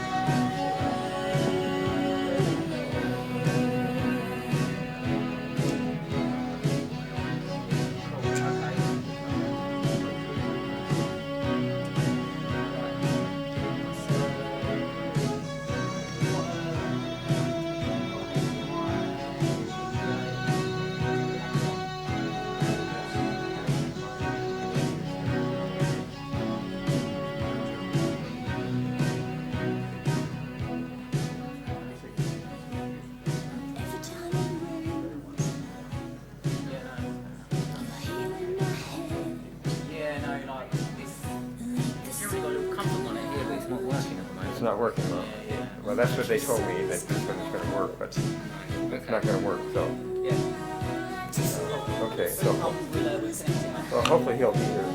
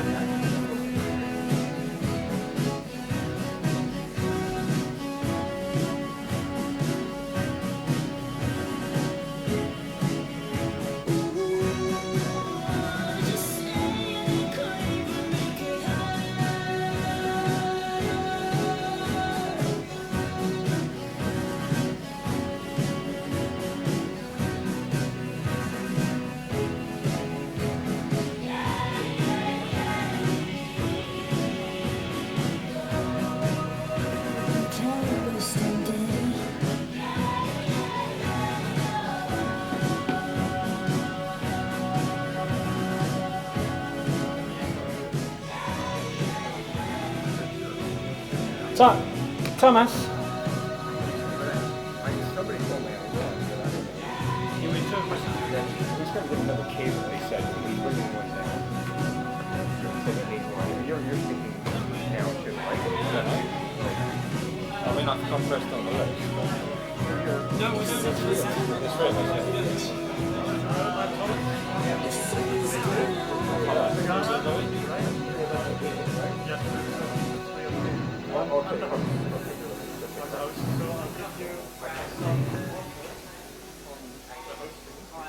I'll see him with that. Oh. Oh no, there's one here.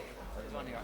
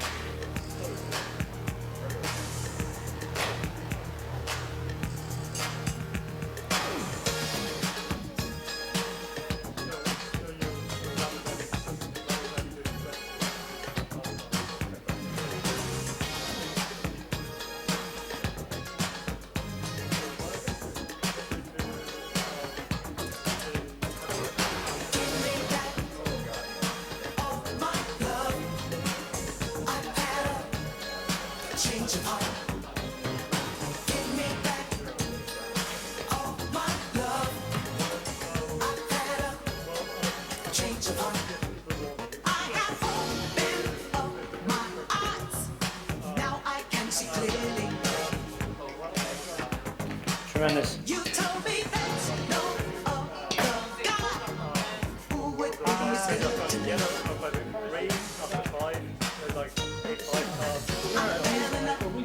And didn't stop to think what you were doing. But now I know I don't need you at all. You're no good for me. I've changed my mind. I'm taking back my love.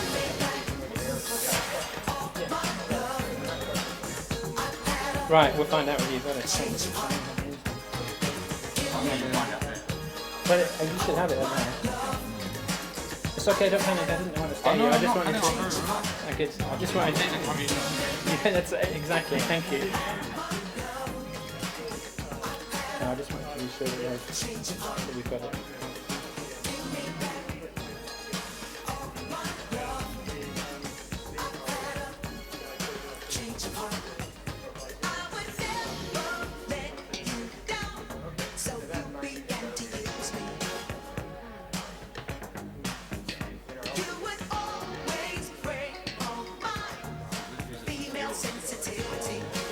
Yeah, but he's got exactly the same point. It's just that Jerome wants to be able to see the words here, but then he can turn around. So he's running the PowerPoint there, and your presentation should be up there, but Jerome wants the words here. If you want to do the same, feel fine. That's fine. This is you?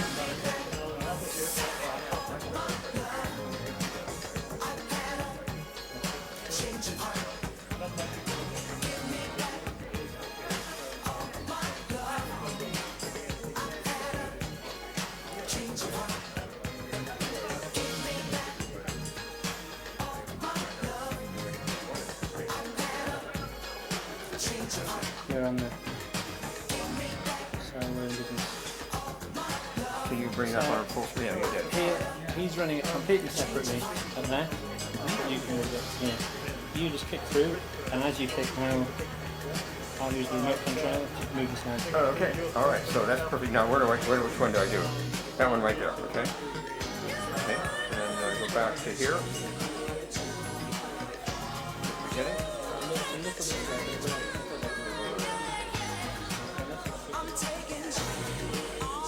And go back to beginning.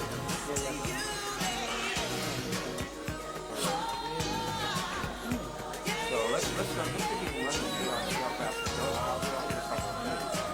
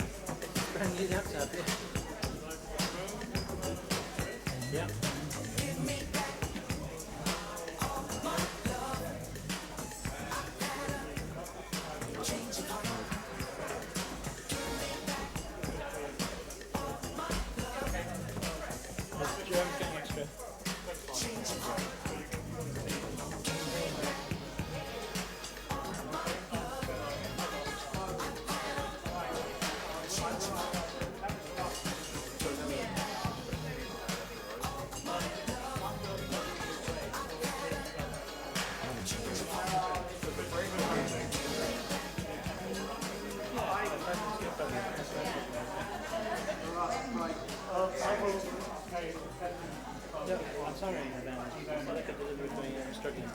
The best I've got for you is... Well, I have my computer here.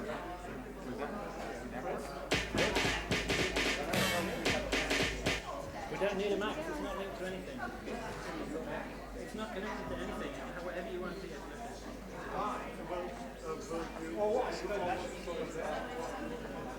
I think we should sit here, shouldn't we? So that's true. Can you sit down there? Okay.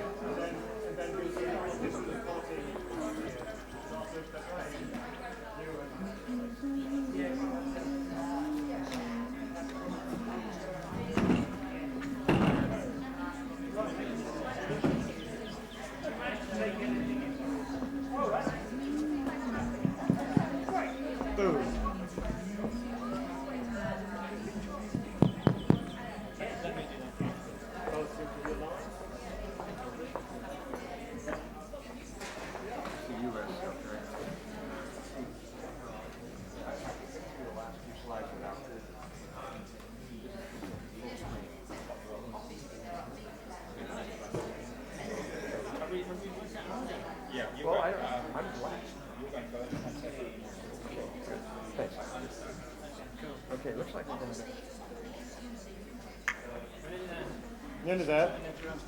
So do you want to sit front row or in the corner? You are first, yes. Do you want me to sit there and then pull me up? No, I think you might as well be up there. Cut things, cut seconds.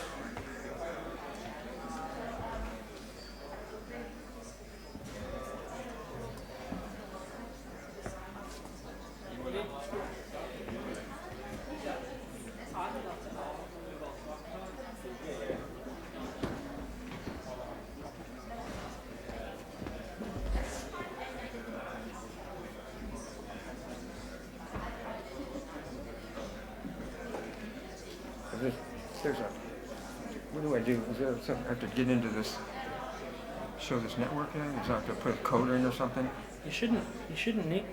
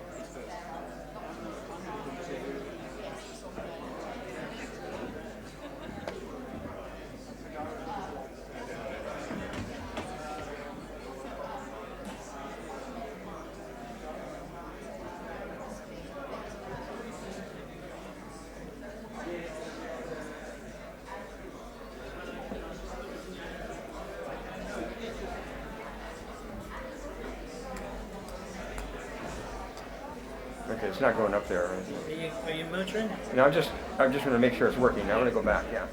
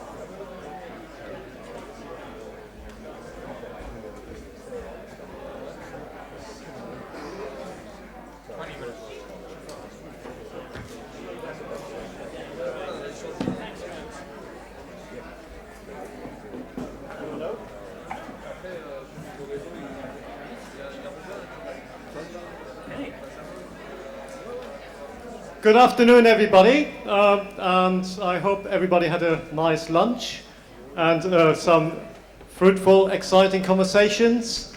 So we're going to start off now with the first afternoon session, and you are all here in the right place for forest gardening. So we've got 3 exciting presenters lined up. There's Chris Warburton Brown, there's Sagara, and there's Jerome Osentowski. I will say a little bit more about each one of them when it's their turn. So we'll have 3 presentations. Each one will be between about 20 minutes. And then there'll be 10 minutes time for questions after each one. Jerome has a lot to pack in, and he's one of the most interesting people in the world to talk about forest gardening, so he'll get an extra 5 minutes. But there'll still be 10 minutes for questions.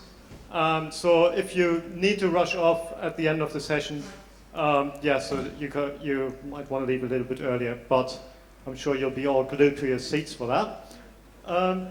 Right, so we're starting off with Chris Warburton Brown. He's part of the team that spent the last year or so writing up some research on a baseline survey of forest gardens.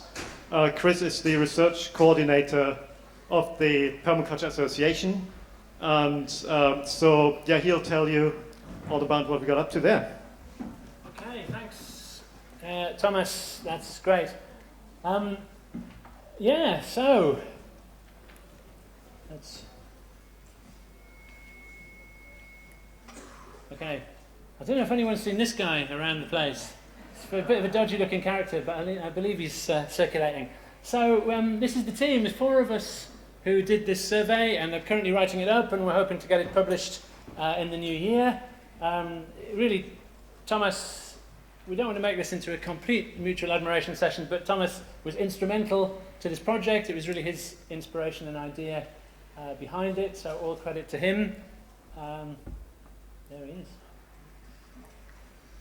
Naomi, who works at Cumbria University. She's a plant ecologist, and she's also the founder of the Cumbria Forest Foods Network, and she managed to secure a small amount of money from Cumbria University to support this work. Can everybody hear me okay?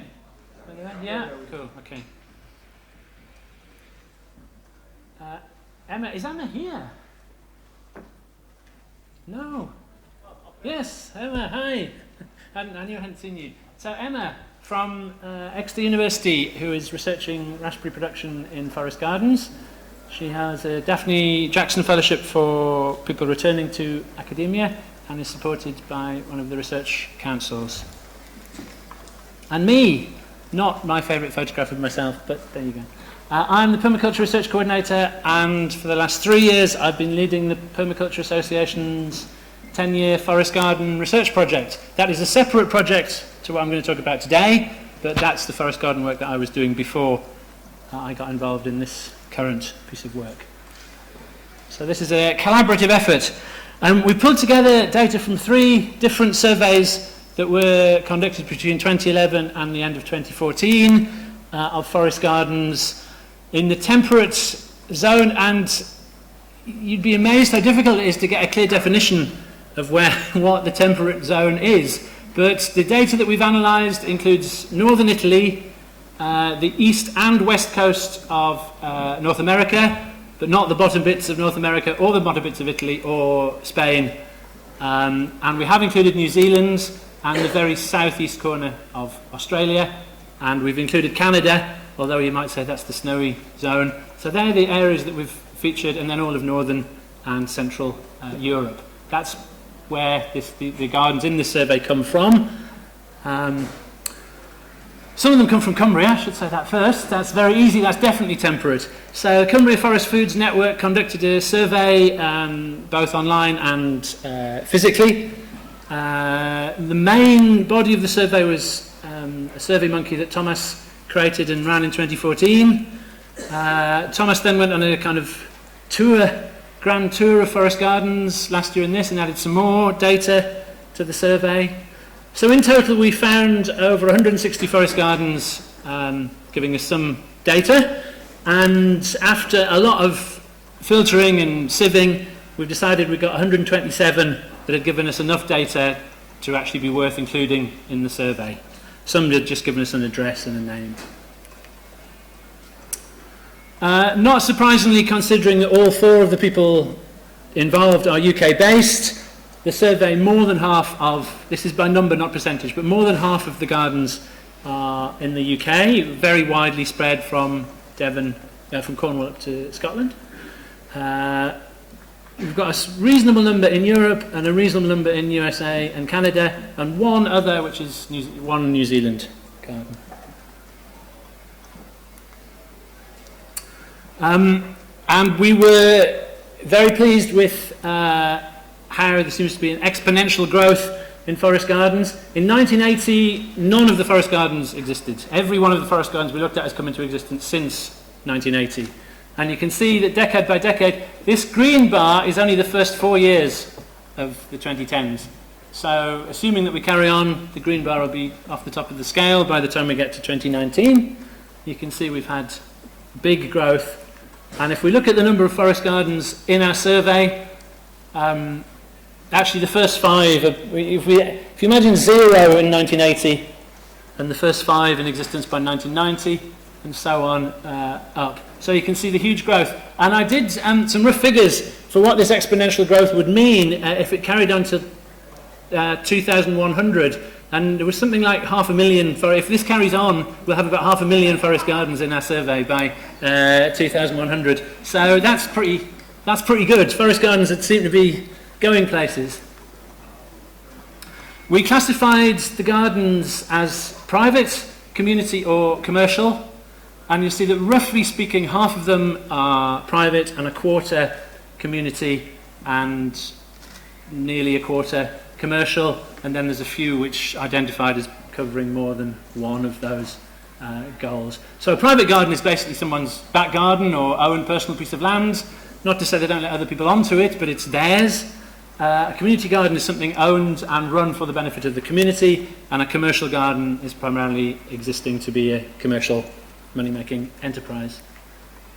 We had a roughly even split between farm and rural areas and urban areas. We had a massive range in size, which was one of the most challenging things to try and kind of analyse. Sizes range between 5 square metres and 30 hectares. So 5 square metres is not much bigger than this platform I'm standing on. 30 hectares obviously is massive. Some are tiny, some are very large. So we've got a real spread with 6 sites covering more than 5 hectares. The mean size is a hectare and the median and the mode are 1 acre, largely because people just told us it was an acre in size, so it's not very accurate. So Thomas has suggested that maybe the term forest garden isn't really the right term, or we should split the term. So we're playing with the idea of forest garden, food forest and forage forest. Forest garden being small, food forest being around an acre or larger, and forage gardens being the really big ones. It's dropped off the bottom, over 5 hectares.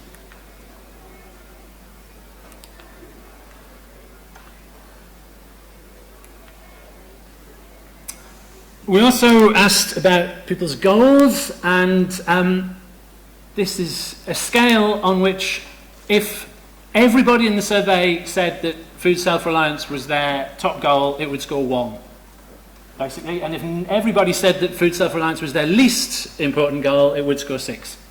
So the lower the number, the more important this is. So we've got a very clear split, I think, between the first 3, food self-reliance, biodiversity and education, and the second 3, research, commercial production, and what people described as other. 49 people told us other. Nicely, I think, the most common was fun, which is nice. So some people want to have fun from their forest garden, great, and why didn't we ask them that?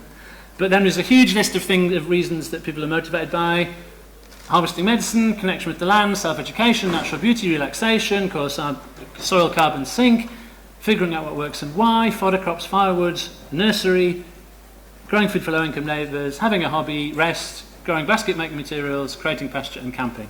So people are excited about forest gardens for a massive range of reasons, and I haven't put all of them on there. Then we asked people to rate their goals, again on a similar scale. 1, everybody's absolutely delighted, it's all absolutely wonderful, it's much better than we could ever have imagined, and 4 is really we didn't meet that goal at all. And interestingly, the top goal, biodiversity, that was rated second when people said what is the most important goal to you. So that's pretty good. So biodiversity is delivering what people want. People say they want biodiversity from their garden and they're getting it. But the one that people said they wanted most was food self-reliance, and actually that's coming way down the list in what it's actually delivering. So this suggests that people's expectations of biodiversity, yes, we're getting there. Education seems pretty good as well, but food self-reliance, not so good. People aren't really happy with the food self-reliance they're getting from their garden, and even worse, commercial production. People aren't happy with the degree of commercial success they're getting from their garden.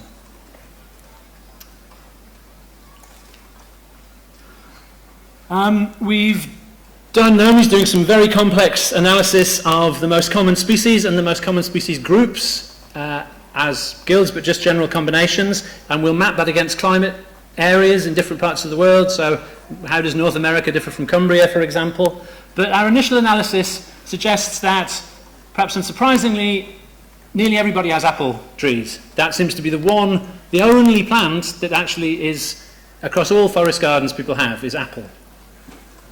Plum, pear, cherry and hazel are next. Blackberries and currants do well in the shrubs, but very interestingly I think, apart from apples, not a single species is grown by more than half the gardeners. And in fact, perhaps for me the most interesting thing so far from this survey is the massive diversity of plants being grown. Huge range, well over 200 species and countless varieties. And I should have had a little forest garden Oscar to give out to Graham, who's down there, who managed to achieve 224 different varieties listed on his list. And yeah, we'll give him a round of applause because that's pretty amazing. And very interestingly, and if anyone's looking for a nice academic study to do, the other winner of the Oscar for most berry garden is the Reading International Solidarity Centre roof garden. So they've got more than 200 species and varieties on a roof, which I think is absolutely fascinating. I didn't really think we'd have forest gardens on a roof, so, you know, this is great. We haven't got anybody here from Risk, have we? No, what a shame. But in absence, we'll give them their award. Hours worked per week. I think this is an area that needs a lot more research because the results are so varied. Some people are putting in 1 hour or less a week, and some people are putting in 20 or more hours a week. So there's a huge spread. Obviously, we need to map this against the size of the garden. If you've got a garden that's 5 square metres, it might not be surprising that you're putting in 1 hour or less a week. If you've got 35 acres or hectares, it might be, you know, at the other end. But it'll be very interesting to see how this maps against size, and whether some people who are running a big space are doing so with very little labour, and vice versa. So we'll wait and see where this takes us. Work still to do. We've got several questions which need more analysis. Most common species needs a lot more work because it's so varied. I think it would just be great to have a list of all the species being grown in all the forest gardens that we've surveyed. The favourite guild, which we asked people about, which we haven't really analysed yet. People's biggest challenges, which they were asked to just describe what their biggest challenge was, and the greatest lesson that they've learned. So we're looking forward, I think, to getting some stuff from that, which hopefully will be practical advice to pass on to new and aspiring forest gardeners. We'd like to keep on gathering responses to the first survey. Anyone here is running a forest garden in the temperate zone? The survey's still live on SurveyMonkey. Have a look. Yeah. How do people find the link, Thomas? Is it still live? It will, through the association. Is it still live on the association website? On the questions. Okay, it's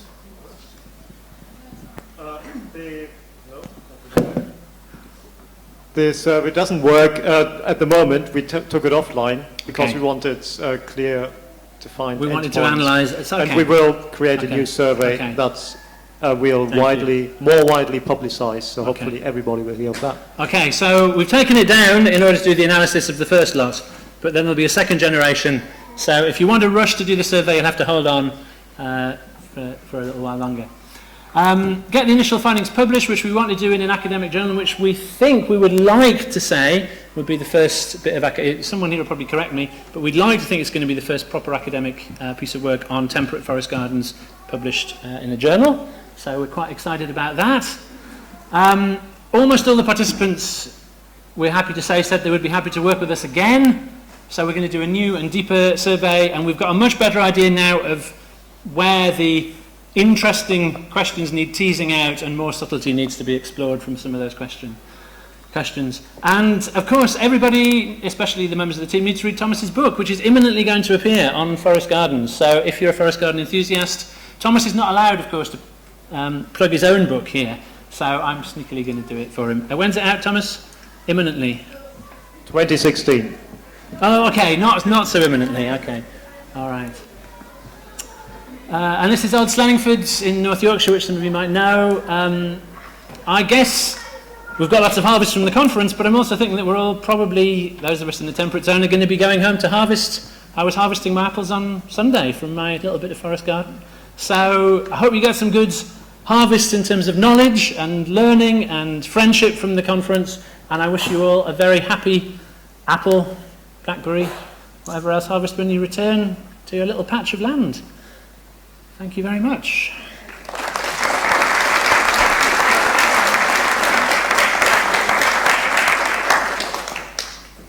Well, thank you very much, Chris. So now there will be time for questions. It'd be great. Do we have a steward? So, you've got that. So, sorry. Stephanie will come around and, if you raise your hand, then ask your question, and please be succinct with your question. So, short question and or a short statement followed by a question. Thank you very much. And Chris will try to answer. I shall try. Here's a question. So if you'd like to say your name and where you're from as well. Stand up, maybe. Hi. Please stand up. Say your name and where you're from, and then your question. Steve Mann, Kansas City. I'm wondering if you would ask how many hours at each age of the garden. Yeah, that's a great question. I think what we've discovered from this survey, like the plant data that we've got from the survey, is absolutely fantastic and really detailed. And in a sense, by the time that's unanalyzed, we're going to have a really clear, detailed picture of what plants people are growing and what guilds they're growing them in and all that stuff. But then there's other really interesting things like how much time we're putting people in, when, what's the relationship between the age of the garden, as you say, and people's effort, and the size of the garden and the effort. So we have, this survey cannot answer those questions. What it can say is that's really interesting, and we've identified that as something that we need to explore further. So I think the next survey that we do, we should really start to, having done plants, I don't know what other people in the team feel, but I feel we've kind of got enough data on plants for now. I think the next stage is to start to think about exactly this kind of question about how much labour do you put in, and does that have any relation in people's feeling to what they're harvesting? You know, who knows? What's the learning that we can do from that, and how does that relate to the age of the forest gardens? And one thing we need to think about with that is, how are we defining labour here anyway? I think one of the reasons we've got such a huge diversity is because for some people just popping out, like if I think about the work I put into my garden, Sunday morning I went out with my kids and harvested the apples. Well, that didn't really feel like work. It was just something that we were doing as a family in the sunshine. So I think we need to explore a bit, particularly for like the community gardens versus the commercial gardens. They're probably answering this question in a very different way. So yeah, that's definitely on our list for the next stage.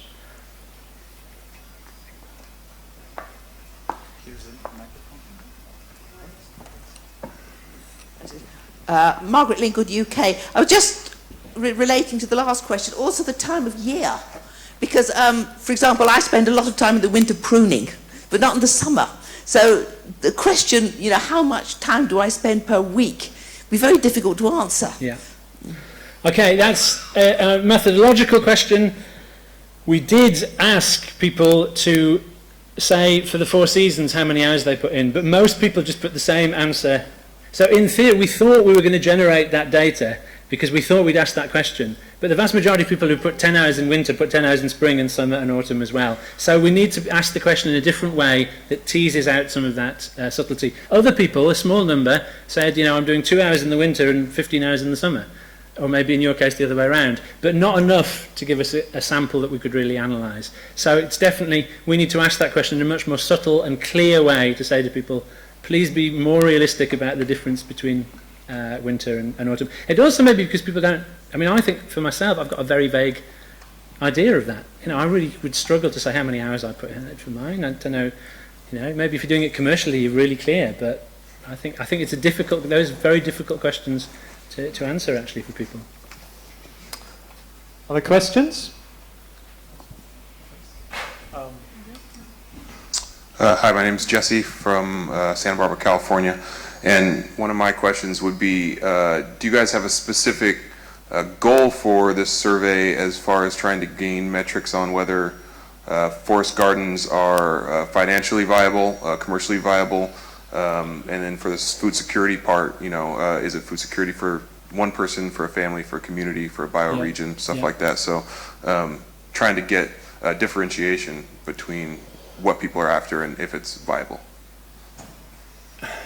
I mean, in the broadest sense, yes, we'd like to answer all those questions.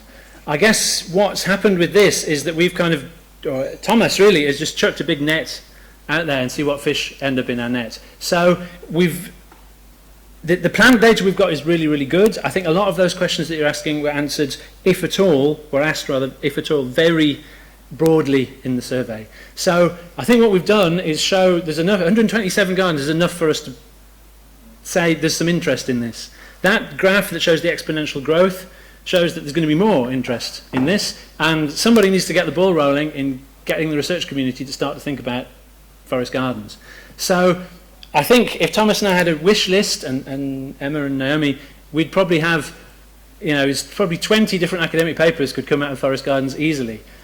So that's the work of us and a lot of other people to sign up for that. I think what we want to do is put a marker down with this paper to say temperate forest gardens are out there, they're really interesting, they're growing in numbers, and people ought to be really doing some research on them. Emma's doing her research on raspberry production, which is quite a specific thing, and other people who will hopefully join up and want to look at some of those commercial aspects, the yield aspects, all that stuff. So there's kind of a general wish to do all of that, but it's going to take us a while to get around to that. Thomas, do you want to say something? Yeah, maybe to add to that in a way. So this was a baseline survey. So what we're really doing is establishing who does what, where, and kind of a bit of detail to that.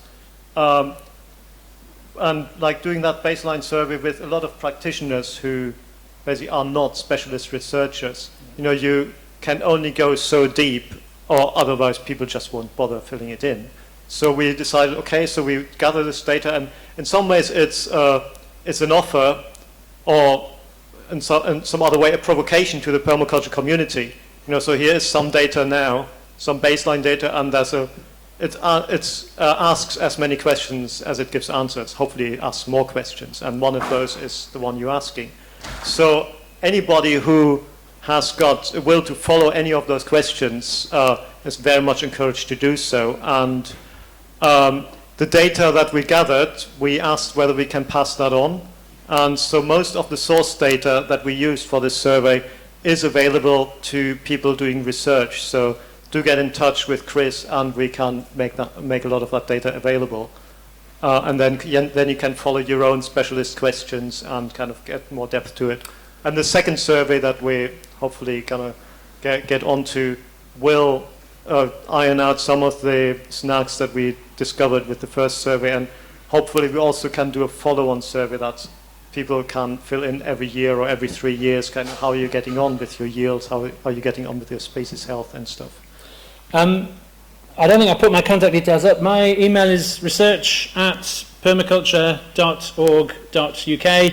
If you go on the Permaculture Britain website, you'll find me very easily under the research tab on the top line. Okay, Stephanie, question there, in the middle there. Hi, Tanya from Tring. Firstly, really great to see some data. I really find that interesting. But I was wondering, when it came to meeting goals, I thought that was a really good question. What are your goals and did you meet them? And I was interested, was there a statistically significant difference between those numbers? Because they look pretty similar to me, actually. Even if you ordered them, you know, you've said like 1.53, 1.59, those sound like quite similar numbers. Those are, but if you look at the, what was the one that was poorly scored? The food self-reliance one. Yep. You'll see that that is substantial. There's a massive difference between that and biodiversity. Remembering that people can only answer 1, 2, 3, 4, 1, 2, 3 or 4 for this. It's quite small. The top ones, that's not, that's neither here nor there, the first two. Yeah. But considering that people said that food self-reliance was clearly their top goal, and then they said they're really not achieving that. Conversely, the biodiversity, they're doing... I mean, that was my next curiosity, actually, because you've got 1 surpasses expectations, 4 fails to meet expectations. So presumably 2, or maybe 2.5, is meets expectations. So I wonder if you're being a little bit hard there, because if you're scoring 2.1, that's kind of like pretty much meets expectations, isn't it? I don't know.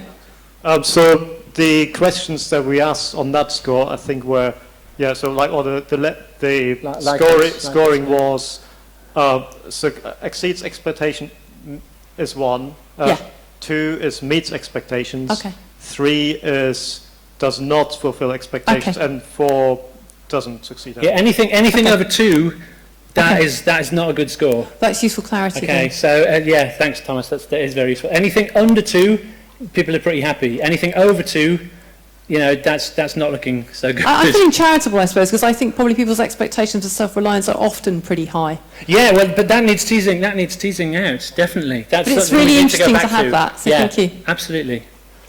So next question. More questions? Thank you. Rosie from Essex. I'm interested in potentially the one that you haven't analysed, the challenges, because our experience is that some of the plants that you put in, the ground cover is completely destroyed by the leaf litter, and the raspberries are very productive, but they go mouldy before you've had a chance to eat them. So presumably you'll be analysing it in more detail. Yes, we asked for that as a qualitative rather than a quantitative answer, so people could just answer anything they liked, which is why at this stage to do any proper analysis is going to be... I mean, we can give a list and we can say 6 people said this and 4 people said that, but it's just going to be a huge list. So I think that's something we could go back to. Now we've got some idea of what's emerging as the problems, and maybe do a scoring exercise or something. So we will be able to produce a big list. And I can tell you now, slugs and deer have come out as 2 of the absolutely top things. But then, there may just be one person who said some things on there, and that still might be quite interesting.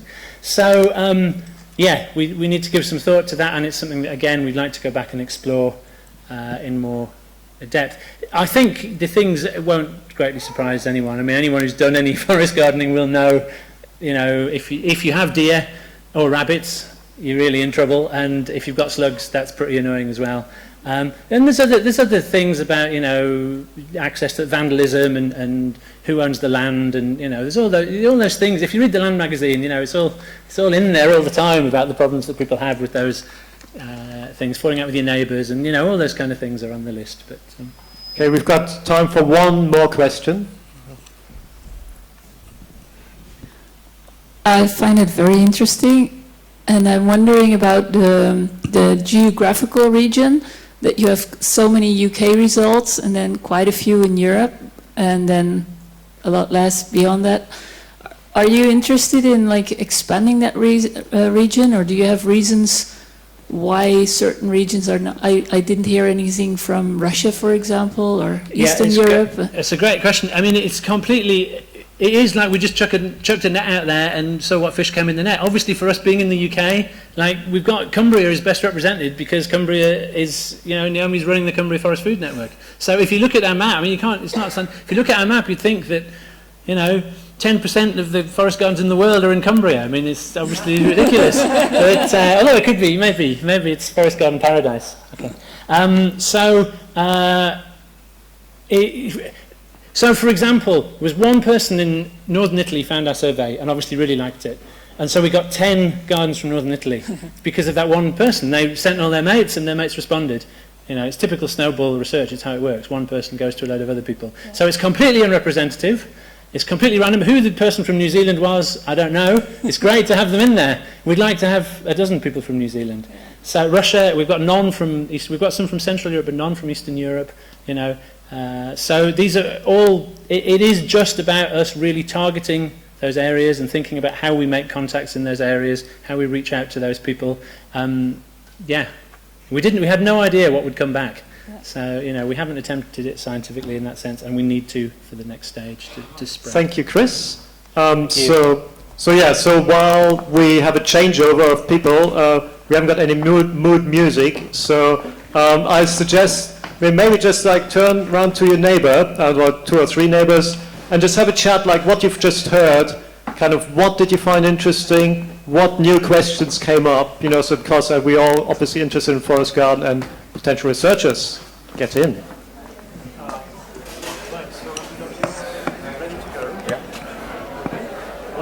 hang on. So what do I do?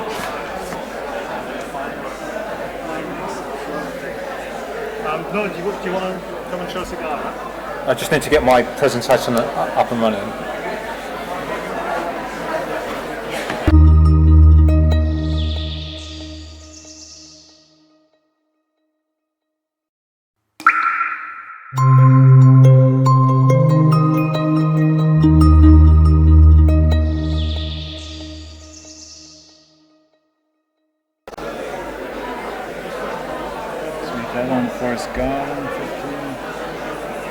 What's Chris said a lot before. Hey, Chris. Are you trying to put something in my computer? What? Are you trying to put something in this computer? This is We can't find my presentation. Yeah. Oh. I see. It's a I see. You must have sat through that. Okay. You messed it up, man. Like this is my next presentation. It's still open there. It's over there. Okay. Sorry, I should have explained that. I'm ready to go. Okay. So Okay, there we go. Right, we are ready for part 2. Thank you. So our next presenter is Sagara Vajra from East Devon. He's got a very interesting background, a very interesting mix of horticulture, Buddhism, psychotherapy, the arts, and ecology. So he's packing all that into his life and into his forest garden. And this talk. So, yeah, I can't wait to find out. Take it away. Thank you, Thomas. Hello, everyone.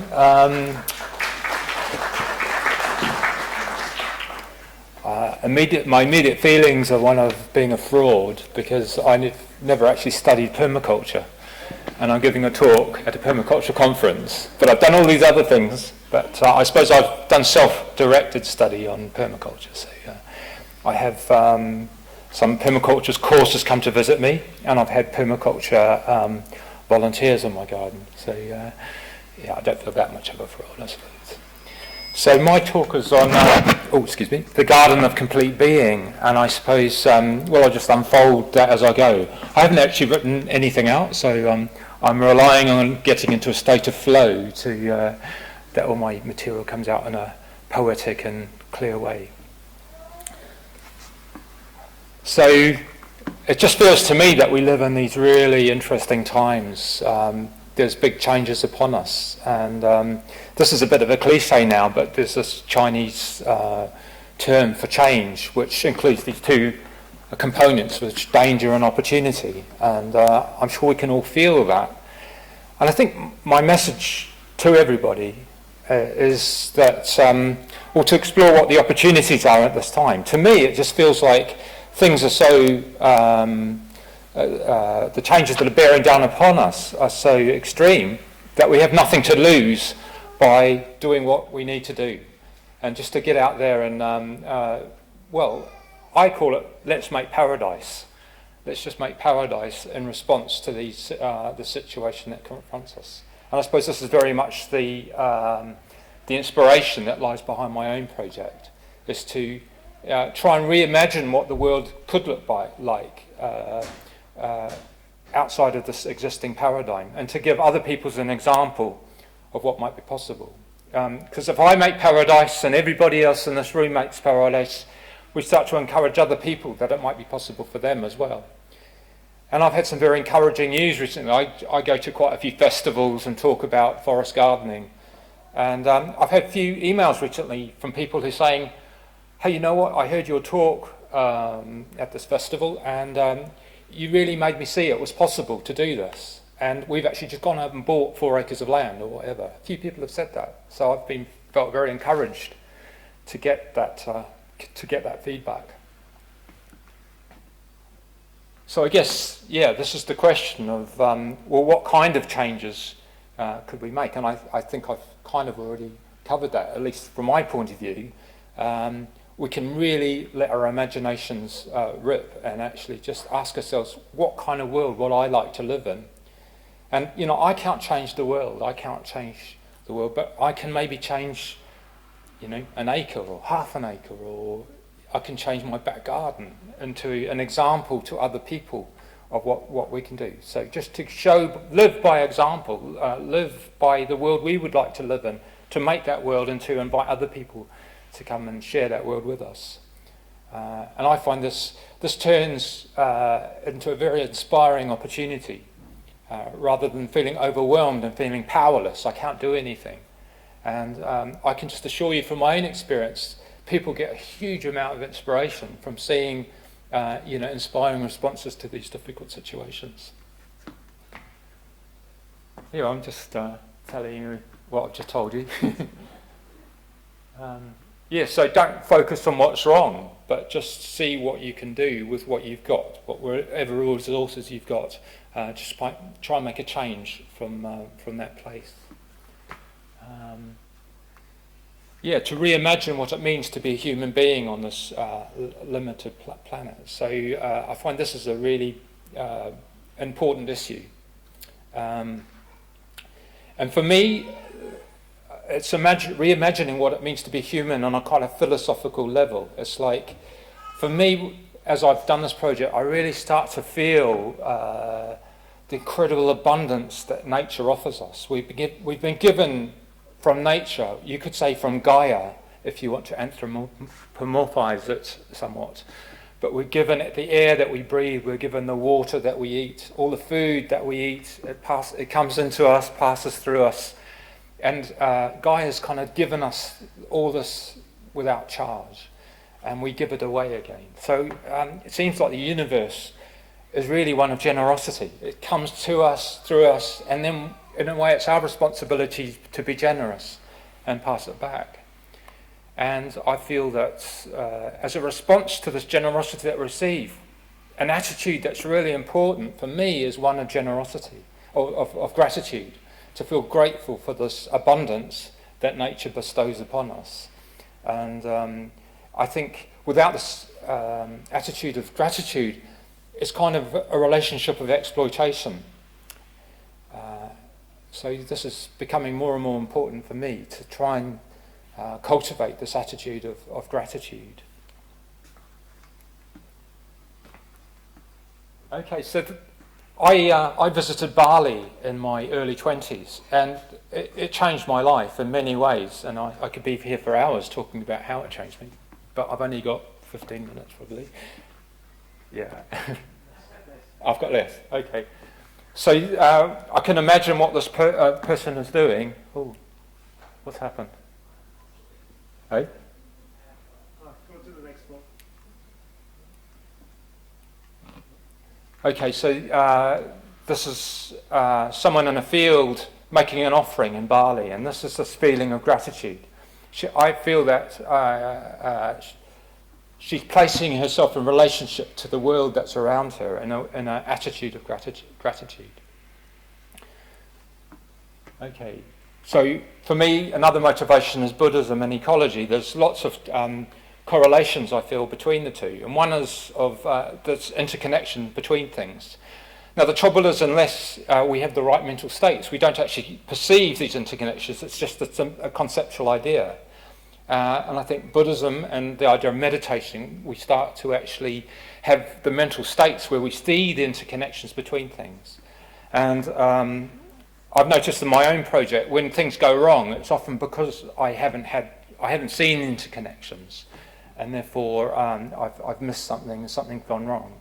And so for me, making a forest garden is a kind of spiritual practice, demanding me to see and perceive and experience the interconnected nature of the world. Okay, I'm going to rush on a bit. I don't know what's going on here. It seems like a lot of my slides are missing. Yeah. They're all the slides in my project, so there you go. Okay. I'll talk you through. Okay, so my project...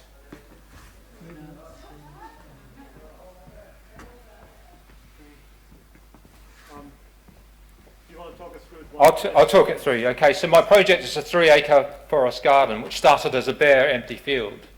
So I've got a bit of an iconic slide of imagine a gate stretching behind it as a 3-acre field with absolutely nothing on it but grass, a grass paddock. And so there was this delightful, kind of agonising blank canvas experience of, well, what do we do with this blank field?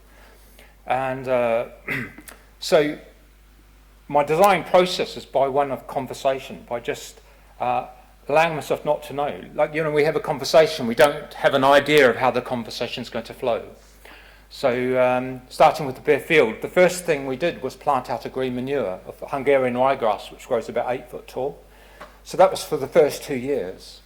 And the best yield that this provided, other than all the organic matter that it sequestered in the ground, was that it gave time. It gave time to imagine a design that was inspiring.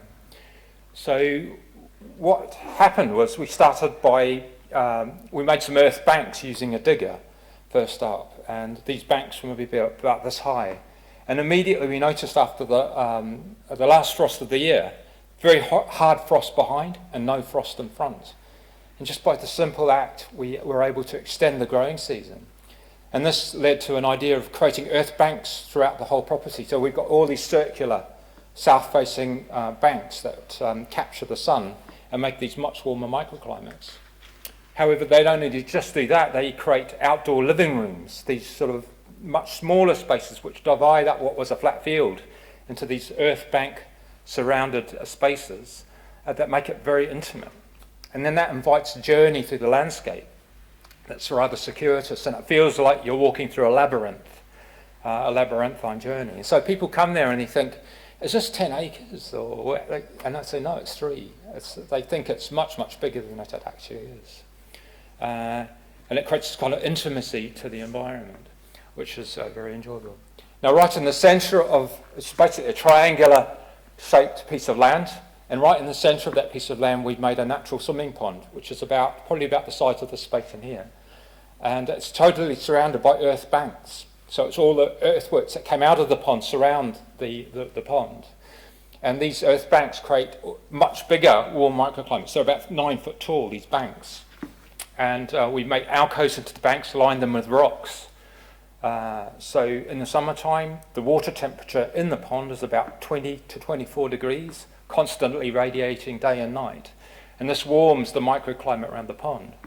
Now, I don't know if any of you have researched the sort of plants you can grow in this country, but a lot of them are quite marginal for this climate.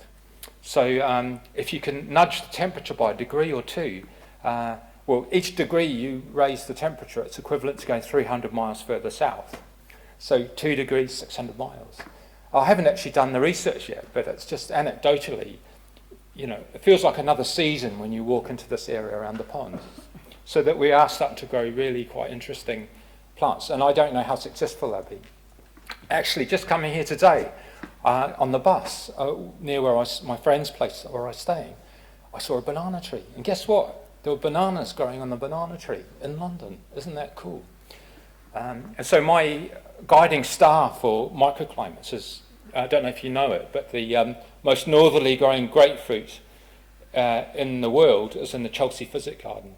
So people go into the Chelsea Physic Garden and they see grapefruit hanging off the trees. So it's possible to grow grapefruit in this climate. But all you need to do is how much energy you're willing to do into manipulating the microclimate. So how much? 5 minutes. Cool. No problem. Nice.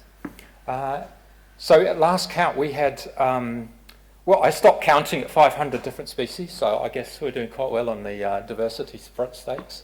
But I reckon probably up to 650 now, edible and useful plants. And I haven't even started on the ground cover yet, well, only in small places. This year we've got absolutely tons of yield, just like I've got branches breaking on the boughs because they've got so laden. And I believe this is because I took the trouble to put the green manure into the ground. And I think what we've got happening is huge populations of the mycorrhiza under the ground. And I'd read this phenomena, the sort of lift-off you get at a certain point when the mycorrhizal fungi have kind of linked up to all the trees and the plants. And kind of, I look at the plants and they sort of, it seems unfeasible how the vigor that are behind them. And like blackberries, just like absolutely thousands of blackberries on one branch. So anything that's yielded this year, so we're in the 5th year now, I've just been very, very impressed with the yields that I've been getting. I don't know if it's just a particular year or whatever, but I've been astonished actually. So yeah, I suppose really the forest garden that I've made, it's not just about growing food, and I'm nicking this from Imbecombe, but it's about growing people actually, and I guess I'm focused on this idea of thinking about what other needs we have as human beings. It's not just physical needs that we have all these other needs. Maslow's hierarchy, it was on one of the slides, Maslow's hierarchy of needs, where we need, yes, we need our physical bodies and our physical needs need to be met, but we also have emotional needs and needs for beauty, needs for community, needs for spiritual uplift, if you see what I mean. If all those needs are met in the environments that we live in, I think a lot of the problems that we face would disappear. Perhaps we wouldn't need to have consumerism. If we actually felt full and nourished and complete beings, we may not need to have this strange paradigm we've got now, which is like tries to make us feel empty, so that we have to fill that emptiness of buying stuff. And anecdotally, by the visitors that I have, I can just say that they come and they go, or they might leave again and say, I feel I've been on retreat. I've been here for a day. It feels like I've been here a month. So time does funny things in the garden. So anyway, you can see I could go on, but that gives you a flavour of my garden. And it's called the East Devon Forest Garden, and you can look me up on Facebook. And I'm always happy to have volunteers. My plans for the future are to start running courses based on this idea of the garden of complete being. So yes, I will be teaching about forest gardening, but I also want to run retreats. I also want to run, I'm a photographer, so I can run photography courses and things like this. So like we cover the whole spectrum of our lives, exploring how we can deepen and feel nourished in all these different ways and make our own contribution to making the world a better place, even if it's only on 3 acres. And then people can go out and spread that message. Thank you very much. Yeah.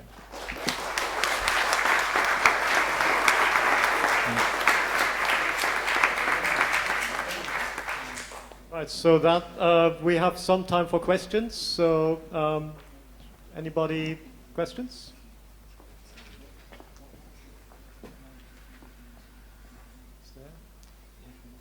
Yes. Okay. Pictures of your banks because they sound really You interesting. can find them on my Facebook page.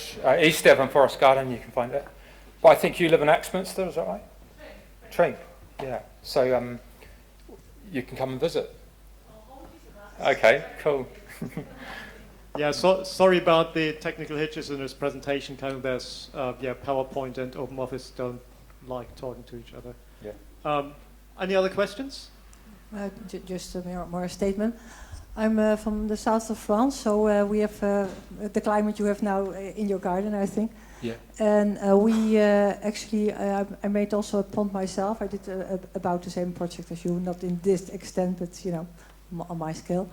And I have an Inulata semosa, that's a plant from the Himalayas who grown in the wild near my pond. So maybe we can exchange some plants. That'd just be a lovely. suggestion. Okay. I'd appreciate that. Thank you.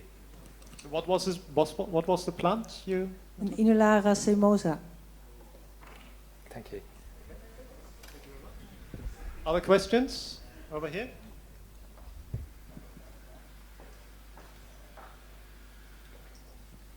In your aquaculture, in your pond, are you also doing any kind of fish species in there? And is this project more for personal enrichment, or are you also looking? Do you sell to any markets out of your system? Okay. So first question is, what was the first question? No, we don't have fish because basically it's kind of like a recreational place. Not just recreation, actually, it's the social heart of the garden. In my research as for forest gardening, the gardens that are the most successful are the ones that people really most want to, like, happy hanging out in, as it were. And I can tell you that people come to the pond and they just never leave, and they bear for hours on end, and it really draws people into the garden. And I can really see what a difference that has made. If I had fish in it, you wouldn't really be able to swim in it. Okay, so that's the first thing. And then basically I'm a one-man band and I'm managing a 3-acre site, and I've got a health issue which just really prohibits me from, farming it actually. So that's why I'm designing myself a role which can continue into the future, which is being teacher. And hopefully other people will come in and perhaps take on there's an opportunity for other people to take up those other possibilities. So I'm not discounting that, but not really part of what's going. But in the pond I am growing quite a few edible species of plants, which is interesting. Yeah. Thank you. More questions?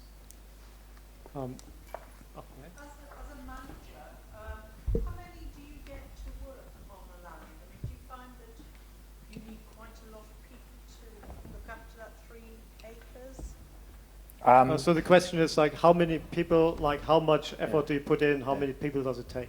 Okay, I'm in year 5 now, so I've completed the development works pretty much, and I could get away now with just mowing it once every 2 weeks. So I could kind of be there on my own, but it's not much fun. So I actually really just enjoy having people in, just to be there and to actually watch them. Not watch them, but to participate with them, sort of like on a journey of discovery. That's what I'm really enjoying, actually. So I've often got people there not because I need them, but because it's a shame for the garden not to be used in that way. Yeah.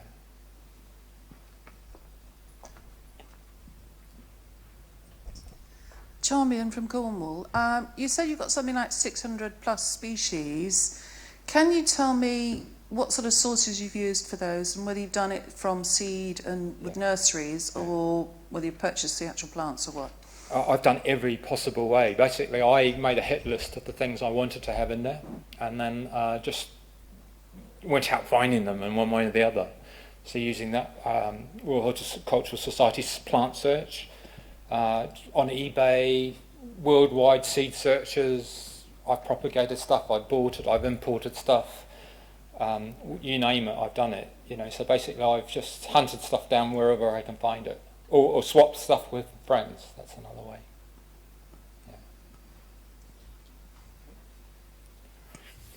Yeah. Any other questions?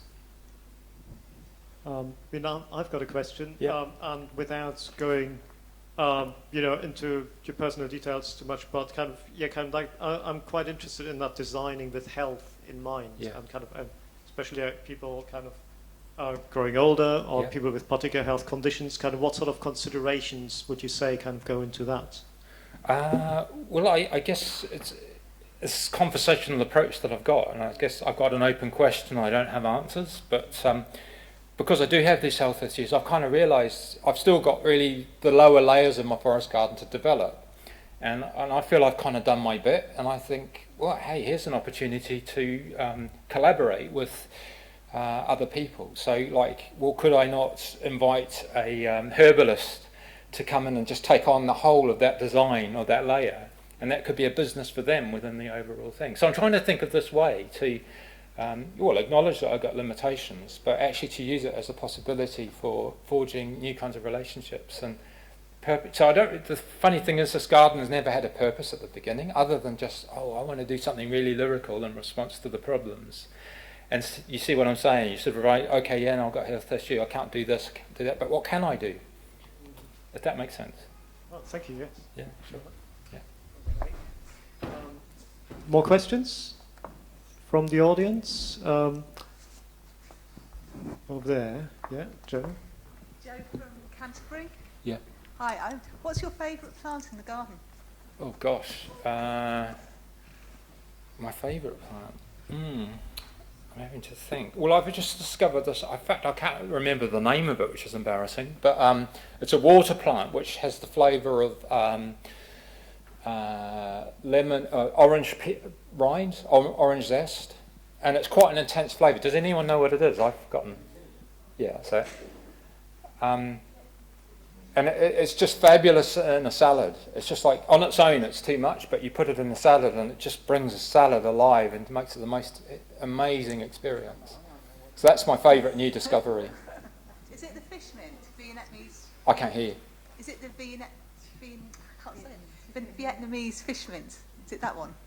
It's a marginal plant. Yeah, that's it, yeah. Yeah, it's really pretty. Yeah, it is. Yeah. Yeah, I like that one. Yeah. Vietnamese fish mint, is that right? Yeah, it's got other names.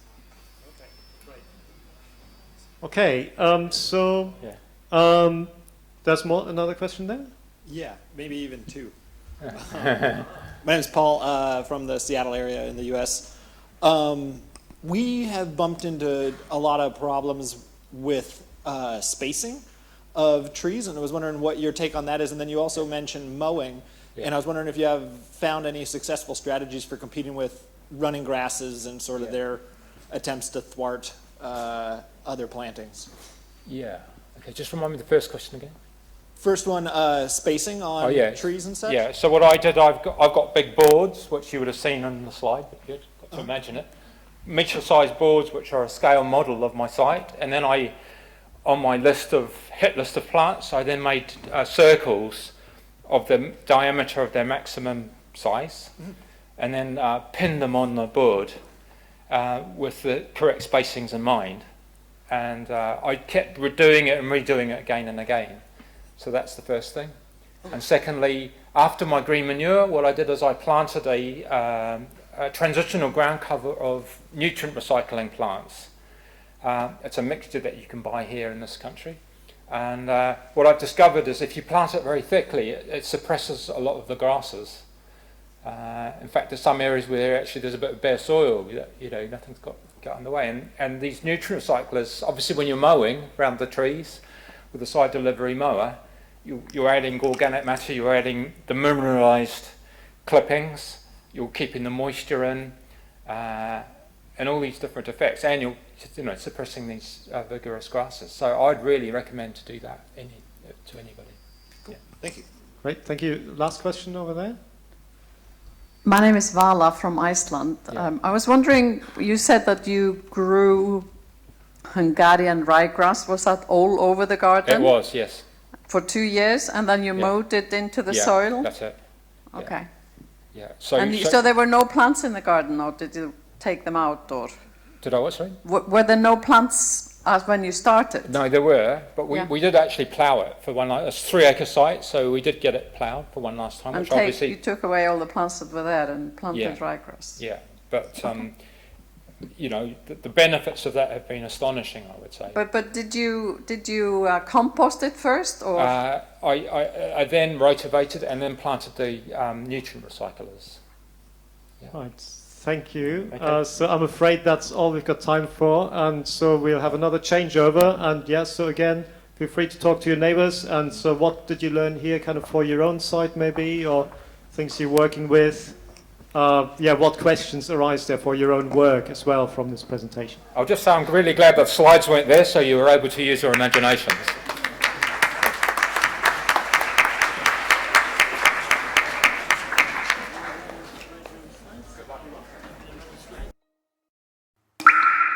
Over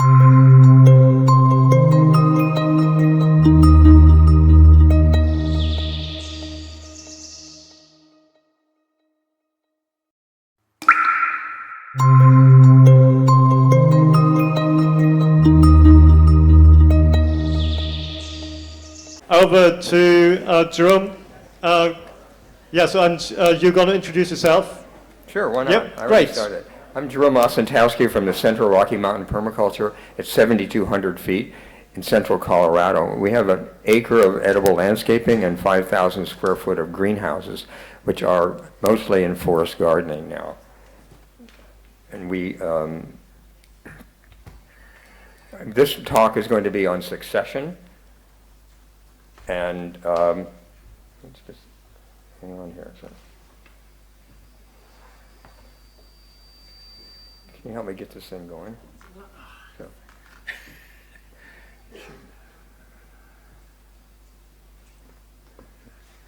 So this talk is going to be on succession. So that's working. Okay. So I've had the privilege to walk on Basalt Mountain, which is in my backyard, for about 45 years. And it's pretty much undeveloped. And I get to look at all the ecosystems and all the systems and the natural forest guilds that are there. And what I've discovered is it's actually just a pile of rocks with a thin veneer of vegetation. And as you can see, this scree, the lichen is eating away on the rocks, and a few squirrels have forgotten about a couple of Doug firs, and they've sprung up in there, and the aspens take over the springs, and the scrub oak encroaches everywhere. And I'm a big fan of Eckhart Tolle, because he knows how to talk about nature, and his rocks have something to tell us. And so we take a lot of time out for hugging rocks and walking through the sage and doing aromatic therapy, and I'm sure the deer do that too, and take a nibble here and there for parasites. And my favorite place is in the aspen groves. And this is where we really get our inspiration for forest gardening. This is where we look at the models of how the natural world grows and what the combinations are and how they interrelate and how they cooperate. And with the overstory and the midstory, and this is another shot of a Murray lush spring coming down, and I love to just stand there and listen to the water and take it all in. And once you embrace and once you accept about nature, it accepts you, and you're not alone. And if the mountain is a mother, this is the Virginia here. And this is the forest garden is. This is my succession from 1988, and you can see we started out with annual production. We did a lot of salad greens, and you can see the soil that I started with.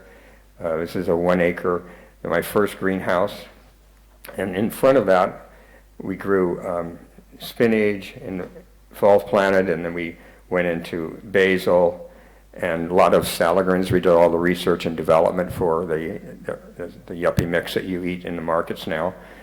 And we learned a lot. We grew alternate crops every year in these simple cloches. It was zone 3 back there where I live back now. Now we're zone 6. And I have some zone 7 areas in my forest garden just from creating microclimates. And fast forward to today, the forest garden is bursting out over the entire 1 acre. The centerpiece is my new greenhouse, which is tropical, and the passive solar home. There's another greenhouse attached, which is Mediterranean, and there's a PV system up there. And again, the landscape around me hasn't changed, but we built soils over the last 20 years. And these are some of the gills. Every terrace has a different guild, and there's an overstory, a midstory, understory, medicinal plants, perennial vegetables, some annuals, hollyhocks for bringing in the bees. This is our Mediterranean greenhouse, and in front of that we plant insectivorous plants and medicinal plants to bring in the pollinators to go inside the greenhouse. And on the east side we have 4 different grapes trellised up, and they spill over in the greenhouse. And on the right side is all the forest garden guilds, and they spill over to the fence line and all the way down over the fence, down an 80-foot ravine down into the spring. So there's a lot of abundance, and we just can't. We actually had to use machetes this year to get in and clear out some of the things. It's like you would in the tropics, and this is at 7,200 feet. Inside the forest garden is a fig forest. Or inside the Mana greenhouse is a fig forest, and we get 5 months of figs, and the figs intercept the solar radiation, so there's no cooling problems for the solar house and the greenhouse, and we get 50 figs to propagate every year from this. So the fig tree is a better solar collector than the PVs on the roof, because they're only 30% efficient. I think this is about 300% efficient in collecting the solar radiation. We have a small pond, which creates another microclimate. The ducks are swimming in their dinner of duckweed, and on the other side, that's the zone 7, where the sun in the spring hits the water, reflects up, and you get double sun on the rocks. And so I have all these exotic plants over there that I can't grow in the other places in the greenhouse or in the forest garden. And there's a pinyon tree that has it's used as a trellis there, and the grapes are all the way to the top of the pinyon tree. We have 25 different varieties of grapes. So it's a very lush landscape, and we can use slope to our advantage. We don't have to worry about shade because we use stacking, and the rocks create microclimates, like you mentioned. Every southern exposure is 300 miles south, so I'm already down in New Mexico to start with, right? And then we have all the medicinal herbs and ground covers, and sometimes you have a very special gift from a seedling tree. This is a seedling mulberry tree, and I call this basalt bliss because it's a 3-month production. We're still eating mulberries now, and there's a lot of green ones on there, white ones on. And I have 4 or 5 other mulberry trees, seedling ones, and they're scattered around the whole garden, and they're in different microclimates, so we get every fruits for about 4 months. Most of the time you have apricots, and 2 weeks they're gone. But I have so many varieties, 20 varieties of apricots. They're in different microclimates. So I'll be eating apricots in another month from now, and we started in June. So cherries the same way. We have early, late, and middle season ones, and they're still on the tree. We're eating them when I left. Another gift from God, a plum peach cod, which came through off of a seed. And so it has a peach, plum, and an apricot taste. And this is just a seedling that I was going to pull up, and I forgot about it. It was off the side of the garden. I just left it there. So we have to trust in the seed. And we're saving now all the seeds from every apricot, washing them, putting them in the freezer, and then we're going to do seedling trees from those, and all the other cherries and other things except for apples. So grapes, 25 varieties of grapes, mostly table grapes, but I think with climate change, all of this fruit is going to be moving higher up in elevations, up to 7,000 to 8,000 feet. A lot of the vineyards that are in lower elevation in Colorado are, and peach orchards are losing their fruit every other year, or half their fruit. So they're going to be out of business. So when in doubt, go higher. Peaches the same way. We have 15 different kinds of plums. We've already eaten these and put them in the freezer. We're looking for Mirabella de Nancy coming on really late It's a very nice small French plum. Apples, 20 varieties. We salvage some of the heirlooms that are down in the valley. They're 100 years old and graft them onto good rootstock. And I have many good heirloom varieties myself.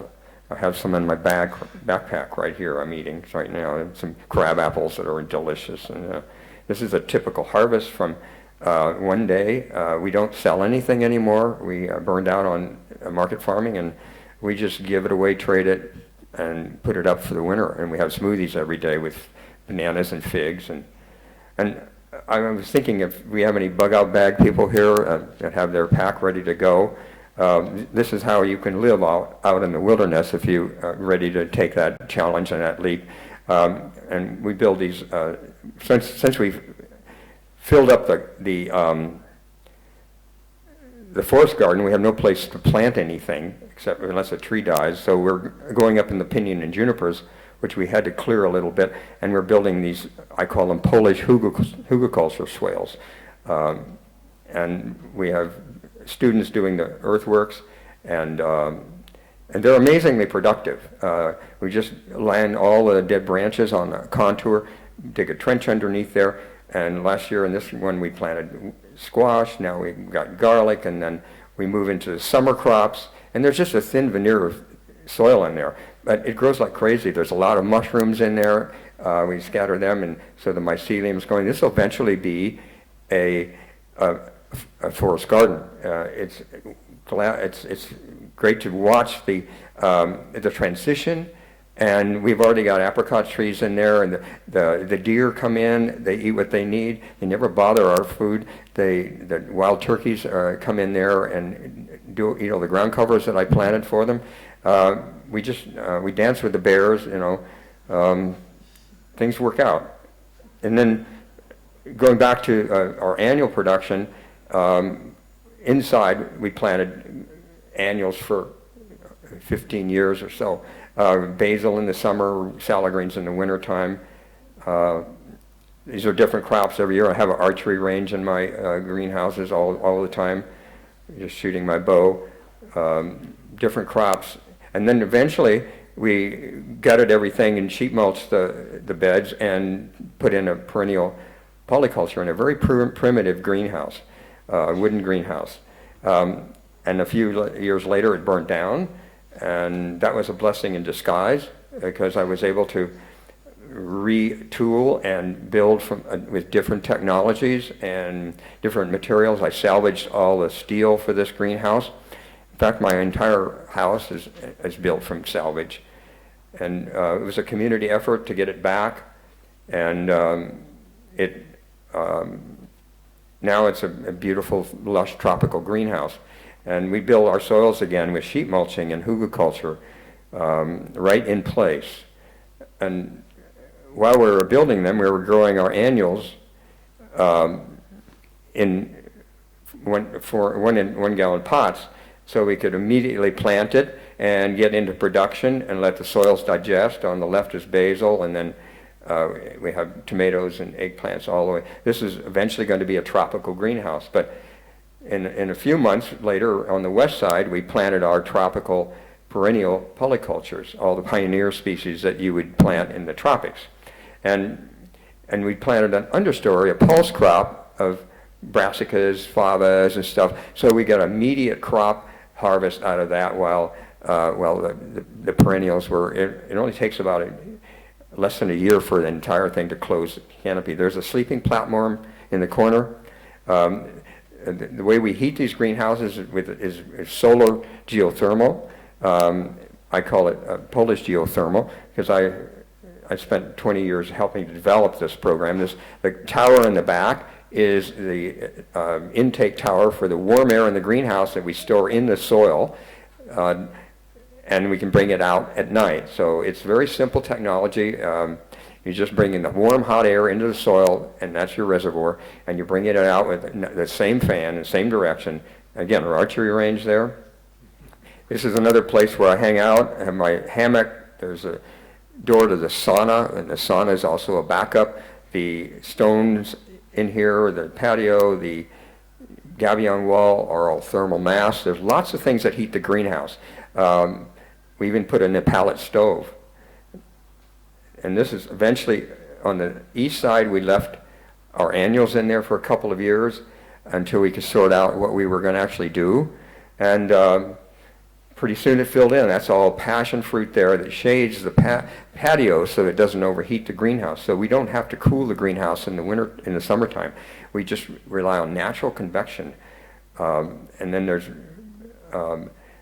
the passion fruit eventually died out, and we replaced it with annual beans, which, again, succession. And now it's got pomegranate, papaya, nitrogen-fixing leucaena, with an understory of medicinal plants. So our pharmacy is down there on the ground, indoors and outdoors. There's brahmi, gonacola, ginger, spilanthes, and comfrey, all under the understory. So, and that, we have a business where we tincture and sell tinctures. The papayas on the left has cycled out mostly. The canopy closes in, but there's always room for changing everything else. On the north wall, we have all the business stuff. We have a GOT machine where we make 250 gallons of commercial compost tea, and an aquaculture and aquaponics tank. That's also thermal mass. And there's in the pathway is a worm farm. We do all worm farmings there. On the other side of that is a tropical nursery. So there isn't 1 square foot in this place that's wasted. We've had many racks of bananas. It's nice when one of them comes up during a design course so people can actually harvest that. It takes three people to harvest that. All the animals recycle our carbon. We have ducks, rabbits, and chickens now. We bring in free carbon, cut and carry, weeds, comfrey, nitrogen-fixing stuff, and we get brew from the granary, the spent grain from the brewery, so we have no animal costs, and they value add all that mulch, and it comes into our worm farms or goes out on our trees. We sell worms, worm castings, worms tea. From this, I started a business and invited a partner in. Michael Thompson's an architect, and now we do this on a commercial basis. I don't have the slides on here. This is our first commercial project. It's on a 600-acre ranch in Steamboat, and there's a big greenhouse like Phoenix, but much more expensive. They have many other smaller greenhouses, hoop houses for annual production, and there's an acre of forest garden there. And this is the SketchUp design of the beds with keyholes, and the aquaculture tanks there, and the trellises and the heating tubes in the back there that bring in the soil. Some of these are very commercial, large-scale operations. This is the inside of that, and it was planted with my plants the same time I planted in 09, and it's a lush tropical greenhouse now. This is the climate battery, a commercial one going in a smaller greenhouse, and you can see we excavate and then use off-the-shelf ADS pipe and use culverts and from ADS and just backfill it, and then those are the distribution tubes for the. And this is one we did at the domes. We also put the climate battery in the domes, and you can see that sketch. And this is the finished dome. This is a living classroom for a high school that I helped fund, and this is the teacher uses as a sign. There's spilanthes right in the bottom corner. That's my favorite herb. It's an antiviral, antigenic, antimicrobial, and it's an immune system. And I've worked with Amory Lovings at the Rocky Mountain Institute to help with his banana farm, creating better soils with microbes and mycelium and mulching. And this is another greenhouse we've done. It's the CSA Farm School. They actually grow tomatoes and eggplants here commercially, and cucumbers. We work with aquaponics systems in Colorado Aquaponics at the grow house, and we put the climate battery in this large hydroponic lettuce operation at the grow house, and they sell their produce to Whole Foods, and they use the money to support some of their educational programs. This project is in a food desert in the middle of Denver. And Adam Brock is one of our teachers of the design course, which we are doing for 30 years now coming up. The longest in the world, I guess. So that's my story.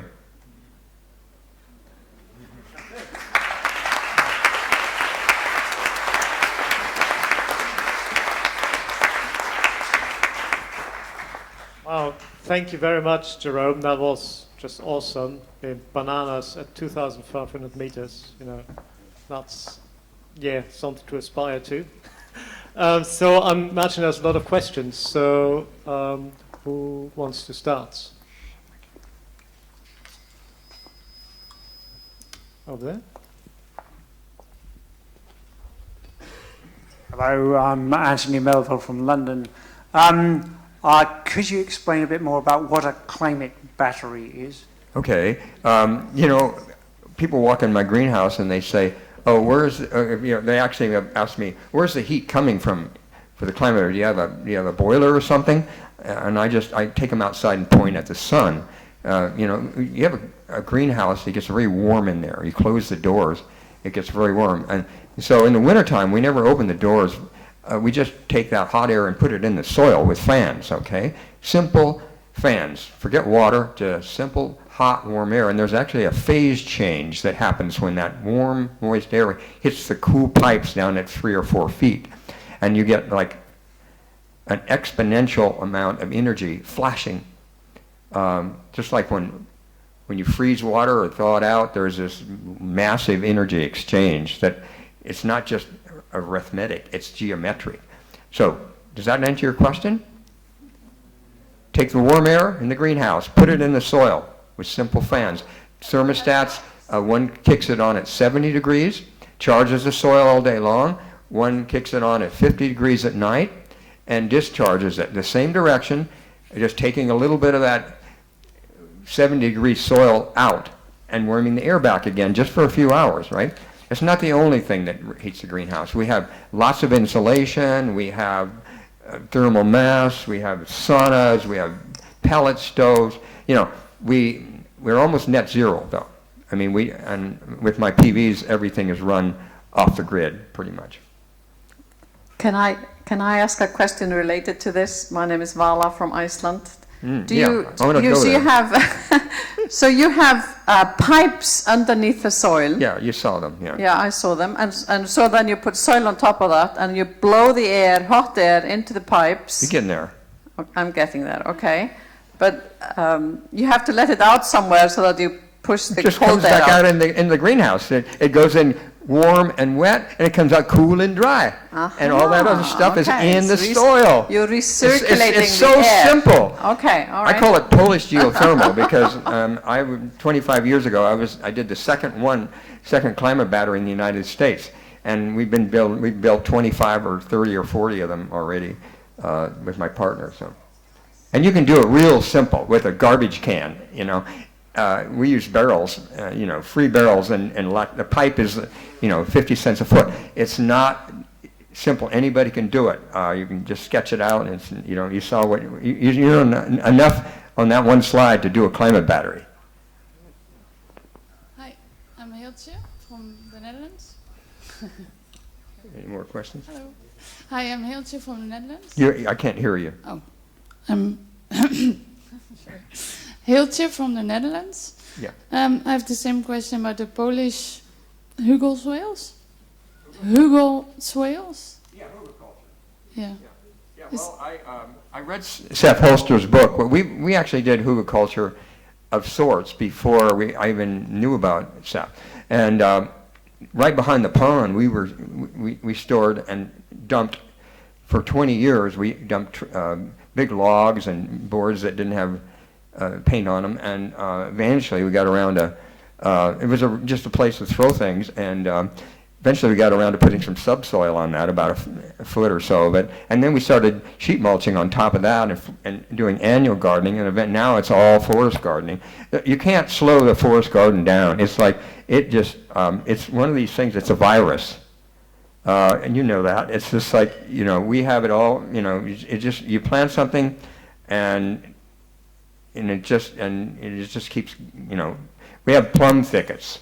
One of the nicest things about plums is that they will spread on their own. So you don't have to plant but one, and you have 12, and usually they're spaced properly. Did I answer your question?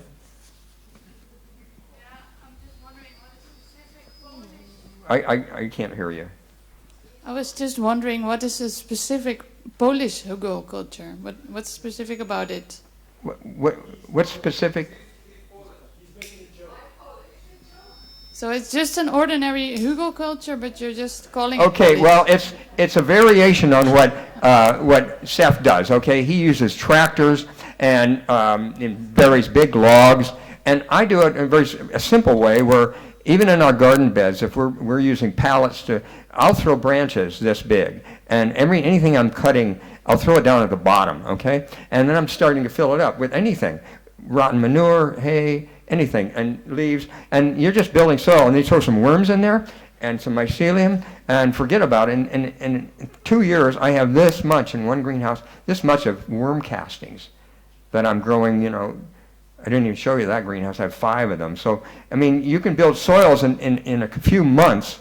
You know, 6 months, you're building a millennium of soil, what it would take to do, and forget composting. This is composting in place. And that's what nature does. Up in those aspens, trees fall down, they rot. Nobody goes up there and deadheads. Everything falls down, lays down, rots, comes back up again.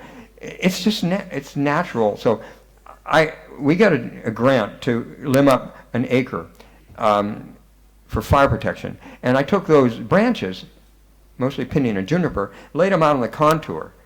So I didn't want to burn them or chip them. I couldn't have the money. And then just dug a trench behind it. And that's how we made our Polish swales, okay? I can say that because I'm Polish, right? I'd love to go. I'm going to Europe next, and I'd love to go see what Seth's done, but I don't think I can get in. He's too high. He's a high roller, so it's really hard to get in to see his place. There's one little bit of permaculture myth busting. Sepp Holzer did not invent hugelkultur. He's just very good at publicizing them. More questions? Yeah. Hi, I'm doing live streaming. I've got a question from Mulv Farm in Kuwait, and they want to know what are your preventative measures or treatments for spread of diseases and pests. Just a question from Kuwait. What measures do you put in for spreads of diseases or that you may have in your greenhouse? Do you have any pest problems? Yeah. Oh. Yeah, we have all the pest problems, but we deal with them in natural ways. Since we're mulching all the time, we have all kinds of shredders. And if you want to put a small lettuce seedling in there, forget it, it's gone. We play all kinds of tricks with them. We've had spider mites, but compost tea is probably the thing that cures most things. I've gone through the whole gamut of doing, other kinds of biological sprays. And now, once the soil is, and that's outside in the garden, we have no insect problems outside in the garden, never. I mean, now, there's not even any aphids showing up because we foliar feed it. And that kills everything and gives it a boost, and we do that every month now. And we deep root with mycelium and compost tea, so if the tree's sick, you get that tree. We can do that on a commercial basis. Yeah, we've had lots of problems, but we always solve them. We've never been run out of a greenhouse. I can't get people to do the kind of gardening in greenhouses, even though we build a greenhouse for people and train the people. The annual gardening, unmulched gardening is so entrenched in the world with John Jevons and Elliot Coleman. I mean, bless their souls. They've, done some great work. But, that whole mentality of not mulching, being afraid of mulching, being afraid of embracing nature is so pervasive that people are going to have trouble with with gardening and insect control. We bring in the insects as well. We open up our garden to lacewings. We sometimes introduce beneficials. But mostly, if you have lots of mulch and the soil is happy, the trees are happy, they're not going to be attacked by insects. And that's what we've learned over the 25 years. It's not that we don't have problems. We're not reacting to things, we are anticipating. That's the key, to anticipate.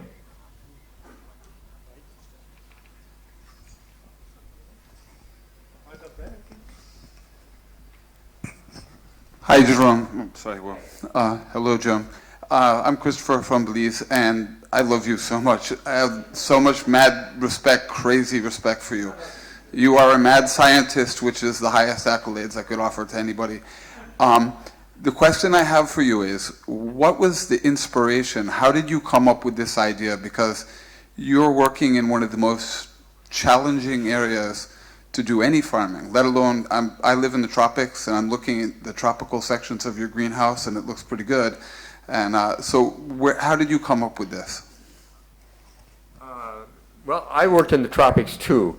I helped the Sandinistas do a 2-acre, raise money to do a demonstration farm in the 90s up in the northern Nicaragua, and I traveled all over doing, tropical consulting and growing. So after the greenhouse burned down, I just wanted to do it properly. I wanted to take all the tropical plants that I know about and like to eat and grow them. And with the technology that we have, that we've developed, my partner and I, we can do it without fossil fuels. I mean, greenhouse companies are still building, shells that are glazed on all sides. They just plug in a gas heater and they forget about saving energy. But it's just, it's all the things that we've learned in permaculture, right? All the things that we follow the principles. If you run everything you do through the principles, you'll come up with what I did. I think that's the closest answer that I have. Right, so there's one more question up there, and then we have to close, I'm afraid.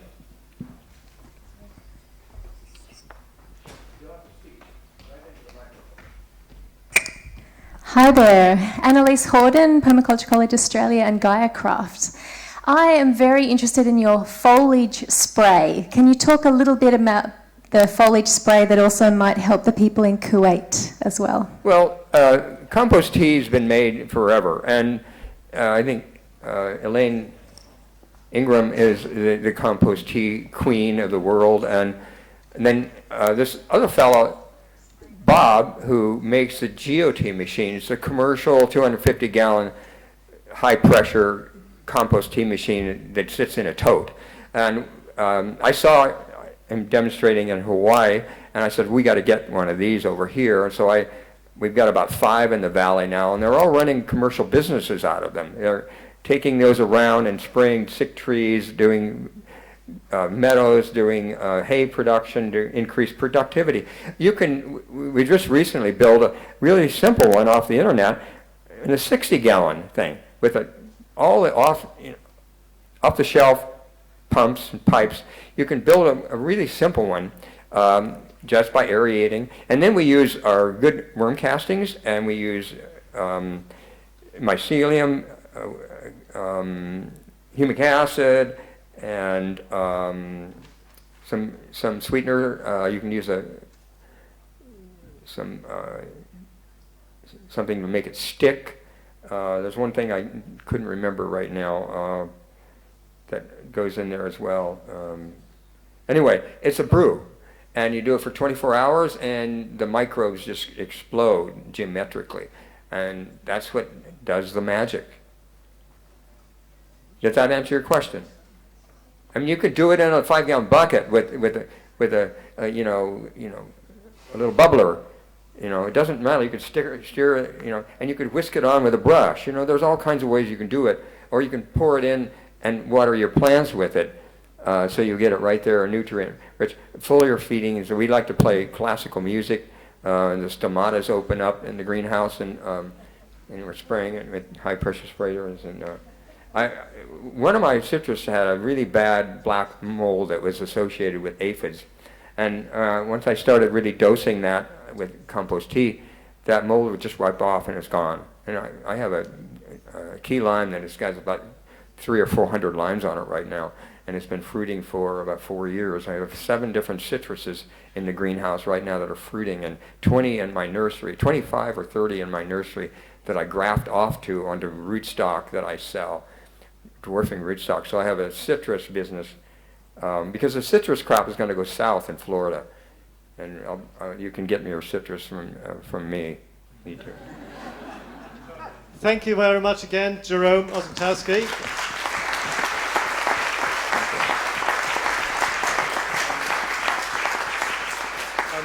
Thanks again, all 3 presenters. I think we've had some really interesting, exciting stuff about forest gardens, about the future of forest gardens as well. And yeah, I hope like many of you will contribute to that future and kind of, yeah, also feed into the research that's going on about it. Thank you very much, everybody.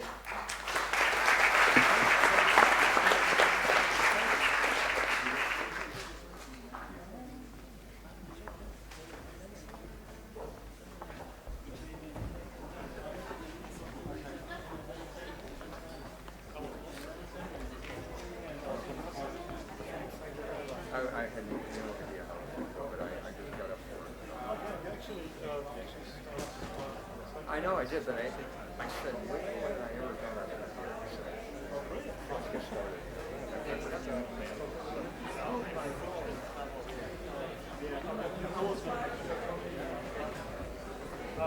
Anybody who wants to know more about Jerome's work and about the greenhouse and the technology behind it, he has just produced a book and he's got copies with him. So no, I don't. It won't be coming out of the warehouse until the 24th. But you can pre-order it, and if you, I've got a card if you want to pre-order it on Amazon at Chelsea Green, and I've got a card that demonstrates this. And if you want to run me down, you can. This is a black and white copy, so all of it's in color. But you can run me down either in the conference or at the Convergence, and I could talk to you more about what I'm doing. So I was fortunate to be able to get all this work in a book. Thank you. Okay, thanks, Jerome. We're going to start back here at 4:30 for the final plenary for today.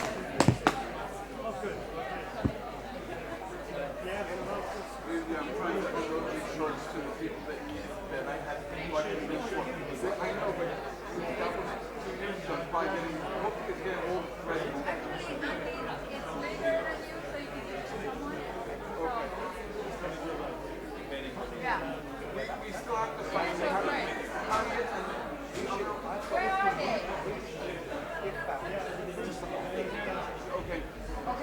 Awesome. Where's the area? What's the other woman that was? That was it. Yeah.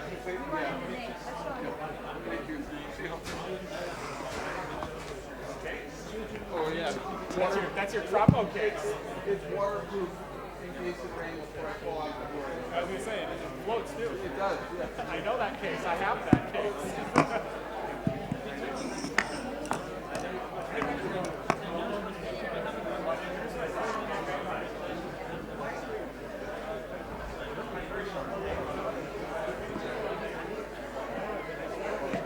I will not be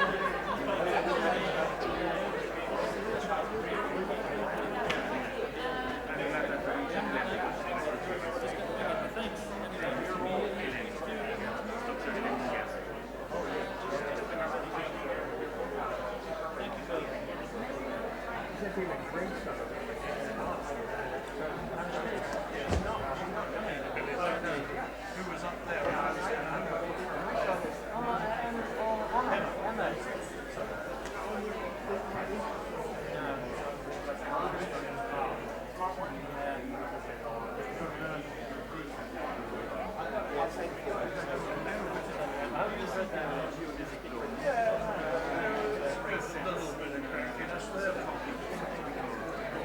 Most of it for me, because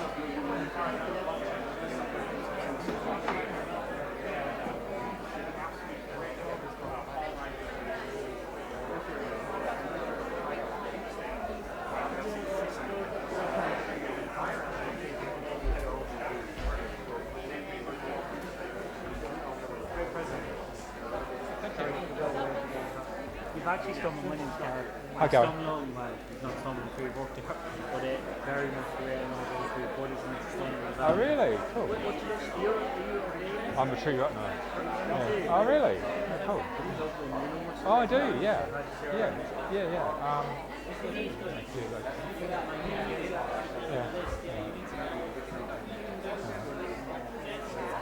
Yeah, well, feel free to contact and come for a visit. I've got some of the boys over.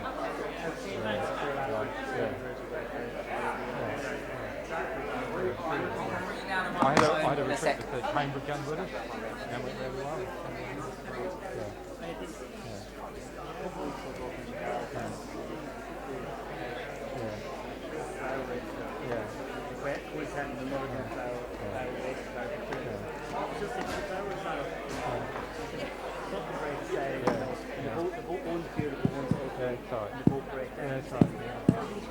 Everything's a constant flow. And then it's like all of a sudden, like we're all over the connect.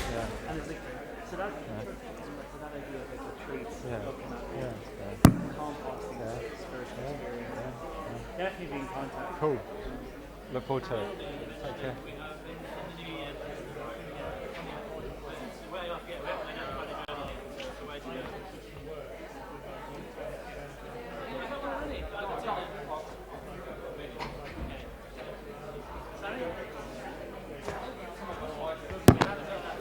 Two, 1, 2, testing, 1, 2.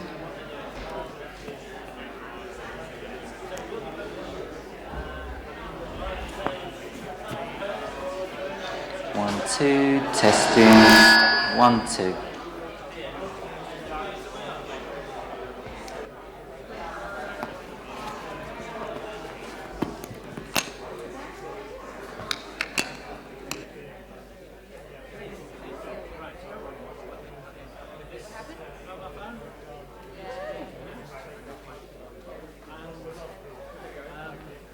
Just a second.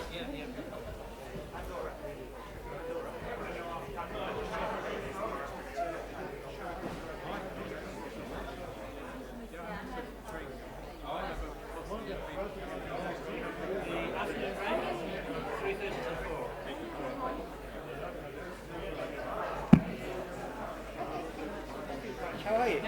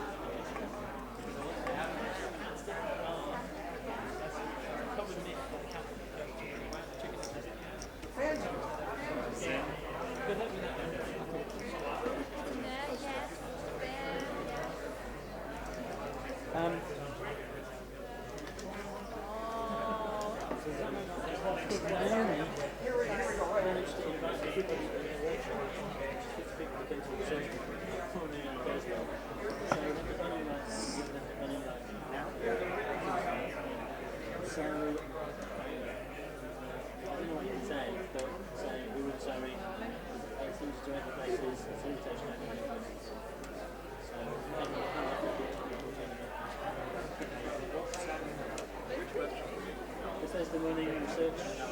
Oh no, his workshop was.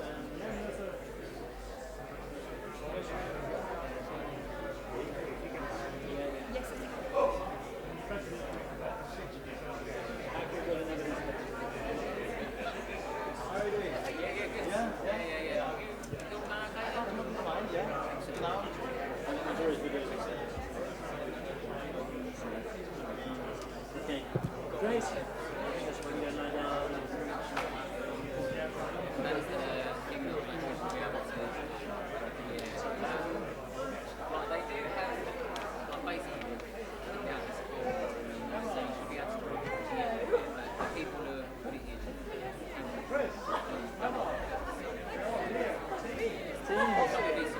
Is there anything else you want to If you got a split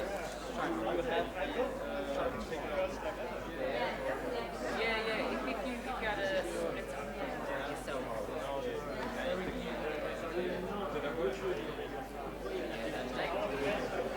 They might. I'll ask the because I don't work in it. I'll ask maybe the top if they've got a split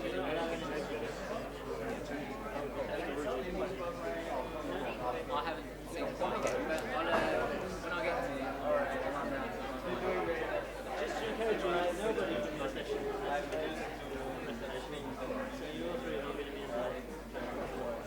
So yeah, well on the one hand, you're whatever happens, you're all together. Okay. Now, we did have time. Would you like getting that double take? Obviously, just to help. Because obviously nothing happened. Let's finish like this. I'll just run my belt. But I will invite you. Yeah, take that.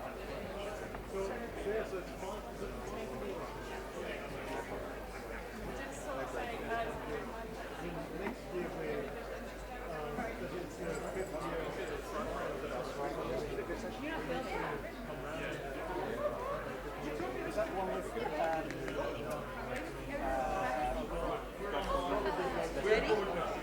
Oh yeah. I'm just 5 minutes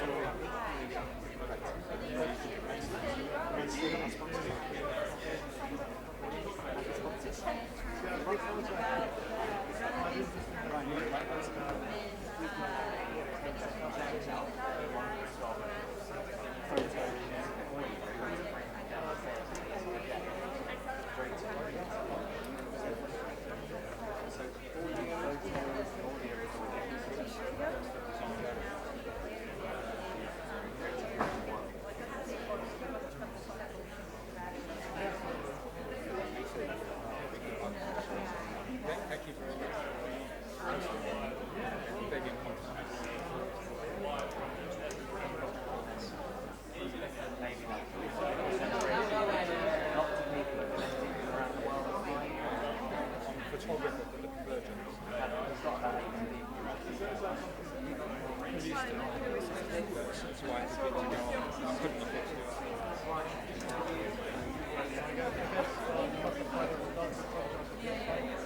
Yeah, on my Facebook.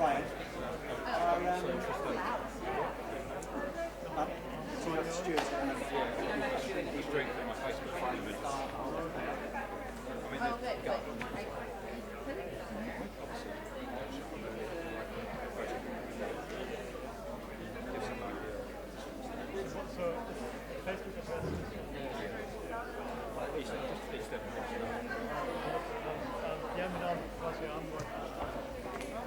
Hi, Papa. How you doing? I'm doing all right.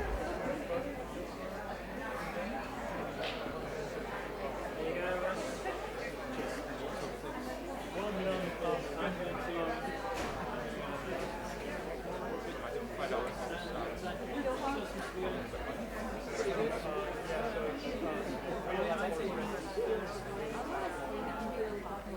to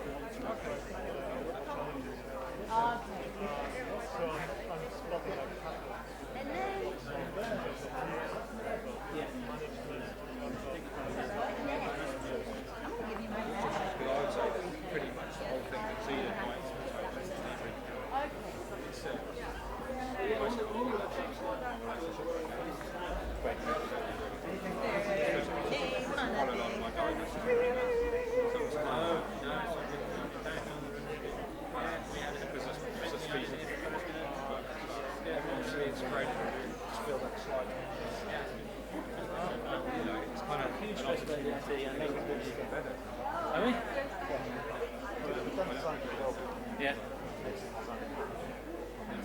Nice. Okay.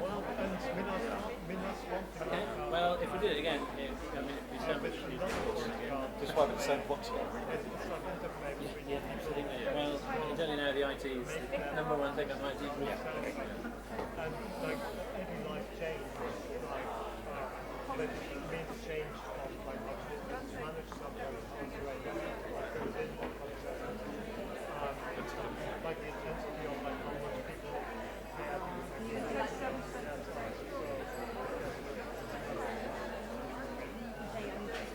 Yes, that's the one.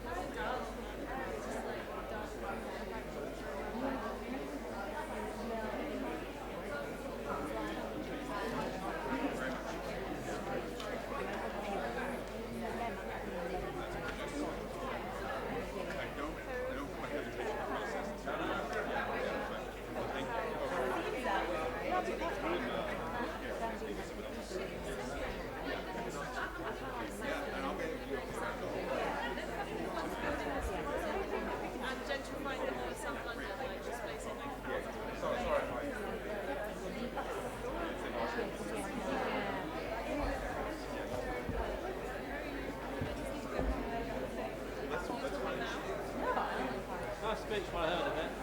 Oh, cool. Yeah, I like it. I like you bringing in appreciation and gratitude. Did I get anything about I don't know yet. Yeah. It occurs to me that I only took a screenshot it to take the audio.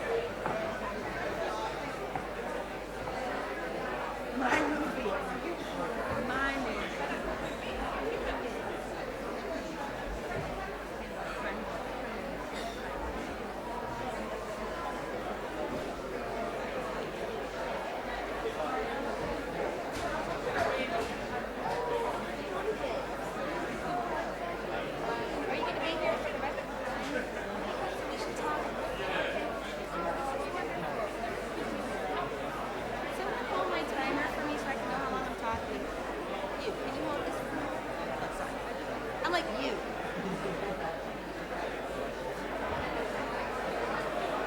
Oh yeah. Is it with you? Okay.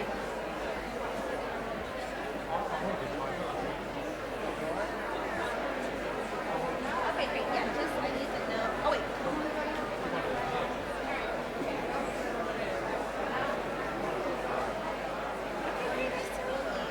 Yeah, 25 minutes. So I think I'm gonna be standing right here. So I need to be able to see it. I can't see it.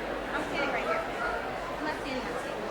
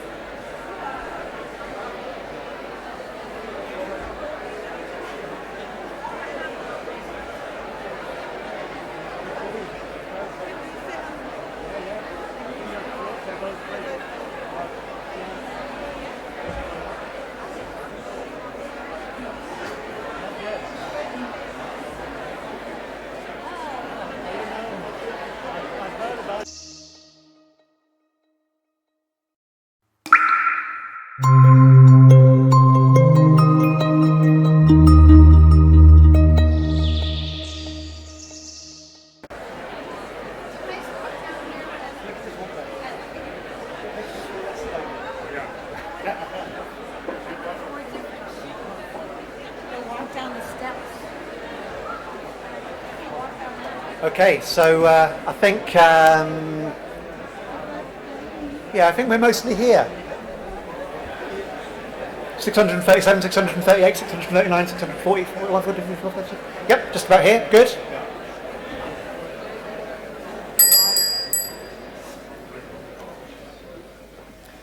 Marvellous. Everybody having a good time? Yay! Great. What an amazing bunch of people. Fantastic projects. So much really inspirational stuff. I'm going to start with a few announcements. Just go through them quite quickly. Teresa. Where was Teresa that wanted a South American contacts? There's Teresa. Teresa's waving. She's a journalist and wants to have South American contacts. Tick. Second thing. Anybody you know that really wanted to come but couldn't make it, Facebook them, Twitter them tonight, email them and say, watch for live streaming. We've had 85, 90 people at different times from the day. This could go out to thousands of people. So help us spread that message. Thank you. I should say a very big thank you to the Palantypists. Just an incredible, really, really good. I hope you put in applause, applause, applause. More applause. We're amazing. Thank you both. That's much appreciated. This mobile phone is going to go on eBay tomorrow morning, unless anybody comes and sees me. All the funds will go to charitable causes. Research meeting. I apologise, but I have to uninvite all the people that were invited at the How Can We Build an Evidence Base for Permaculture session. I'm afraid we have to uninvite you. We only have space for 80 people and it's already fully booked. So apologies for that, that was a miscommunication. But we're really, really keen to have you involved in the research network. So send us your email address and next time we have events and obviously online, we can all work together. Okay. If you have been taking photographs or you've got audio, if you can go down to the Drayton 1, which is in the basement, after this session, then we can upload some things and share it with other people. So if you've got photos or audio, Drayton 1 in the basement after this session. And I think that's mainly it for that. Okay. So, yeah, some really inspirational projects today. I've managed to go into a few of the sessions, just briefly. And yeah, it's just great to know how many truly inspirational projects are out there. Educators, network builders, practitioners, researchers. I have no doubt that we have all the skills and practices that we need, pretty much, to truly repair and care for the earth and each other in a really sustainable, fantastic way. We're getting good at this. Now it's time to scale up and to reach out, engage more people. We're going to round off today with two people from further afield that are doing just that. Pandora from the USA, Pandora Thomas, and John Nzira from Zimbabwe, living in South Africa.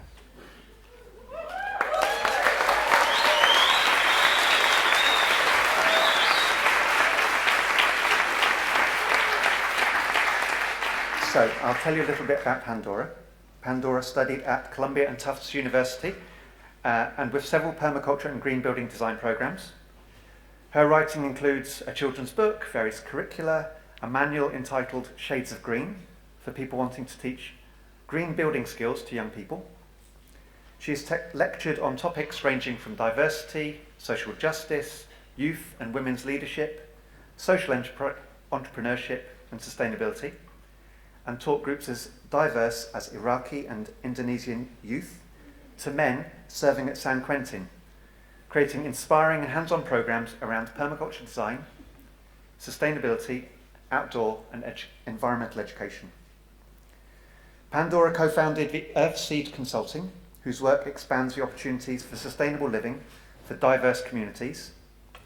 And recent projects include co-founding the Black Permaculture Network, serving as a coalition member of the Toyota Green Initiative, and co-designing, teaching and directing Pathways to Resilience, a permaculture and social entrepreneur training program that works with men and women returning home after incarceration. So some incredible, important work there. Today, Pandora is going to talk to us about new frontiers to the permaculture movement. So, Pandora.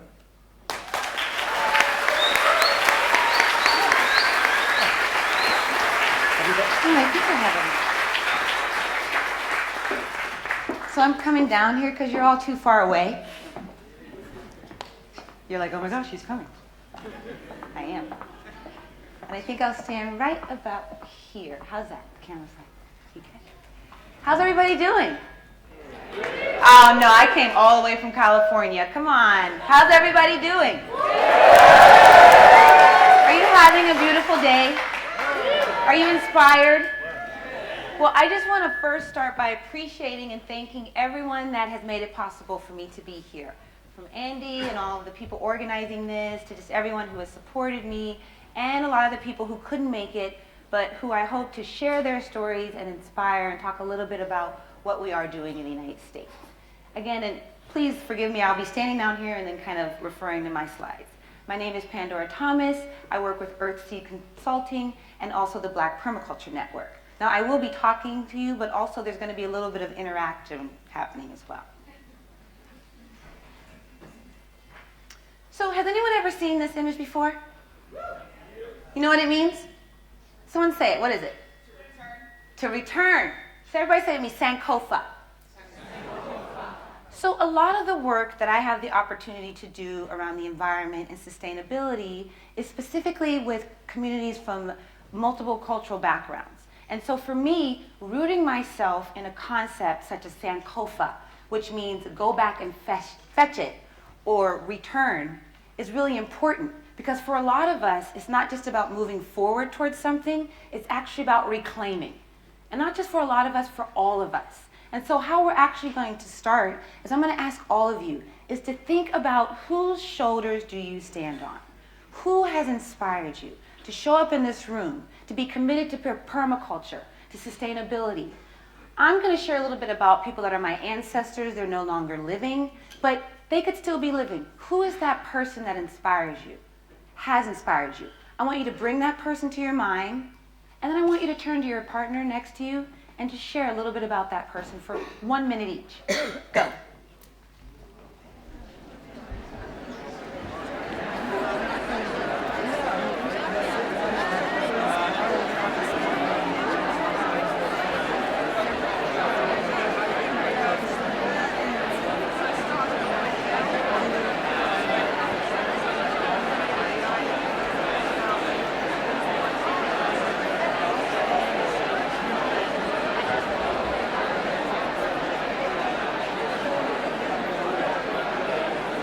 The shoulders I'm standing on is sitting up here. He's the man. He's a man.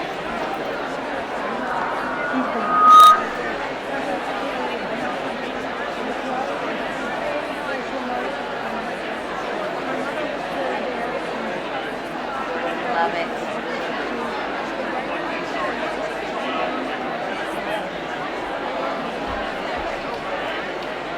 Okay, and if you haven't, you should turn. The other person should begin sharing. If you haven't switched partners yet, please do.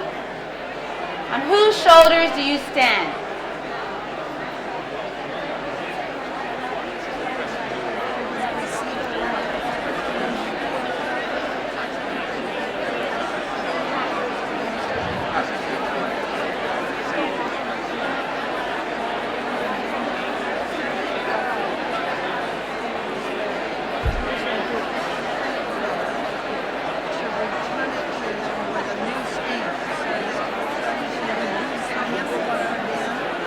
Okay, maybe take 1 more minute. I love it. I'm seeing hand motions and head nods, and y'all getting into this.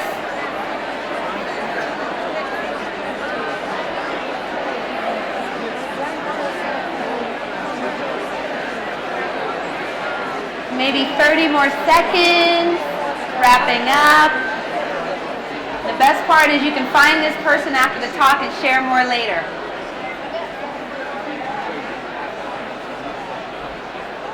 20 more seconds.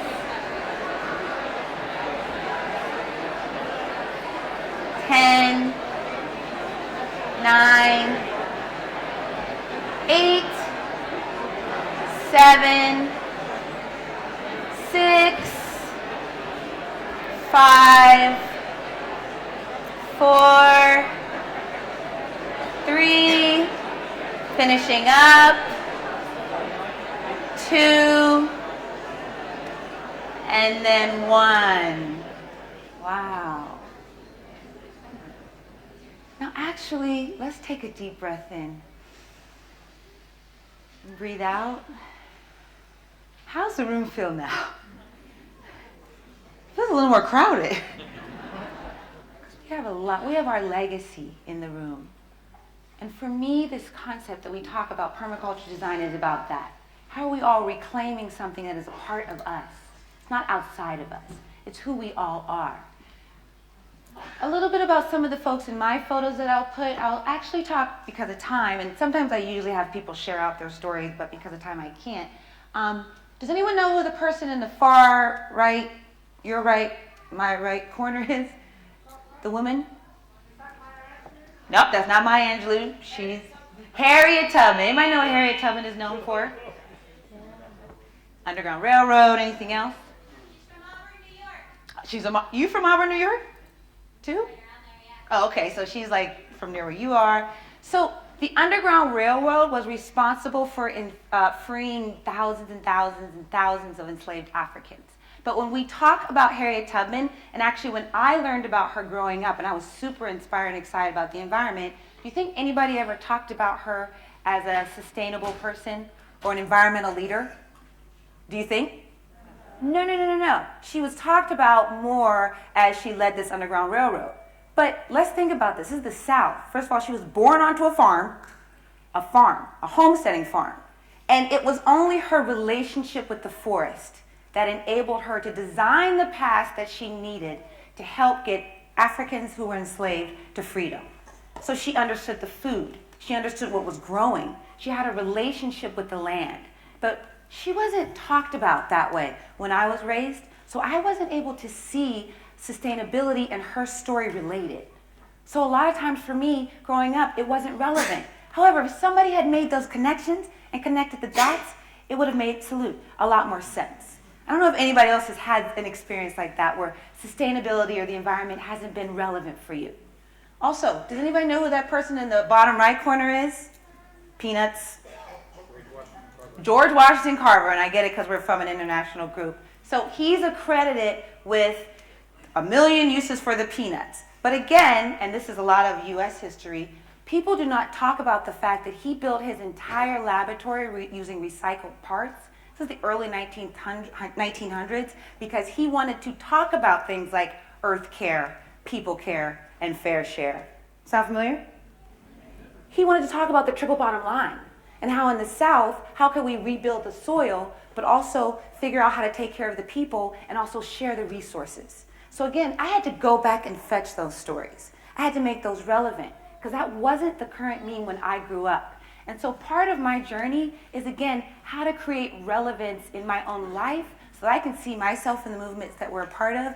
And specifically, when I got turned on to permaculture, again, it was that moment of, how can I make this more relevant for the people in my community, for the people that I'm in touch with, and even for the people in my family? Has anybody else had that question?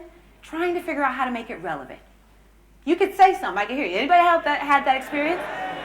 I'm from the Black church, and when the Black church, we do something call and response. So you can go like that, or be like, yeah. Just let me know that you hear me and you feel me. I'm being real. So everybody loves to talk about principles in permaculture. And for those of you that haven't studied permaculture necessarily or have your PDC, talk with me later because it's based on ethics, but it's also rooted in these ideas of principles. And the one principle that everyone likes to quote is, the problem is the solution. The problem is the solution, Pandora. The problem is the solution.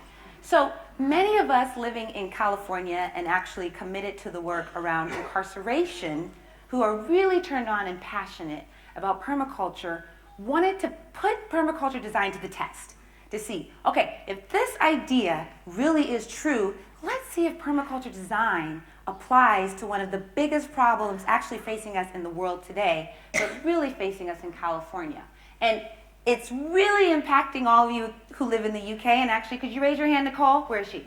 My friend Nicole is doing some work right now on it. Find her. She's talking about abolition of the prisons and everything. But y'all need to know what's happening right now. I'm going to share a little bit about California, but a lot of this stuff is happening right here, right around where we're at right now, too.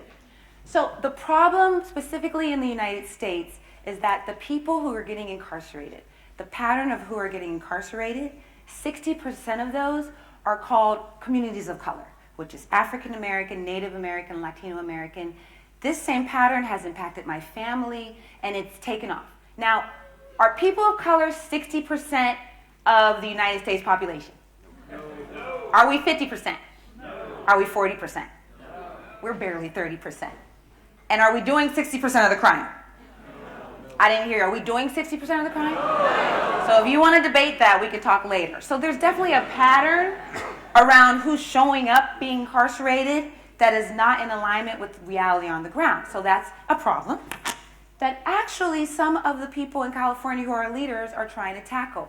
Jerry Brown, who was our governor, due to a lot of lobbying and force from a lot of organizations, came up with something called the public safety realignment.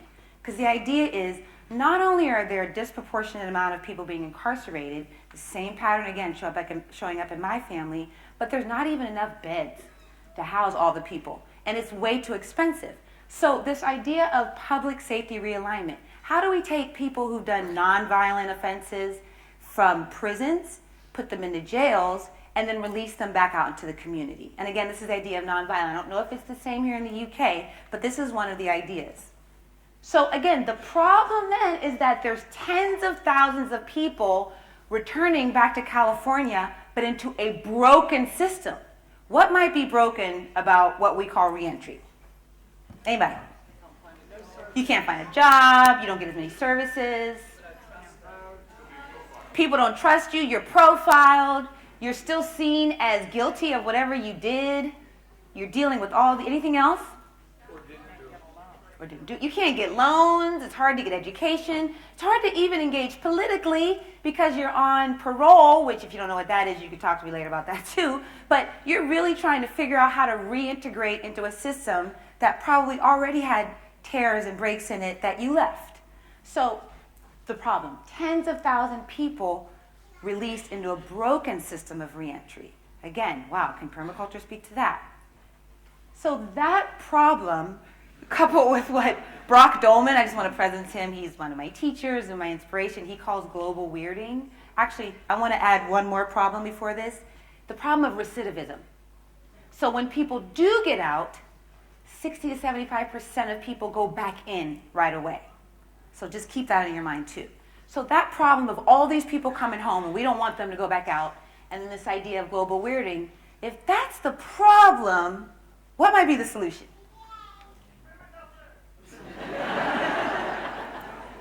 You read my book. No, seriously though. Tens of thousands of people coming home, the problem is the solution. What's the solution? Get people working to heal the environment. Tens of thousands of people are coming back into our communities. You get it? I can't do the thing back, but you know, the problem is the solution. Now the problem, we only see them coming back into our communities when we are separate from them. But when we see them as coming back into our communities, and we give them what I like to call the Mandela welcome. Remember when Mandela came home? That's the slide. It was like 15 minutes or so after Mandela came home. What was the world doing? And Mandela free, and singing and dancing, and understanding that no matter what happened, he served a time, and there was a level of welcoming him back into our communities, wanting to learn from what he had gone through, wanting to understand. So that's the opportunity, the potential. When people come from this experience and come back into our communities, that's when it becomes a solution. So we wanted to design a system, an experience that could put permaculture design to the test to see if when these folks come back home, is there a way to really fulfill the potential, to really create a solutions-based permaculture design experience for men and women reentering our communities. And so can I show you the video? So I present to you Pathways to Resilience. It's a video, dude.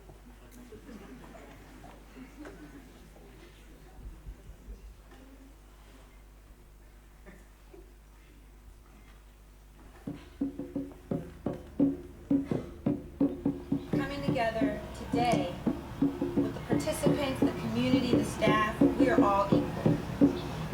And so starting with that intention, again, I welcome you to the second cohort of Pathways to Resilience.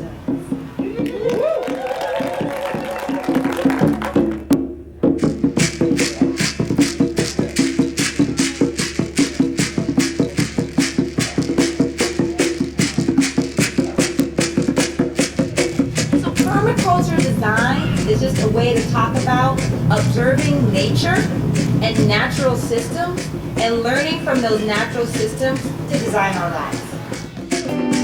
Well, permaculture, going up to Merritt College, and a lot of things that he taught us dealing with the earth and the growth process of it, you know, I took that and applied to the growth process with myself.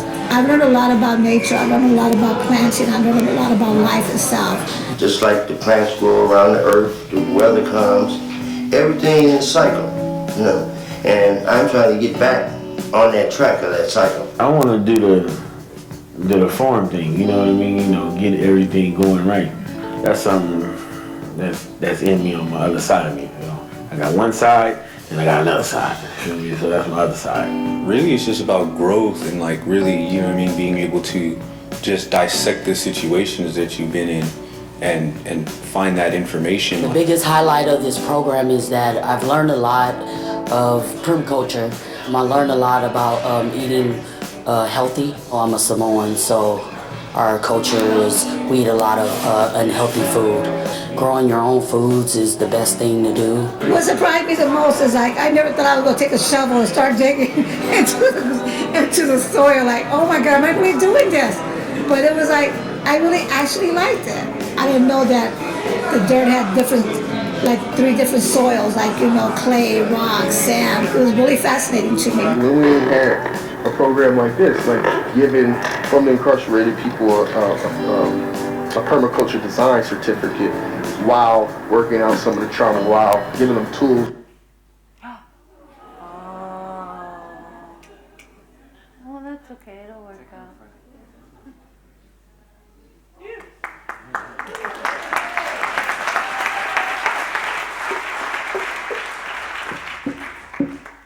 That's something Much further. that's in me on my other side of me. You know? Much I got one further. side and I got another side. You feel me? So that's my other side. Like Some of the trauma while giving them tools in the social enterprise on how to right use, all of this stuff that's learning. How can these resources be gained for folks that are currently incarcerated that's coming out home, a community, before they get out to the real community? I need someone, to help me grow in my process. I have grown up, with this permaculture program. I met great people, great resources, and that's what men and women like myself, we need those type of resources. We need those type of people in our lives. Well, I'll say the highlight has been the social enterprise class. I'm starting my own business, so being able to have a head start on that and being able to use the tools that is being taught in that course. My favorite part of the program was social enterprise. I got a lot out of it. Made me unleash my potential and it made me bring me out a little bit to hear my voice. I learned a lot from here. It opened a lot of doors for me. And now that I have my foot in the door, my other foot go find the rest of the round of the house. Doing whatever it takes to get back on the right track. Since I was last incarcerated, came home and I want to be about something positive, mingle and coexist with people who are positive. That's why this program is important to me.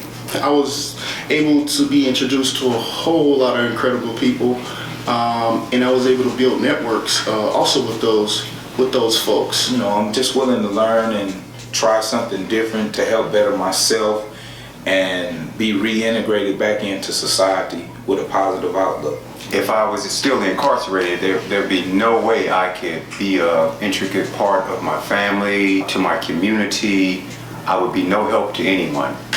And today, all that has changed because of Pathways to Resilience. For what I am today, shame on my past, but shame on me if I remain that way. I would like to see more willing inmates come out and have a resource that they can grab hold to. Celebrate! For me personally, I like the way that they bring community together. My journey from the beginning to now, it's really been a growing process for me. I learned a lot because this really helped me understand more about life. This is the pathway to resilience. Maybe not today, but tomorrow. But we graduate, and man, I am as excited as I was because I'm getting a certificate I can put in a frame. What I think about this program is opportunity. Every time I think about it, just the skills that I'm able to learn, thinking about who am I going to meet today, what am I going to be able to pick up from them. I'm looking forward for the graduation, but mainly I'm looking forward to be the alumni part of it. Let's all gather together. Celebrate! My name is Augustine Blair. My name is Regent, and I'm the peer mentor for the second cohort of Pathways to Resilience. My name is Julie Walker. My name is Linda Candelaria. My name is Lawrence Walker. My name is James My name is Wilmer Osmond III. I go by my Muslim name, Sadiq. My name is Rachel. My name is Minister Calvin Lawrence. My name is Victor Blanco. Hi, my name is Keisha Evans. Well, my name is Philip Byers. My name is Douglas. I'm Tyann Bowens, member of Pathways to Resilience.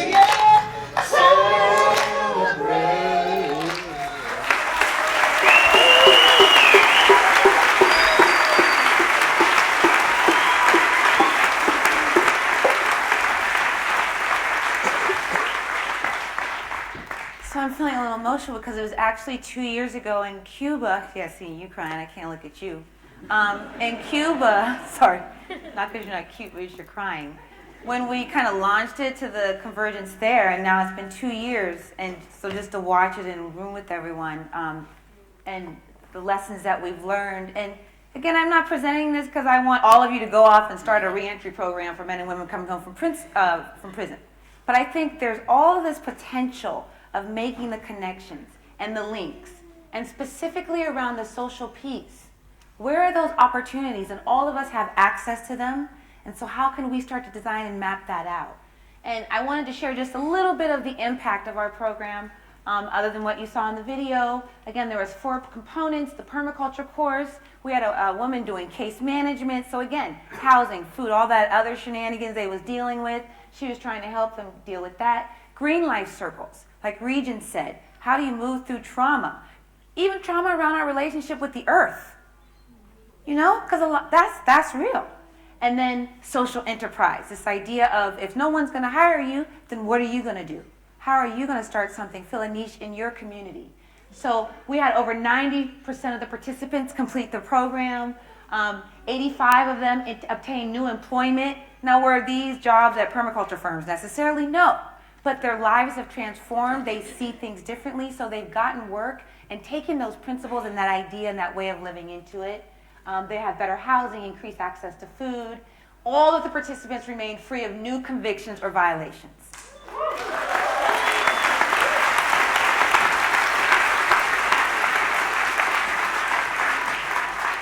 And then lastly, at the bottom, improved interpersonal relationship. Because a lot of what gets a lot of people wrapped up and caught has to do with some relationship stuff that has to do with personal experiences and history and herstories. And so to see that they had improved interpersonal relationships, you heard it, they got it. This idea of relationships, not just the relationship to your water catchment system, to your roof, you know, but these relationships, the relationships to each other. So I'm really excited to have been able to share this with you. I leave you again with where are those areas in our communities, in our lives, that we can start to make the links, start to make the connections, so that permaculture design can truly fulfill and live into its potential. Again, I'm Pandora Thomas. Thank you. Have a beautiful evening.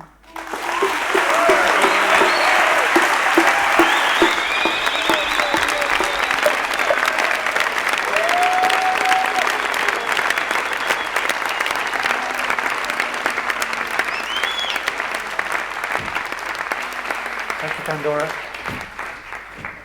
Truly wonderful. Okay, our next speaker is John Nzira. John is a specialist in permaculture and urban farming. He has 2 decades of experience working for government and NGOs in community development, teaching and practicing permaculture. John was instrumental in bringing permaculture to Zimbabwe, Lesotho, Swaziland and South Africa. In South Africa, he introduced permaculture to the Mpumalanga province through his work with the Mpumalanga Parks Board. The Mpumalanga Department of Environmental Affairs adopted permaculture for environmental education centres and introduced it to surrounding communities within the province.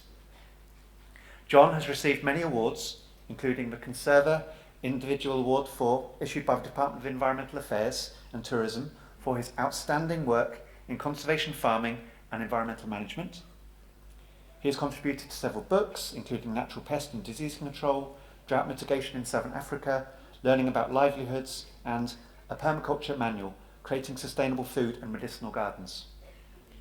John has grown food his whole life and last bought groceries from a supermarket 17 years ago.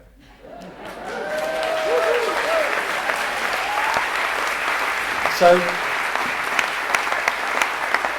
John has some really interesting insights about how to spread this, and he's going to talk to us about households as permaculture nodes, a promising sustainable living system for community in Eastern and Southern Africa, an approach which I think has the potential to be applied much more widely. Thank you, John.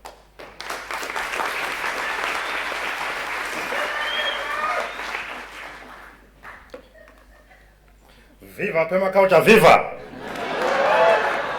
Aluta, continua permaculture, luta! It's okay, it's okay, it's okay. Firstly, I would like to thank the International Permaculture Association for organizing me to be here. And I would like to thank also Fambi Zanai, who actually trained me into permaculture. And of course, the father of permaculture, Dr. Bill Morrison, who actually trained me as well into permaculture.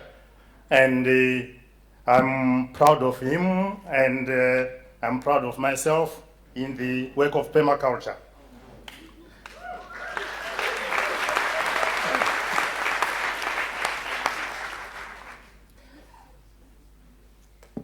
Yes, my talk is going to be about smallholder farmers or household farmers as permaculture nodes. And I'll go step by step showing you my ideas of what we want to create in the Eastern and Southern Africa. And with your support, I think we're going to achieve in the next few years.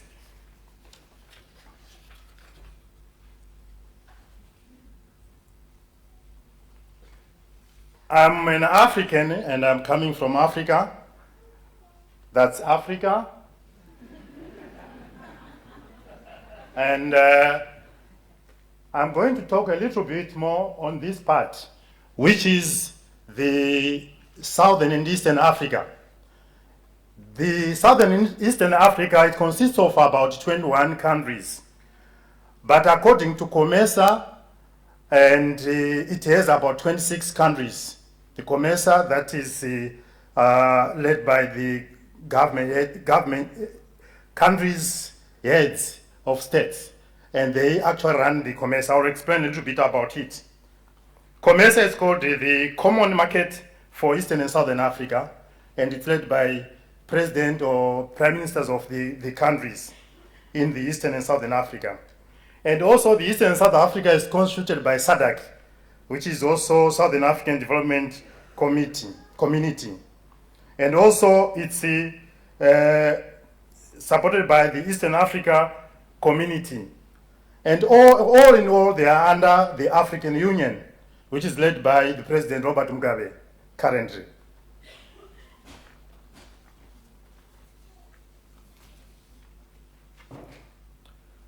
A little bit about background in for agriculture in Africa is that not in Africa but in Southern Africa or in SADC.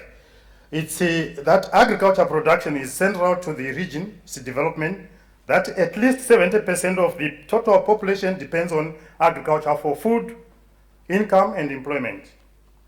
Systems of farming is mixed there. We have organic farming, permaculture, animal farming, number of farming activities that are there, even forestry, beekeeping, and others. The agriculture contributes about 35% to the region's gross domestic product, and 40% of the region's population live below the international poverty datum line of US $1 per day.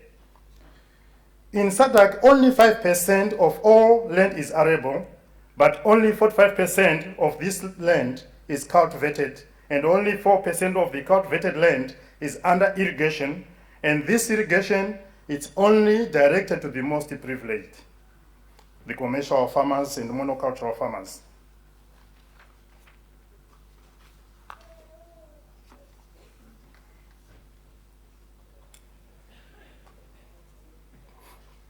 According to UNICEF, about 2.4 billion people will be there in 2050. And the challenge there is the food security. Who's gonna feed these people? What system of farming do we need to employ or to put to feed these people?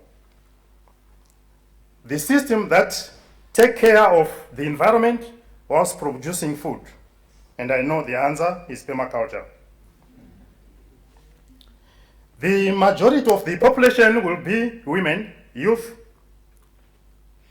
And as you know, in Southern Africa, women, they are the leaders in farming. Women, they are the pillars of food security at household level. But are we giving them chance to lead us? There's a question there. For the youth, what system of education are we putting in place to encourage the youth to understand permaculture or agriculture? Mostly we send our children for white-collar job training. It's a challenge for the future. In Africa, we have a challenge of land grabbing in Africa. The land grab is done by corporates or international corporates, and it's sort of another colonization. And we are saying no in the word of permaculture. We also have problem of land grab within countries by politicians. They take land without proper systems, without proper channels. And this land goes in the hand of the people who are not skilled. And what shall we do? And it's usually part of the tribalism and politics that influence that. And the allocation of land, it's again, who knows who in Africa. We have a challenge. And who is suffering most is the smallholder farmer, the household. When you talk about smallholder farmer, we are focusing mainly on the rural areas of Africa or Southern Africa, where these people, they do not have access. Most of the land that they have is a reserve land.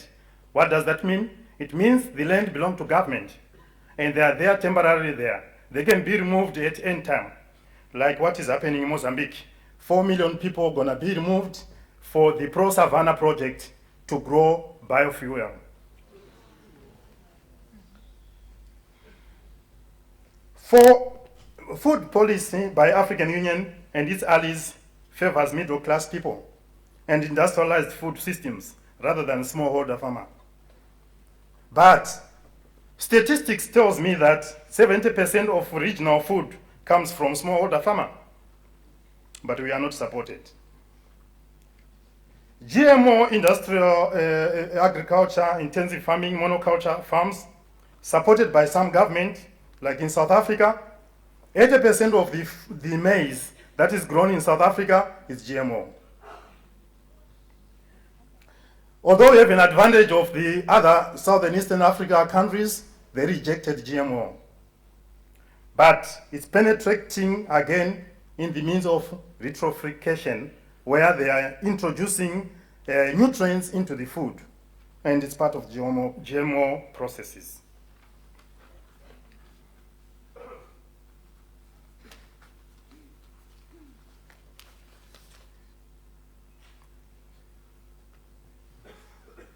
Land redistribution is also going to unskilled people in the name of votes.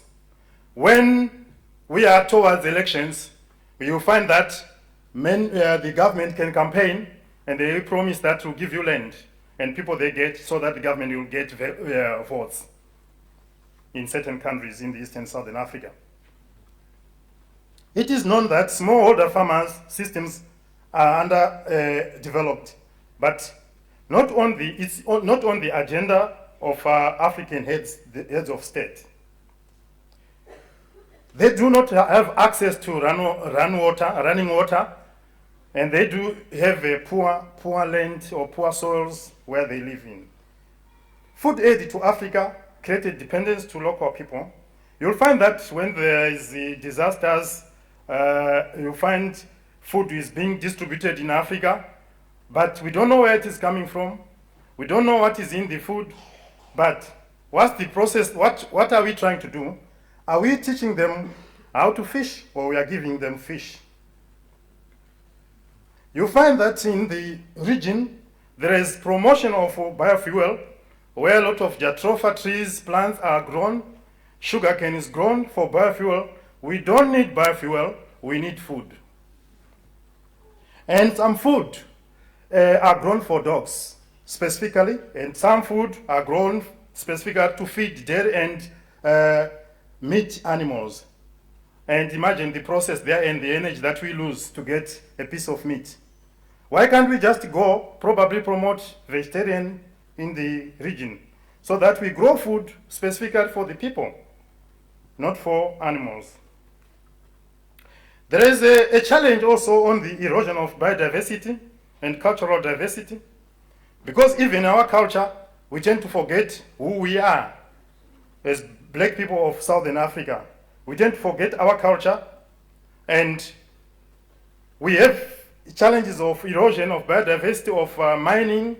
When a mine comes into an area, it takes over the rights of water, and then the people, they suffer, they do not have water. The natural resources desertification is happening in our area because of monocultural farming that is allowed by the governments or heads of state of Eastern and Southern Africa. Nutrition insecurity is one of the challenges that we found in the region. The region talk about food security, but when they talk about food security, what do they mean? They mean growing maize. Maize is not of our origin. It doesn't come from Africa, it comes from Mexico. Zia maize. Our indigenous crops is millet and sorghum, and that's what our staple food is. But it was diverted that we have to learn that maize is our staple food. It's not in Africa. There is a challenge also that we found in most cases in Southern Africa, environmental injustice, lack of ecological governance and systems in the policies or head of states government.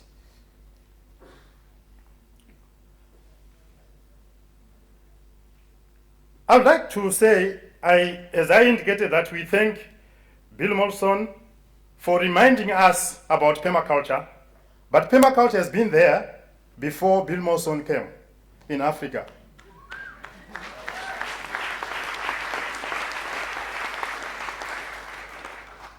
I remember very well when I was young, my father used to grow different type of crops, and we never go to shops to buy food. We will get all our food within the farm, at a household level, and the land was just less than 5 hectares, and all the food was coming from there. Onion, mushroom, number of things were coming from. We never go to shop to buy. Like what I'm doing right now, I don't go to shop buy food. So I learned from my father, but we are lucky because Bill Monson introduced the word permaculture. We didn't know the system we were practicing, whether it's permaculture or what. But that's why it was easier for me to take permaculture further. So as you know the history of permaculture in Africa, it actually started when in 1987, when Bill Molson came in Botswana and do a permaculture PDC course in permaculture. And one of the people who attended is Bridget O'Connor, who is here. And after that, they came to Fambizanai, introduced it to Fambizanai, where I get trained in the late 80s. And then from there, permaculture started spread and introduced to organizations like RISCOP, PELAM, and other organizations in Zimbabwe. And it moves into South Africa, it moves into the region and supported by different organizations. And we have quite a great movement in Southern Eastern Africa about permaculture. In particular in Zimbabwe, nearly all NGOs and the government institution, they learned about permaculture. But we still have a problem that we think I'll address. I'll try to explain it today. Permaculture has created jobs, business, and improved lifestyles of a number of people and influenced the policies at certain level. For example, RISCOP is working with schools and they influenced a lot on the school curriculum. And also, PELAM influenced at certain levels in Zimbabwe. And also in South Africa, we have organizations that are influencing permaculture into the government, for the community, on behalf of the community.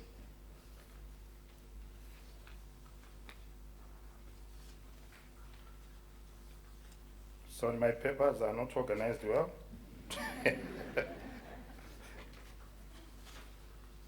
I'm not a politician. So,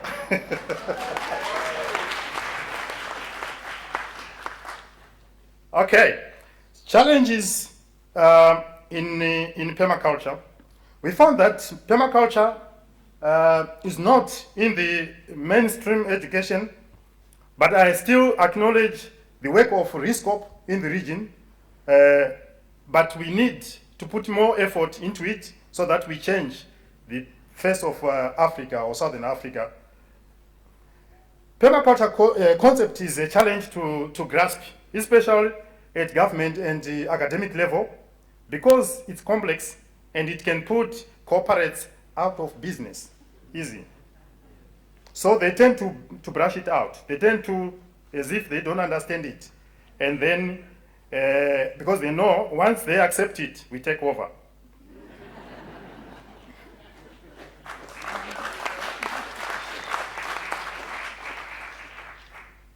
Permaculture sometimes is perceived as a subsistence farming. No, it's not for subsistence farming. Permaculture can be designed from subsistence to commercial.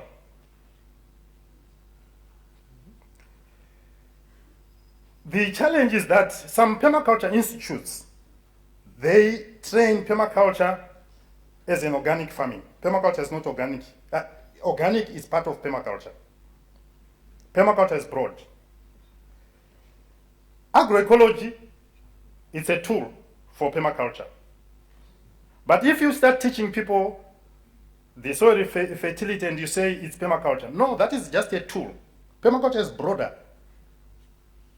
It's everything. It's a way of life. Land tenure system, home consumption versus enterprise. Sometimes most permaculture practitioners fail to demonstrate better yield per hectare in comparison to industrial agriculture. In South Africa, I demonstrated and I challenged the Monsanto farmers. They produce 0.7 kg per square meter, whilst I produce 1.2 kg of maize per square meter on my farm.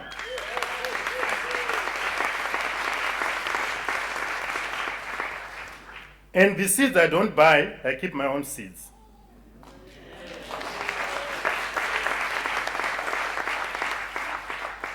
I don't use synthetic chemicals, and I don't use synthetic fertilizer and sprays or pesticides. I use my natural pesticides from plants that I grow in the farm. So, land tenure system, usually as I indicated earlier, that you find in rural areas or smallholder farmer, they don't own 100% of that land. They do not have title deeds. And this is a movement that we need to address with the head of states. To say, if someone is occupying a land, to practice permaculture, permaculture is for life. It's a permanent system. So if it's a permanent system, I should own the land, not the land belong to government. Government should organize that we get the land, it comes in our own hands, and we have title deeds. And then we can practice properly permaculture.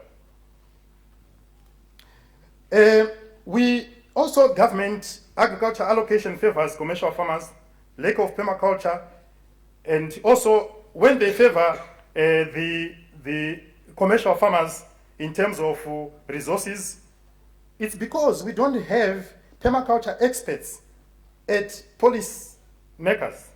We don't have permaculturists as members of parliament.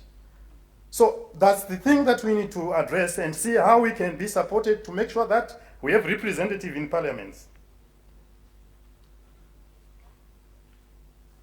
And last, we have a problem of inequitable land allocation, and the rich land or fertile land goes usually to commercial farmers who are producing one type of crop for exportation, and sometimes they are growing food for biofuel. And whilst the people who are growing food for themselves, they cannot have good land. They live in a same type of soils. Why smallholder farmers or household farmers should exist? Directly, they contribute to food sovereignty. And that's our movement. We need food sovereignty, not food security. Particularly for the most vulnerable people.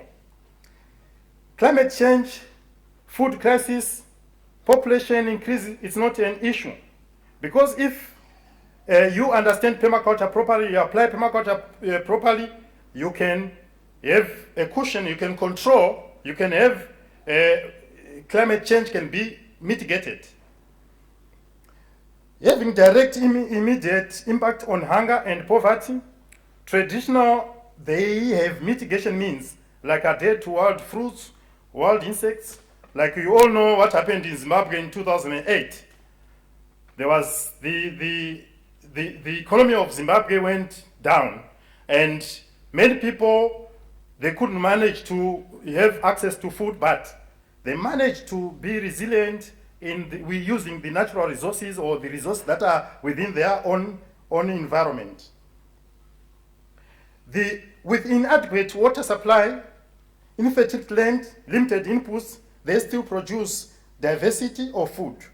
And you go into a smallholder farmer, he doesn't produce maize only, because he knows very well maize cannot address the nutritional need of your family. They create food forest, and that's resilient to natural and political challenges. They reduce carbon emission and sequestrate carbon in their own farms. The systems that they practice, you find traditionally, you'll see people in Kondwa ridges, they put trees. Around their homestead, they have fruit trees, they have shade trees, indigenous trees, for medicine, for bee forage, for a number of things. And all that is a means of sequestrating carbon. They are skilled and carry a vast livelihood experience.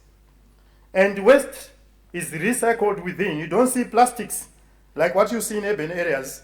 You don't see littering in the area. They have a good means of waste management, and they use everything that they have is recycled or used for something. They create a hub of sustainable systems as nodes, and this is the message that I want to create, that together, when they come together, they create what they call a node. And a node is a system where different activities happen to support the food system and the livelihood system of the community. It includes a number of things: renewable energy, water system, soil management. It is a pack and complex of permaculture in it.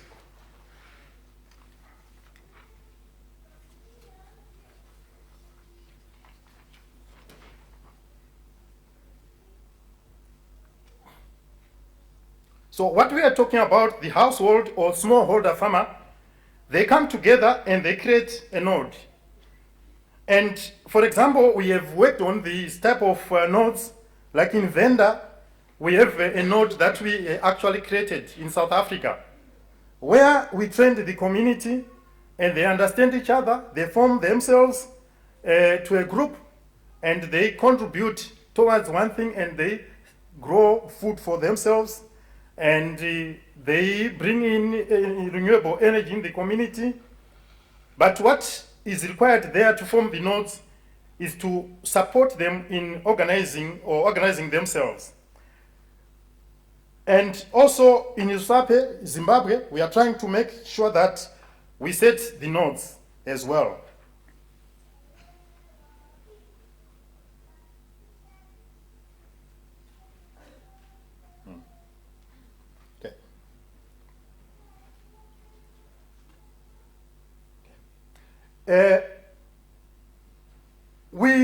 With the nodes, because the nodes are important in the existence of smallholder farmer, because they can share knowledge freely. They don't need to go to a school where they pay a lot of money, because children in the community, sometimes in rural areas, they don't have access of money to send children to university. But if they create nodes, the university is within the community. They share and supply without use of cash. and they protect culture and conserve biodiversity, and they practice their own rituals, and also to establish environmental stewardship within their own area, and create and secure livelihoods for large numbers of people, coordinate themselves to build education and health facilities, roads and education system. Like in Rusape, where I come from, the community, they managed to come together and they are building a school. They are actually done with 3 blocks, and they are busy now organizing to get water from a dam. Because what you find in most cases is that you find there is a dam in a community, like you find in Mozambique, there is Cabora Bassa. The electricity that is produced in Cabora Bassa is going to South Africa, but the people in Mozambique are not getting electricity. The water from Cabora Bassa, it goes into commercial farms. They are not getting water within. Water is not going to the people within. We have another example, Josine Dam in South Africa, in KwaZulu-Natal. The water from the Josine Dam goes far to commercial farmers, but the people within the area, they do not have access to it. Also in my village in Zimbabwe, water from Rusape Dam has been going to Chisumbanje to irrigate sugar and cotton and other products there. But now we have said, no, we need the water in our village. So they've started putting up water, and we have irrigation scheme that is coming through with the water that is from the dams there. But we want to put the water right into the homesteads so that people, they demonstrate the effectiveness of smallholder farmers. Once they have water, they can do it.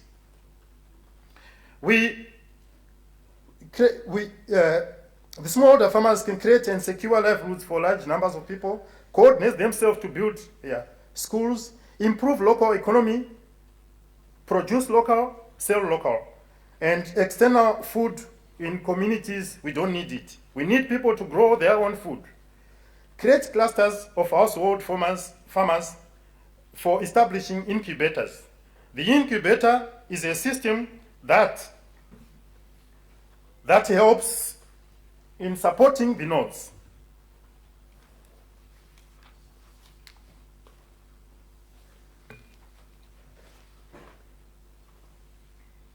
The incubator is a hub of activities mainly on how to manage sustainable communities. The people, they will need skills on project management. They will need skills on accounting. They will need skills on general administration. But you need an organization that is more lean to address that. An organization that is a lean organization that doesn't carry a lot of overheads. And then support cooperatives, cooperative movement. And create nodes, incubators of diverse permaculture practices. Access to land, water, and tools and technology of traditional sustainable farming. Organize a food sovereignty movement, address farmer rights. Because you know, in Africa, sometimes the farmers, they don't even know their rights. Do they have right to seed? Or they don't have? It's one thing that we have to address with them. And then we say yes to non-patent, open-pollinated seeds and access to local markets for selling our products and sharing our products. No to biofuel projects, genetically engineered seeds, and expensive chemical inputs.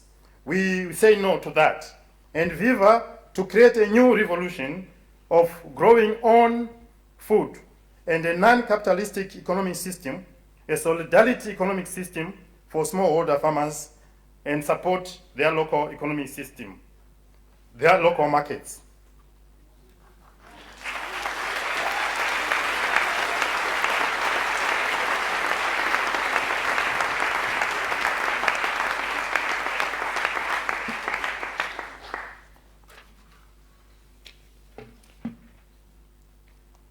What are we saying here? We are saying that with the incubators, if they are there, we manage them, we administer them well, with good support, good governance, considering gender, and bring the business component into the whole system, clear communication, then we can be able to have markets and solidarity economy in our own community. We will make sure that the production, the food that we need is coming within. If we have one incubator in a town, Rusape, or in a province, we'll make sure that we have another incubator in another province, so that they start sharing and exchange the products. So what are we saying? We need the future. What we need is how to get there. We need a paradigm shift. For political and policies who represent us in the parliament. If there are organizations or countries or regions that are already having representative in their country in the parliament, we want to learn from that as well. And in education and training, we need a long-term permaculture qualification. Usually we have the attendance permaculture certificate, the PDC, the diploma. Of recent, there is with Gaia University, they are introducing the degree level. We need more degree university permaculture universities to supply to run a degree level permaculture up to PhD. Because currently with the PDC certificate, it's not even known sometime in the mainstream education. So we need to make sure that we influence that we have a degree level that will compete or will work together with the other stream, with the academias. We need there is need of a paradigm shift that the International Permaculture Association, usually it's from Africa, it's more international, it's more on the organized better in other countries. But in Zimbabwe or in Southern and Eastern Africa, we do not have a good coordination system to set that. And we think we need support to set our association in Southern Africa. And smallholder farmers are not small, they are large, because they produce not only one crop, but diverse. Research, we need to make sure that there is a community-based technological and traditional research to link local economic system and effectiveness, to research on effectiveness of nodes and incubators, and research on permaculture production, productivity, and statistics contributing to GDP of every country. So sometimes we do not have statistics to compare that Monsanto is nothing, but we are good.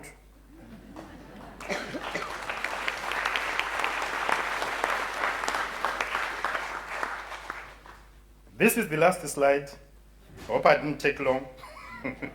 Okay, we also look to see the support in supporting women, as I indicated earlier. Once we empower the women, then we make our life easier, because they know everything, how to deal with that.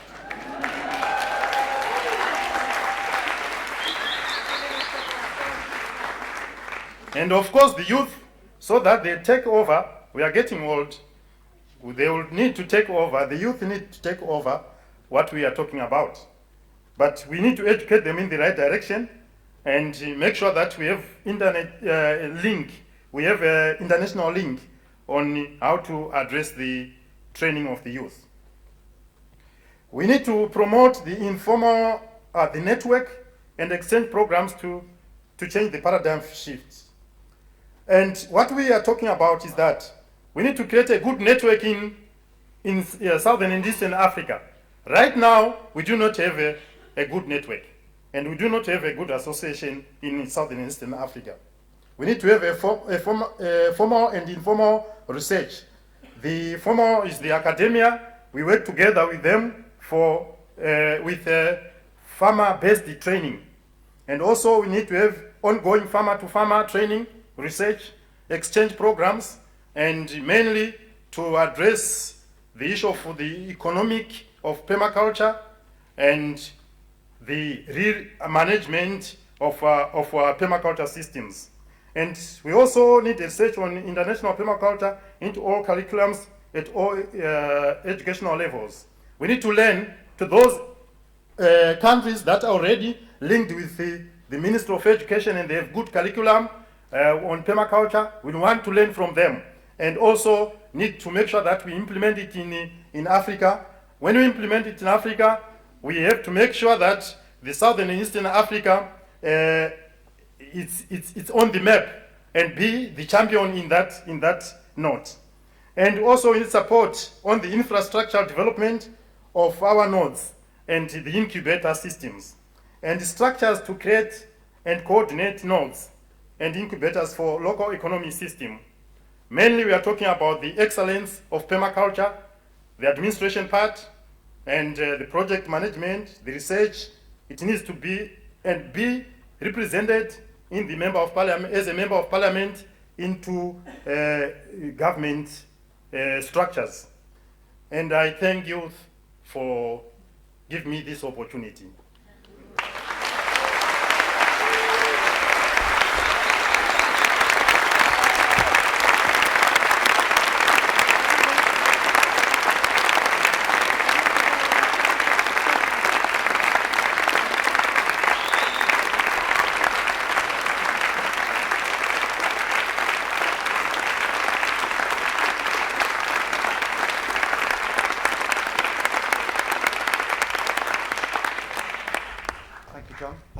When you're setting out a vision for half a continent, you can have a few more minutes.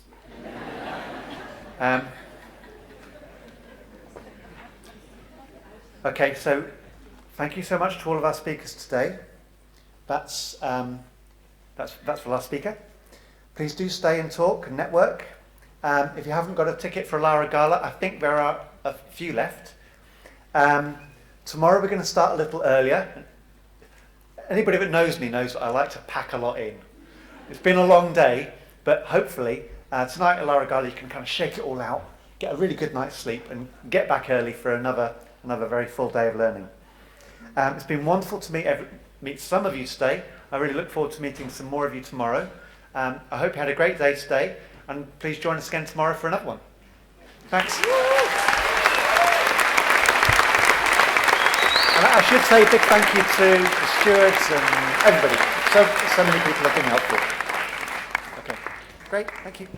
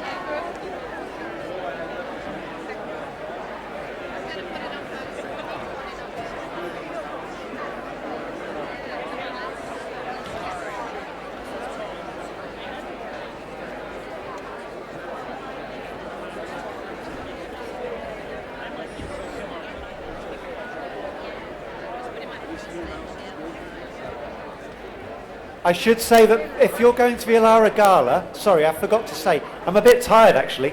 I forgot to say, if you're going to be a Lara Gala, we're going to do a walking bus.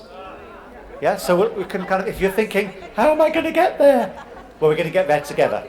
There's a walking bus at 6 o'clock, kind of outside of the Euston Road entrance, and we'll be like 400 school kids all walking together with high-vis vests. Yay!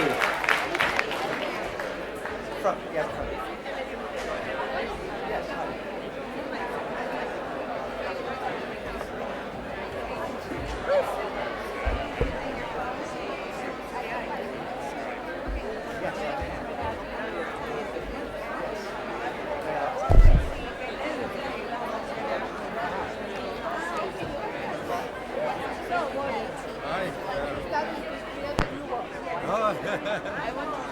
Trying to. I don't know. I haven't noticed that. Did you know? No. Okay. Now I'm slimmer. Maybe I'm getting older. We are the same age, so why I'm not getting slimmer? No, but everything is the same. Yeah, everything is fine. Except my wife is not well. She had a stroke. She's responding slowly to treatment, but she's still in hospital. 3 months ago. She's not able to walk. You're the promotion, right? Yeah, she's able to talk, but she had to Welcome France. Yeah, hello. Yeah, I could. Are you that? I've got Dutch interest. She's not able to move her fingers, but she cannot use the head for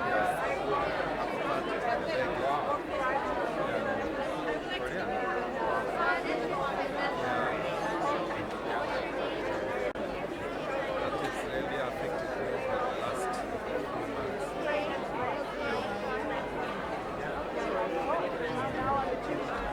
The children are okay, they are in school. Yeah, but maybe now they have adapted with yes, she will recover. Yeah. It's a question of time.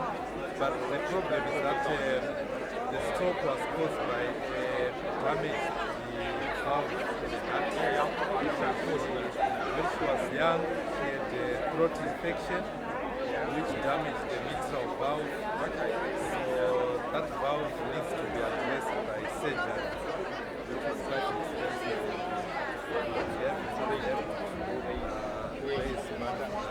So she needs to go to India and just to pass this. And thank you. I have, yeah. Huh? Yes. Yeah, thank you. All the best, yeah. Yeah.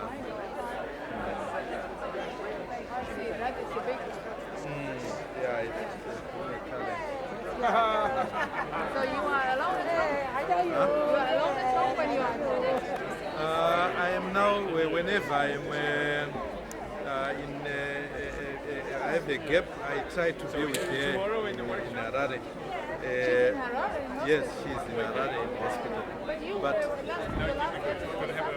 yes.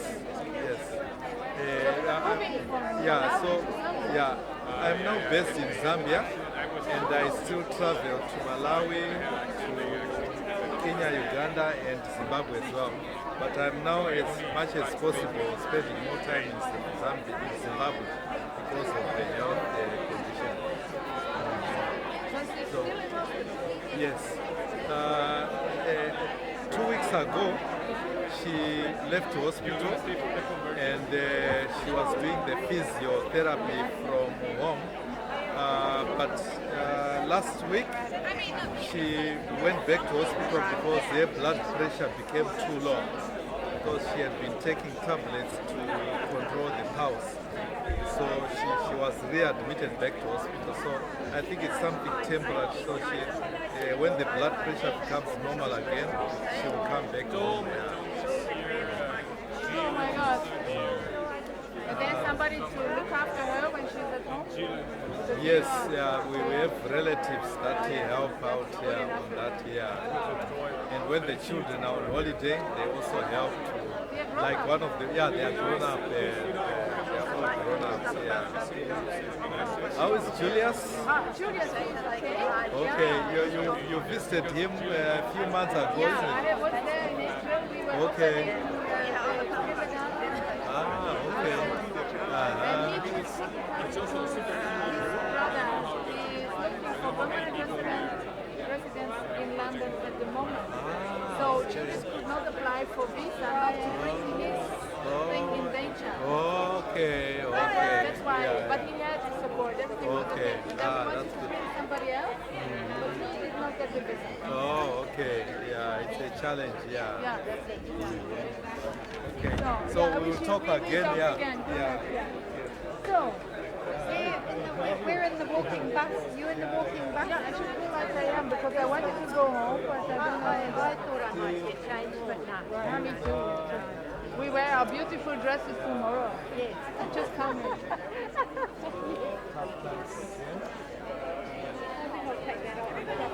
I don't want to run home now, but maybe. Do you think it will be too cold? No. No, it's not. It's not cold now at outside. Ah. I got a headache. How was your talk? Oh, good.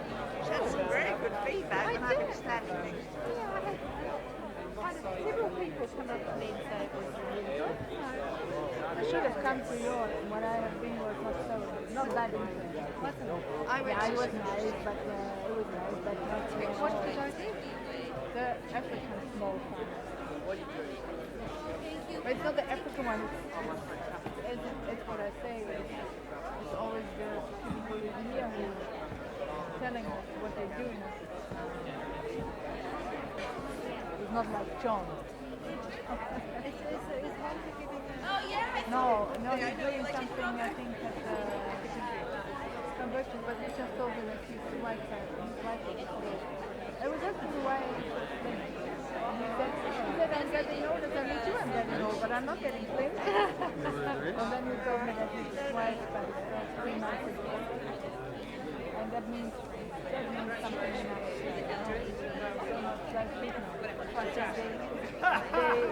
she needs a special treatment which she didn't get from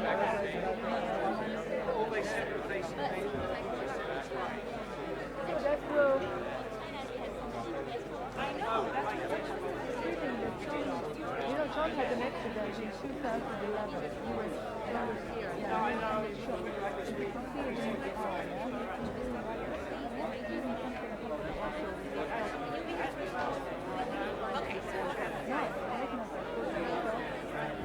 maybe he did not have time to prepare later.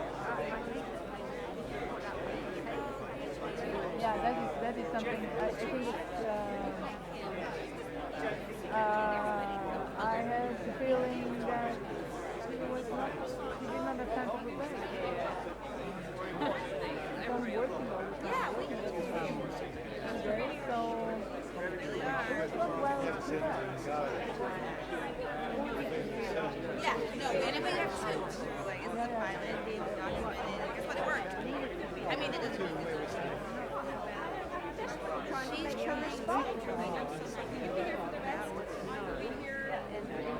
I know all this, and if he would have taken our business, he had a very good presentation in Malawi at the beginning of it.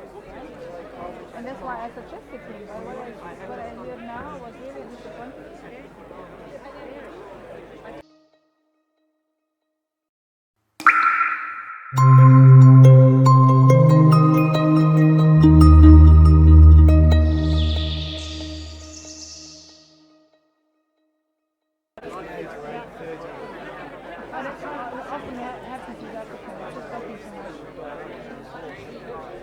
I hope this is not on now.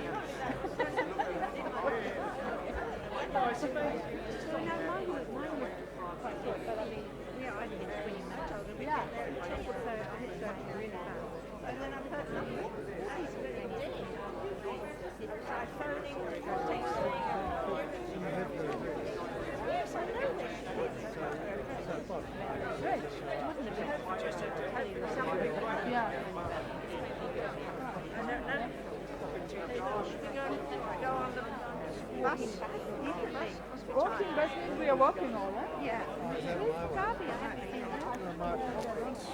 I haven't seen her all afternoon. Maybe you could accompany them around. It's just relax.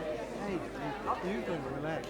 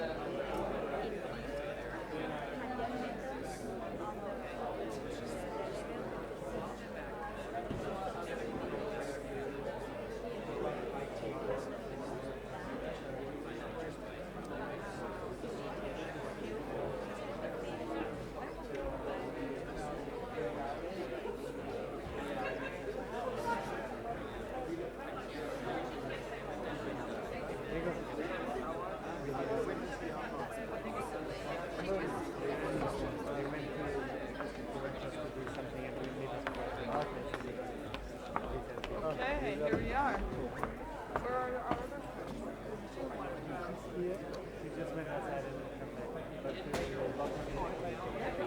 Lachlan's coming.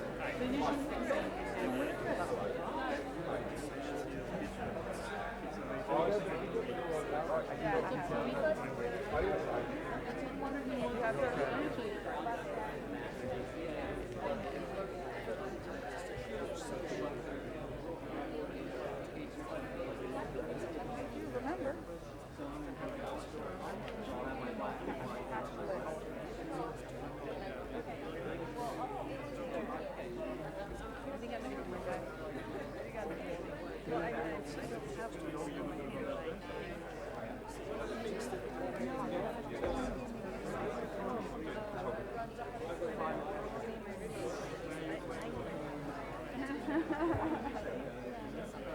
Once this video, this woman is from this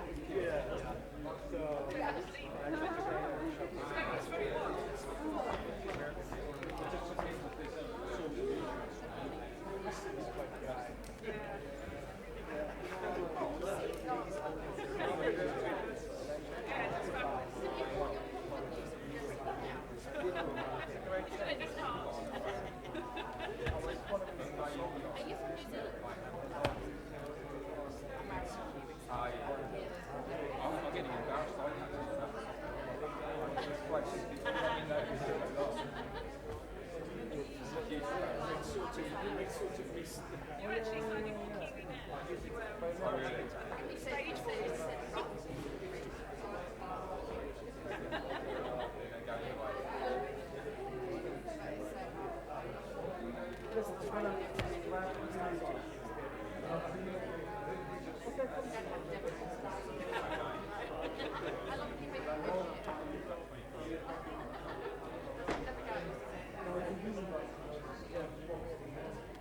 Well, if you say integrated mind.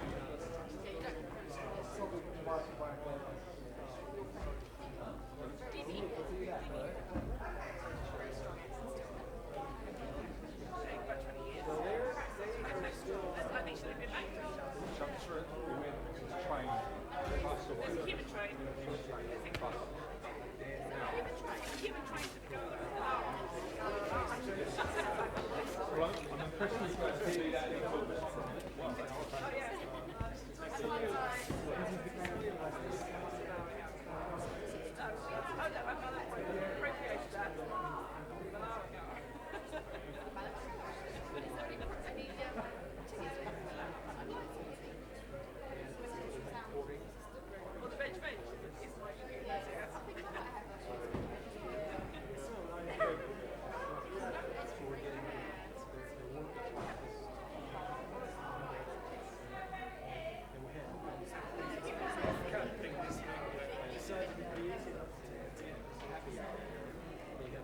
Somewhere in England.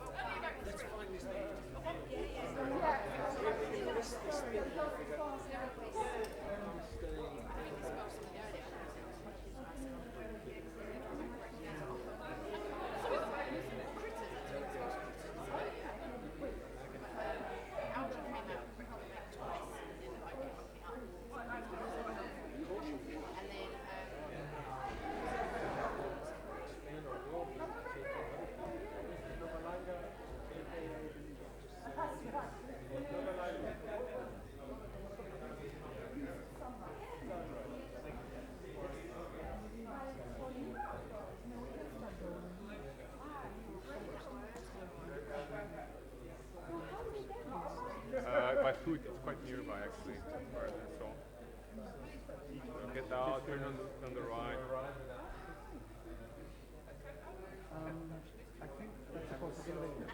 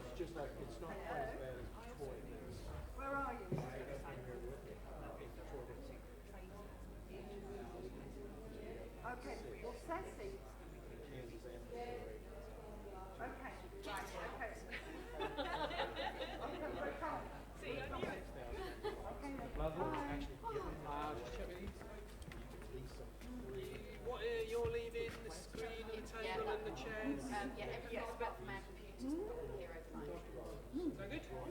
Right? That's it. Later on my colleague will came. Yeah. Cool. One of my courses on right. It's a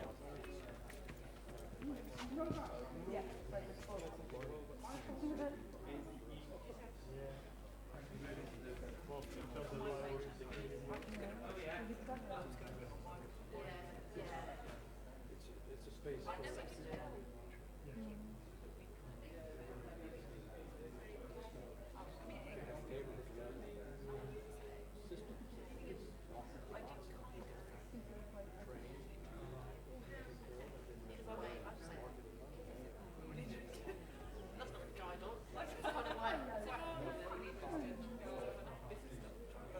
yeah, you know, I think it's quite really interesting.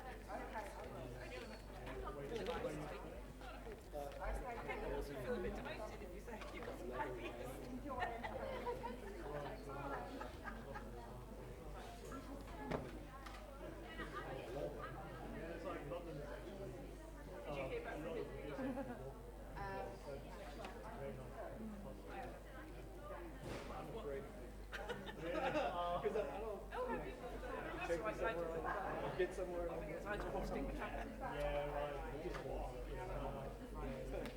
Back up and go the other way.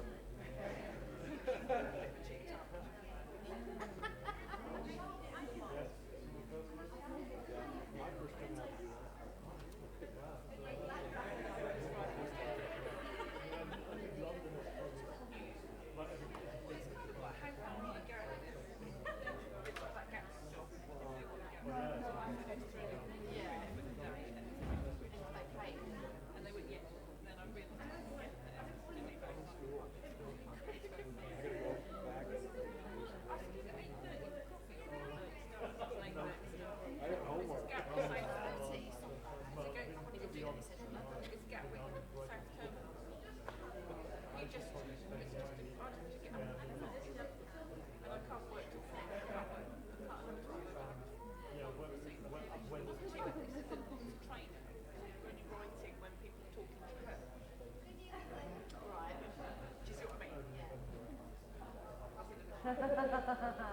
That's an interesting question.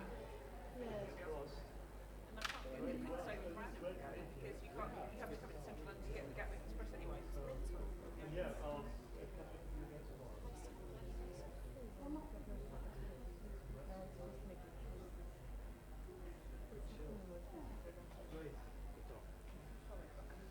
We'll have to go now.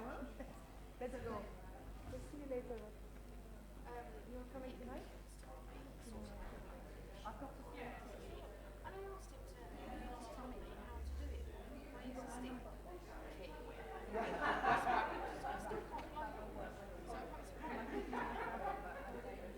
I'm going to not be there now.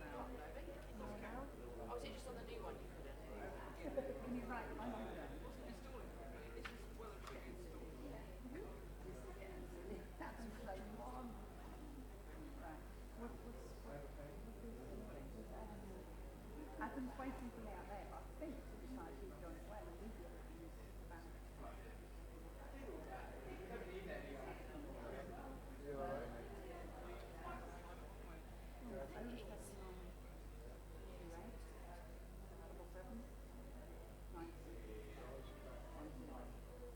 And I will send, because you're going to be able to pass the phone.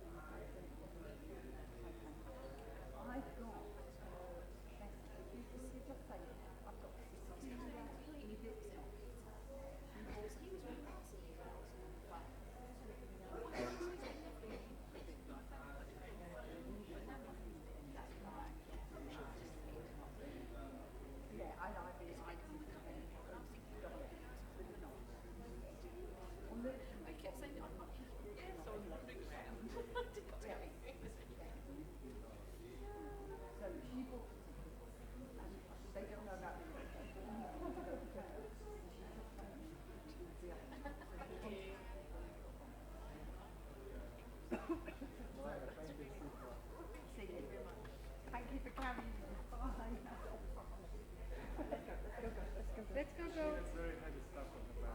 Yeah?